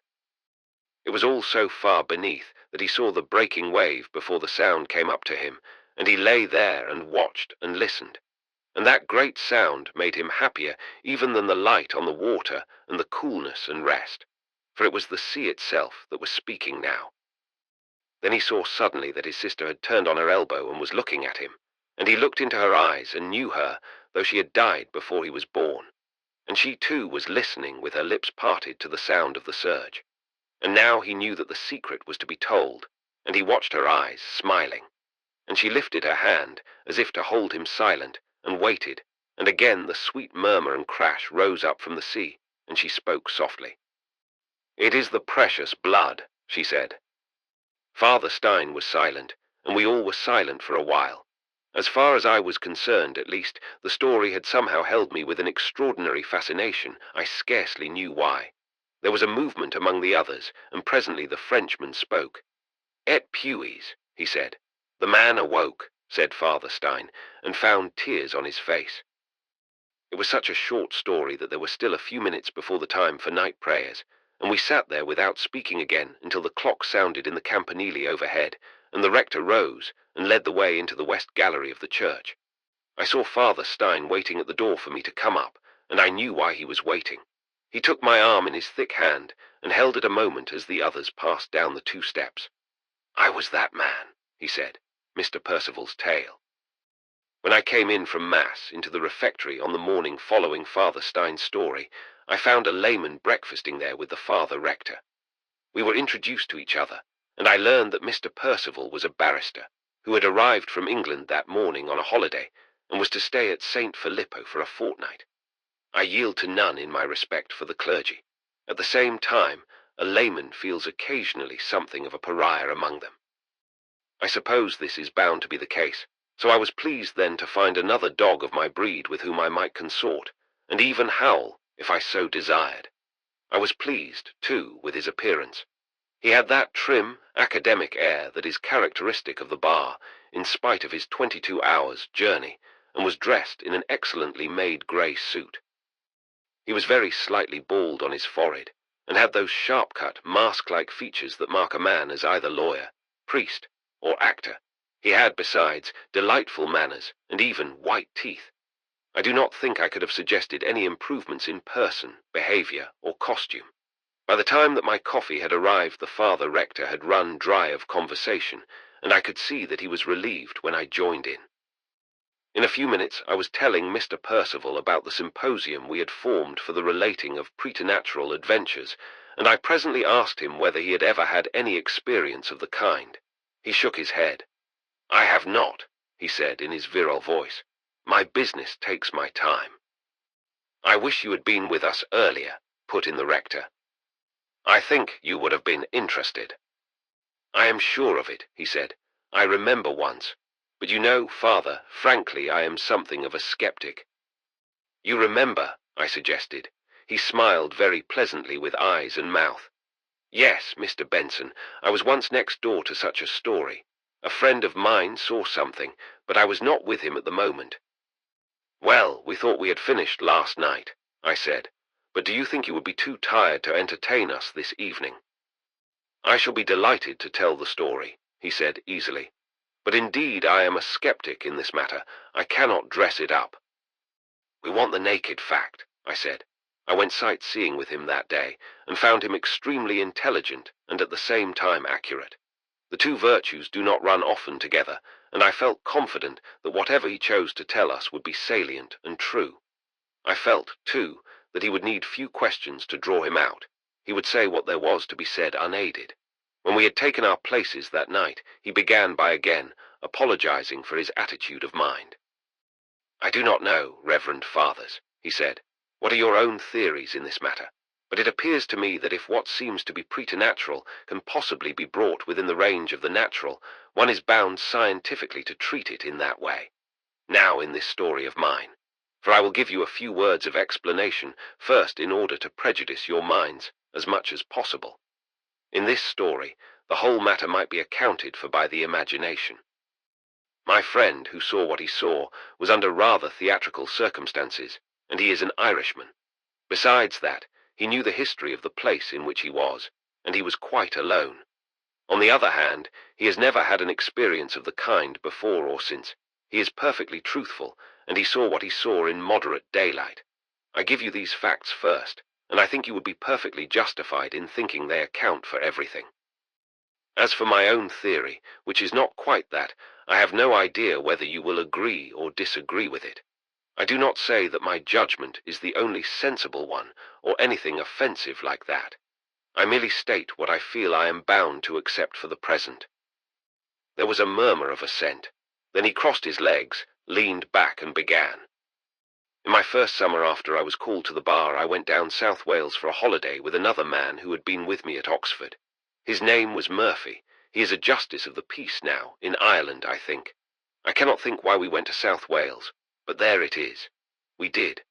We took the train to Cardiff, sent on our luggage up the Taff Valley to an inn of which I cannot remember the name, but it was close to where Lord Bute has a vineyard. Then we walked up to Llandaff, saw St. Tylo's tomb, and went on again to this village. Next morning we thought we would look about us before going on, and we went out for a stroll.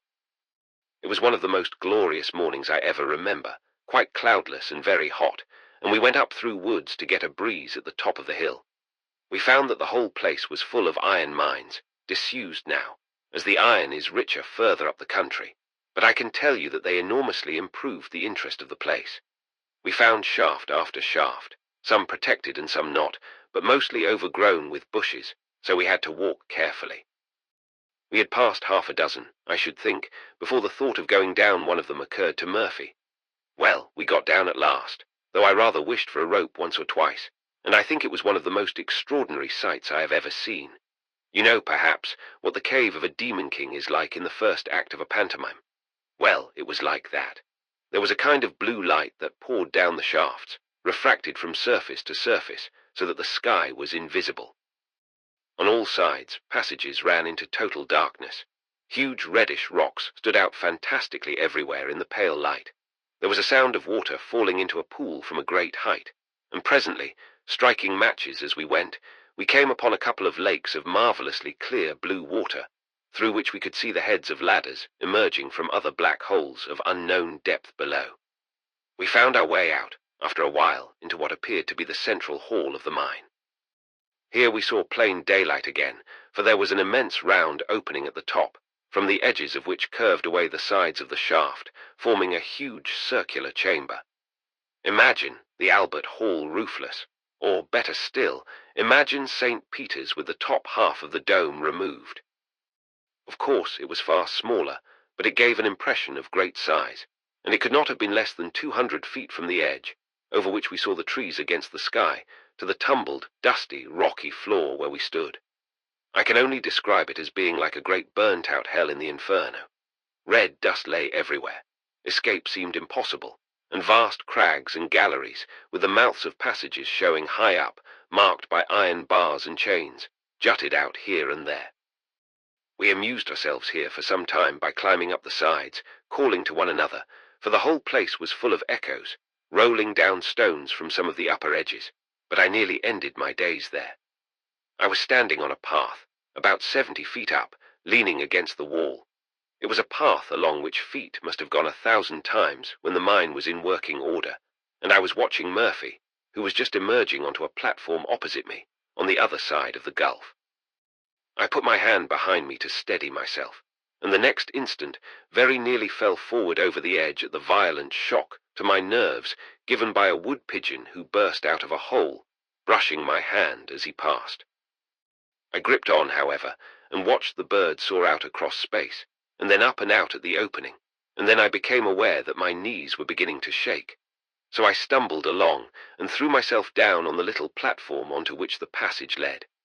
I suppose I had been more startled than I knew, for I tripped as I went forward and knocked my knee rather sharply on a stone. I felt for an instant quite sick with the pain on the top of jangling nerves, and lay there saying what I am afraid I ought not to have said.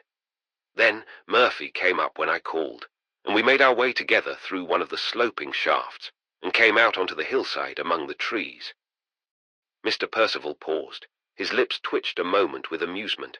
"I am afraid I must recall my promise," he said. "I told you all this because I was anxious to give a reason for the feeling I had about the mine, and which I am bound to mention. I felt I never want to see the place again. Yet in spite of what followed, I do not necessarily attribute my feelings to anything but the shock and the pain that I had had. You understand that?" His bright eyes ran round our faces. "Yes, yes," said Monsignor sharply. "Go on, please, Mr. Percival." "Well, then." The lawyer uncrossed his legs and placed them the other way. "During lunch, we told the landlady where we had been, and she begged us not to go there again. I told her that she might rest easy. My knee was beginning to swell. It was a wretched beginning to a walking tour. It was not that, she said, but there had been a bad accident there. 4 men had been killed there 20 years before by a fall of rock. That had been the last straw on the top of ill success, and the mine had been abandoned. We inquired as to details, and it seemed that the accident had taken place in the central chamber, locally called the Cathedral, and after a few more questions I understood. "That was where you were, my friend," I said to Murphy. "It was where you were when the bird flew out." He agreed with me, and presently when the woman was gone announced that he was going to the mine again to see the place. Well, I had no business to keep him dangling about. I couldn't walk anywhere myself, so I advised him not to go onto that platform again, and presently he took a couple of candles from the sticks and went off. He promised to be back by 4 o'clock, and I settled down rather drearily to a pipe and some old magazines. Naturally, I fell sound asleep. It was a hot, drowsy afternoon, and the magazines were dull.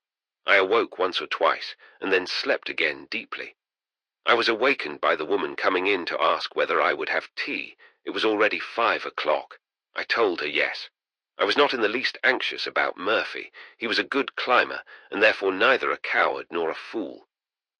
As tea came in, I looked out of the window again and saw him walking up the path, covered with iron dust, and a moment later I heard his step in the passage, and he came in. Mrs. What's-her-name had gone out. "Have you had a good time?" I asked. He looked at me very oddly and paused before he answered. "Oh, yes," he said, and put his cap and stick in a corner. I knew Murphy. "Well, why not?" I asked him, beginning to pour out tea. He looked round at the door, then he sat down without noticing the cup I pushed across to him. "My dear fellow," he said, "I think I am going mad." Well, I forget what I said, but I understood that he was very much upset about something, and I suppose I said the proper kind of thing about his not being a damned fool. Then he told me his story. Mr. Percival looked round at us again, still with that slight twitching of the lips that seemed to signify amusement. "Please remember," he began, and then broke off.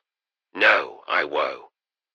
Well, he had gone down the same shaft that we went down in the morning, and had spent a couple of hours exploring the passages. He had found an engine room with tanks and rotten beams in it, and rusty chains. He had found some more lakes, too, full of that extraordinary electric blue water. He had disturbed a quantity of bats somewhere else. Then he had come out again into the central hall, and on looking at his watch had found it after 4 o'clock, so he thought he would climb up by the way we had come in the morning and go straight home. It was as he climbed that his odd sensations began. As he went up, clinging with his hands, he became perfectly certain that he was being watched. He couldn't turn round very well, but he looked up as he went to the opening overhead, but there was nothing there but the dead blue sky, and the trees very green against it, and the red rocks curving away on every side. It was extraordinarily quiet, he said. The pigeons had not come home from feeding, and he was out of hearing of the dripping water that I told you of. Then he reached the platform and the opening of the path where I had my fright in the morning, and turned round to look. At first he saw nothing peculiar. The rocks up which he had come fell away at his feet down to the floor of the cathedral, and to the nettles with which he had strung his hands a minute or two before. He looked around at the galleries overhead and opposite, but there was nothing there. Then he looked across at the platform where he had been in the morning and where the accident had taken place. Let me tell you what this was like. It was about 20 yards in breadth and 10 deep, but lay irregular and filled with tumbled rocks. It was a little below the level of his eyes, right across the gulf, and in a straight line would be about 50 or 60 yards away. It lay under the roof, rather retired, so that no light from the sky fell directly onto it. It would have been in complete twilight if it hadn't been for a smaller shaft above it, which shot down a funnel of bluish light, exactly like a stage effect. You see, Reverend Fathers, it was very theatrical altogether. That might account, no doubt. Mr. Percival broke off again, smiling. "I am always forgetting," he said. "Well, we must go back to Murphy. At first he saw nothing but the rocks and the thick red dust and the broken wall behind it. He was very honest, and told me that as he looked at it, he remembered distinctly what the landlady had told us at lunch. It was on that little stage that the tragedy had happened. Then he became aware that something was moving among the rocks, and he became perfectly certain that people were looking at him, but it was too dusky to see very clearly at first. Whatever it was in the shadows at the back. He fixed his eyes on what was moving. Then this happened. The lawyer stopped again.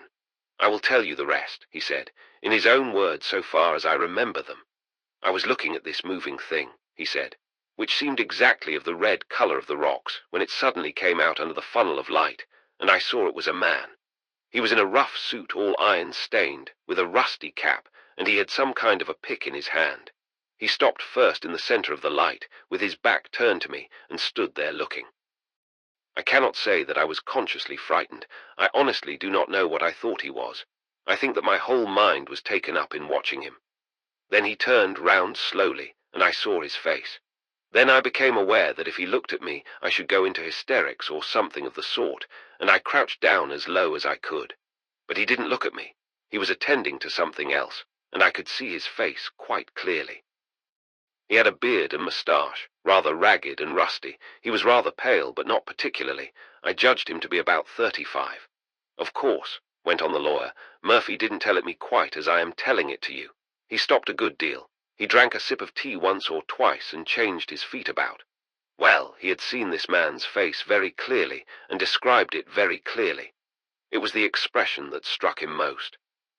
It was a rather amused expression, he said, rather pathetic and rather tender, and he was looking interestedly about at everything, at the rocks above and beneath. He carried his pick easily in the crook of his arm.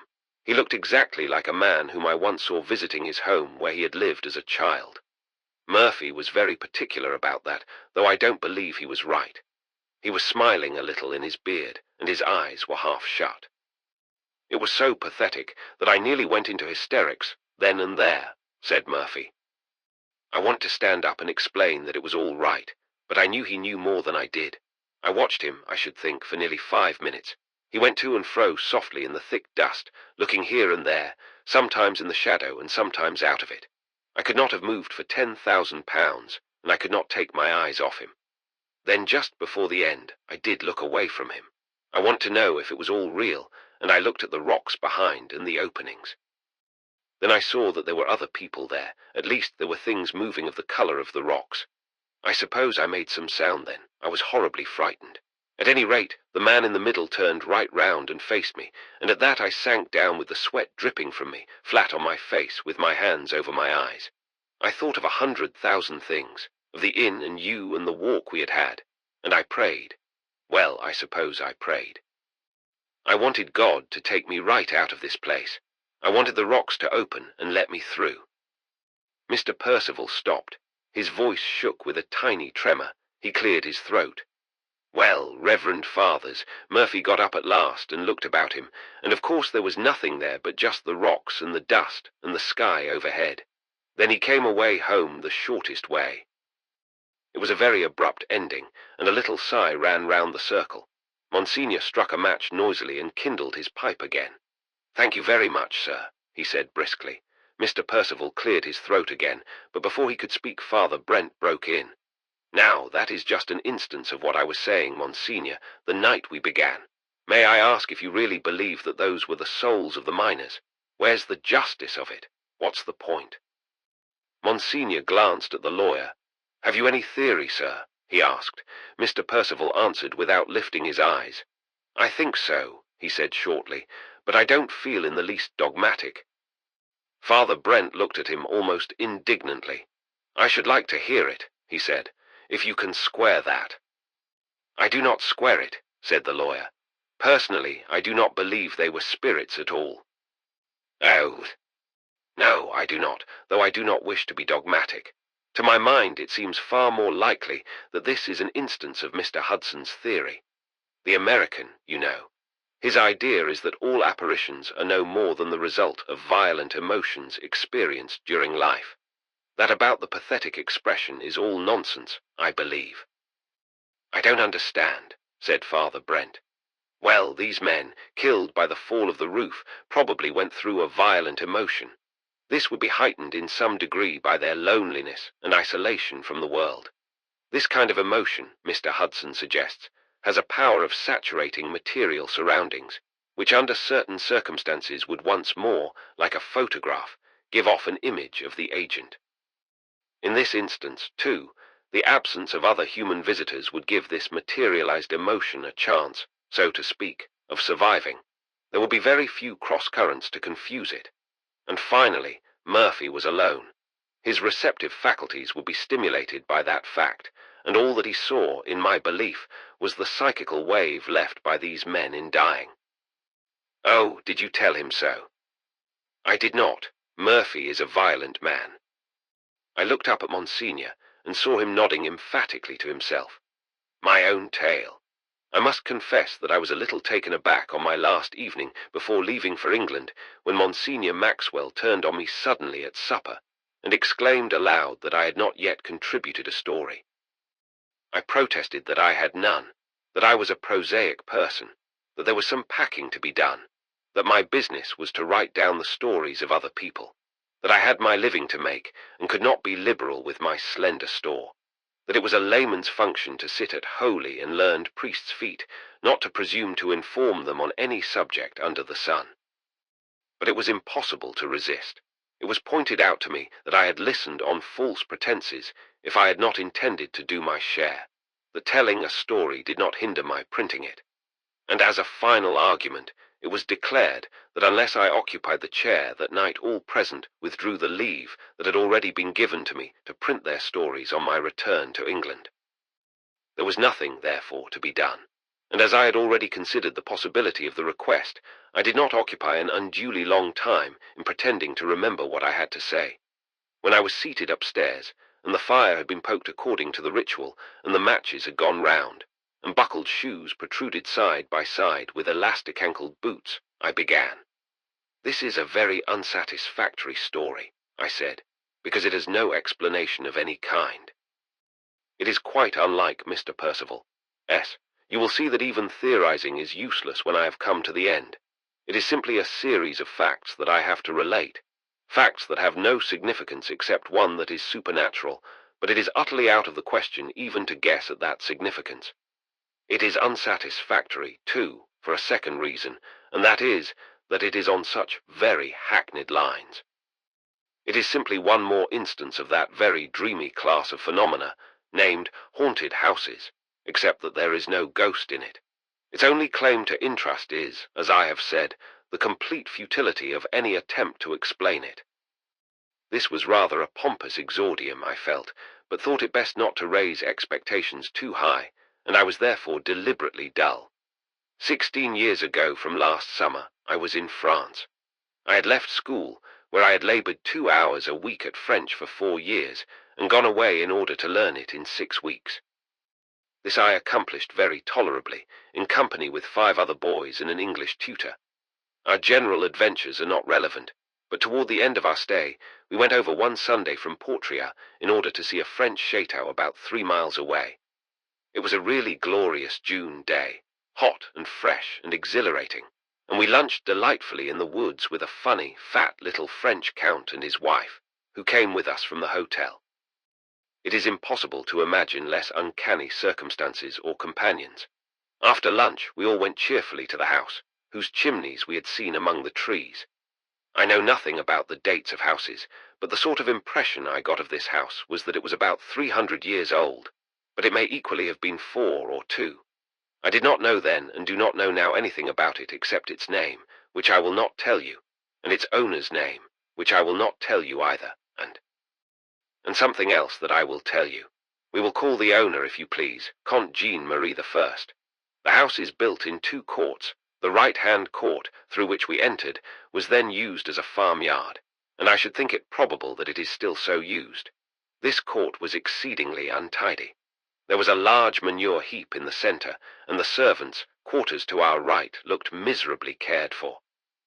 There was a cart or 2 with shafts turned up, near the sheds that were built against the wall opposite the gate, and there was a sleepy old dog with bleared eyes that looked at us intensely from his kennel door.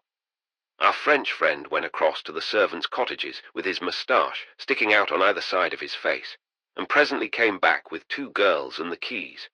There was no objection, he exclaimed dramatically, to our seeing the house. The girls went before us and unlocked the iron gate that led to the second court, and we went through after them. Now we had heard at the hotel that the family lived in Paris, but we were not prepared for the dreadful desolation of that inner court. The living part of the house was on our left, and what had once been a lawn to our right, but the house was discoloured and weather-stained. The green paint of the closed shutters and door was cracked and blistered, and the lawn resembled a wilderness. The grass was long and rank. There were rose trees trailing along the edge and across the path, and a sundial on the lawn reminded me strangely of a drunken man petrified in the middle of a stagger. All this, of course, was what was to be expected in an adventure of this kind. It would do for a Christmas number. But it was not our business to criticize, and after a moment or two we followed the girls who had unlocked the front door and were waiting for us to enter. One of them had gone before to open the shutters. It was not a large house, in spite of its name, and we had soon looked through the lower rooms of it. They too were what you would expect. The floors were beeswaxed. There were tables and chairs of a tolerable antiquity, a little damask on the walls, and so on. But what astonished us was the fact that none of the furniture was covered up or even moved aside, and the dust lay, I should say, half an inch thick on every horizontal surface. I heard the Frenchman crying on his God in an undertone, as is the custom of Gauls. I bowed a little to Father Muron. And finally he burst out with a question as to why the rooms were in this state. The girl looked at him stolidly. She was a stout, red-faced girl. "It is by the Count's orders," she said. "And does the Count not come here?" he asked. "No, sir." Then we all went upstairs. One of the girls had preceded us again, and was sitting with her hand on a door to usher us in. "See, here is the room the most splendid," she said, and threw the door open. It was certainly the room the most splendid. It was a great bedchamber hung with tapestry.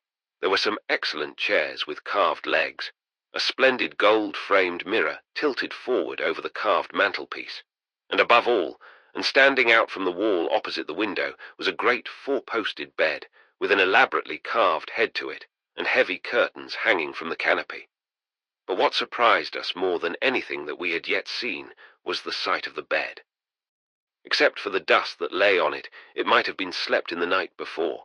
There were actually damask sheets upon it, thrown back, and 2 pillows, all grey with dust. These were not arranged, but tumbled about, as a bed is in the morning before it is made. As I was looking at this, I heard a boy cry out from the washing stand. "Why, it has had water in it," he said.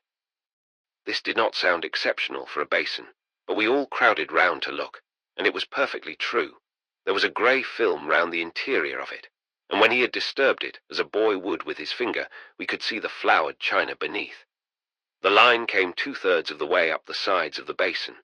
It must have been partly filled with water a long while ago, which gradually evaporated, leaving its mark in the dust that must have collected there week after week. The Frenchman lost his patience at that. "My sacred something," he said, "why is the room like this?" The same girl who had answered him before answered him again in the same words. She was standing by the mantelpiece watching us. "It is the Count's orders," she said stolidly. "It is by the Count's orders that the bed is not made," snapped the man. "Yes, sir," said the girl simply. Well, that did not content the Frenchman. He exhibited a couple of francs and began to question. This is the story that he got out of her. She told it quite simply. The last time that Count Jean-Marie had come to the place, it had been for his honeymoon. He had come down from Paris with his bride. They had dined together downstairs, very happily and gaily, and had slept in the room in which we were at this moment. A message had been sent out for the carriage early next morning, and the couple had driven away with their trunks, leaving their servants behind. They had not returned, but a message had come down from Paris that the house was to be closed. It appeared that the servants who had been left behind had had orders that nothing was to be tidied. Even the bed was not to be made. The rooms were to be locked up and left as they were. The Frenchman had hardly been able to restrain himself as he heard this unconvincing story, though his wife shook him by the shoulders at each violent gesture that he made, and at the end he had put a torrent of questions. Were they frightened then? "I do not know, sir. I mean the bride and bridegroom, fool. I do not know, sir. Sacred name, and why do you not know? I have never seen any of them, sir. Not seen them? Why, you said just now." Yes, sir, but I was not born then. It was 30 years ago. I do not think I have ever seen people so bewildered as we all were. This was entirely unexpected. The Frenchman's jaw dropped. He licked his lips once or twice and turned away. We all stood perfectly still a moment, and then we went out. I indulged myself with a pause just here. I was enjoying myself more than I thought I should. I had not told the story for some while, and had forgotten what a good one it was. Besides, it had the advantage of being perfectly true. Then I went on again with a pleased consciousness of faces turned to me and black-ended cigarettes. "I must tell you this," I said. I was relieved to get out of the room. It is 16 years ago now, and I may have embroidered on my sensations, but my impression is that I had been just a little uncomfortable even before the girl's story. I don't think that I felt that there was any presence there or anything of that kind. It was rather the opposite. It was the feeling of an extraordinary emptiness. "Like a Catholic cathedral in Protestant hands," put in a voice. I nodded at the zealous, convert-making Father Brent. "It was very like that," I said, "and had, too, the same kind of pathos and terror that one feels in the presence of a child's dead body. It is unnaturally empty, and yet significant, and one does not quite know what it signifies." I paused again. "Well, Reverend Fathers, that is the first act. We went back to Portria. We made enquiries and got no answer. All shrugged their shoulders and said that they did not know. There were no tales of the bride's hair turning white in the night, or of any curse or ghost or noises or lights. It was just as I have told you. Then we went back to England, and the curtain came down. Now, generally such curtains have no resurrection. I suppose we have all had 50 experiences of first acts, and we do not know to this day whether the whole play is a comedy or a tragedy, or even whether the play has been written at all." "Do not be modern and elusive, Mr. Benson," said Monsignor. "I beg your pardon, Monsignor, I will not. I forgot myself. Well, here is the second act. There are only two, and this is a much shorter one. 9 years later I was in Paris, staying in the Rue Picot with some Americans. A French friend of theirs was to be married to a man, and I went to the wedding at the Madeleine. It was like all other weddings at the Madeleine. No description can be adequate to the appearance of the officiating clergyman, the altar, the bridesmaids, the French gentlemen with polished boots and butterfly ties, the conversation, the gaiety, and the general impression of a confectioner's shop, a milliner's, a salon, and a holy church. I observed the bride and bridegroom, and forgot their names for the 20th time, and exchanged some remarks in the sacristy with a leader of society who looked like a dissipated priest, with my eyes starting out of my head in my anxiety not to commit a solecisme or a barbarisme. And then we went home again. On the way home we discussed the honeymoon. The pair were going down to a country house in Brittany. I inquired the name of it, and of course it was the chateau I had visited 9 years before. It had been lent them by Count Jean-Marie II.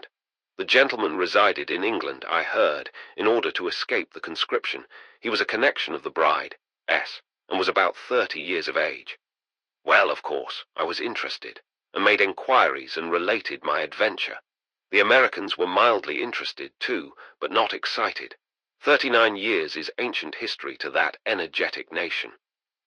I bowed to Father Jenks before I remembered that he was a Canadian, and then pretending that I had not, I went on quickly and missed a dramatic opportunity.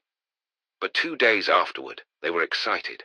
One of the girls came into Dejuna and said that she had met the bride and bridegroom dining together in the Bois.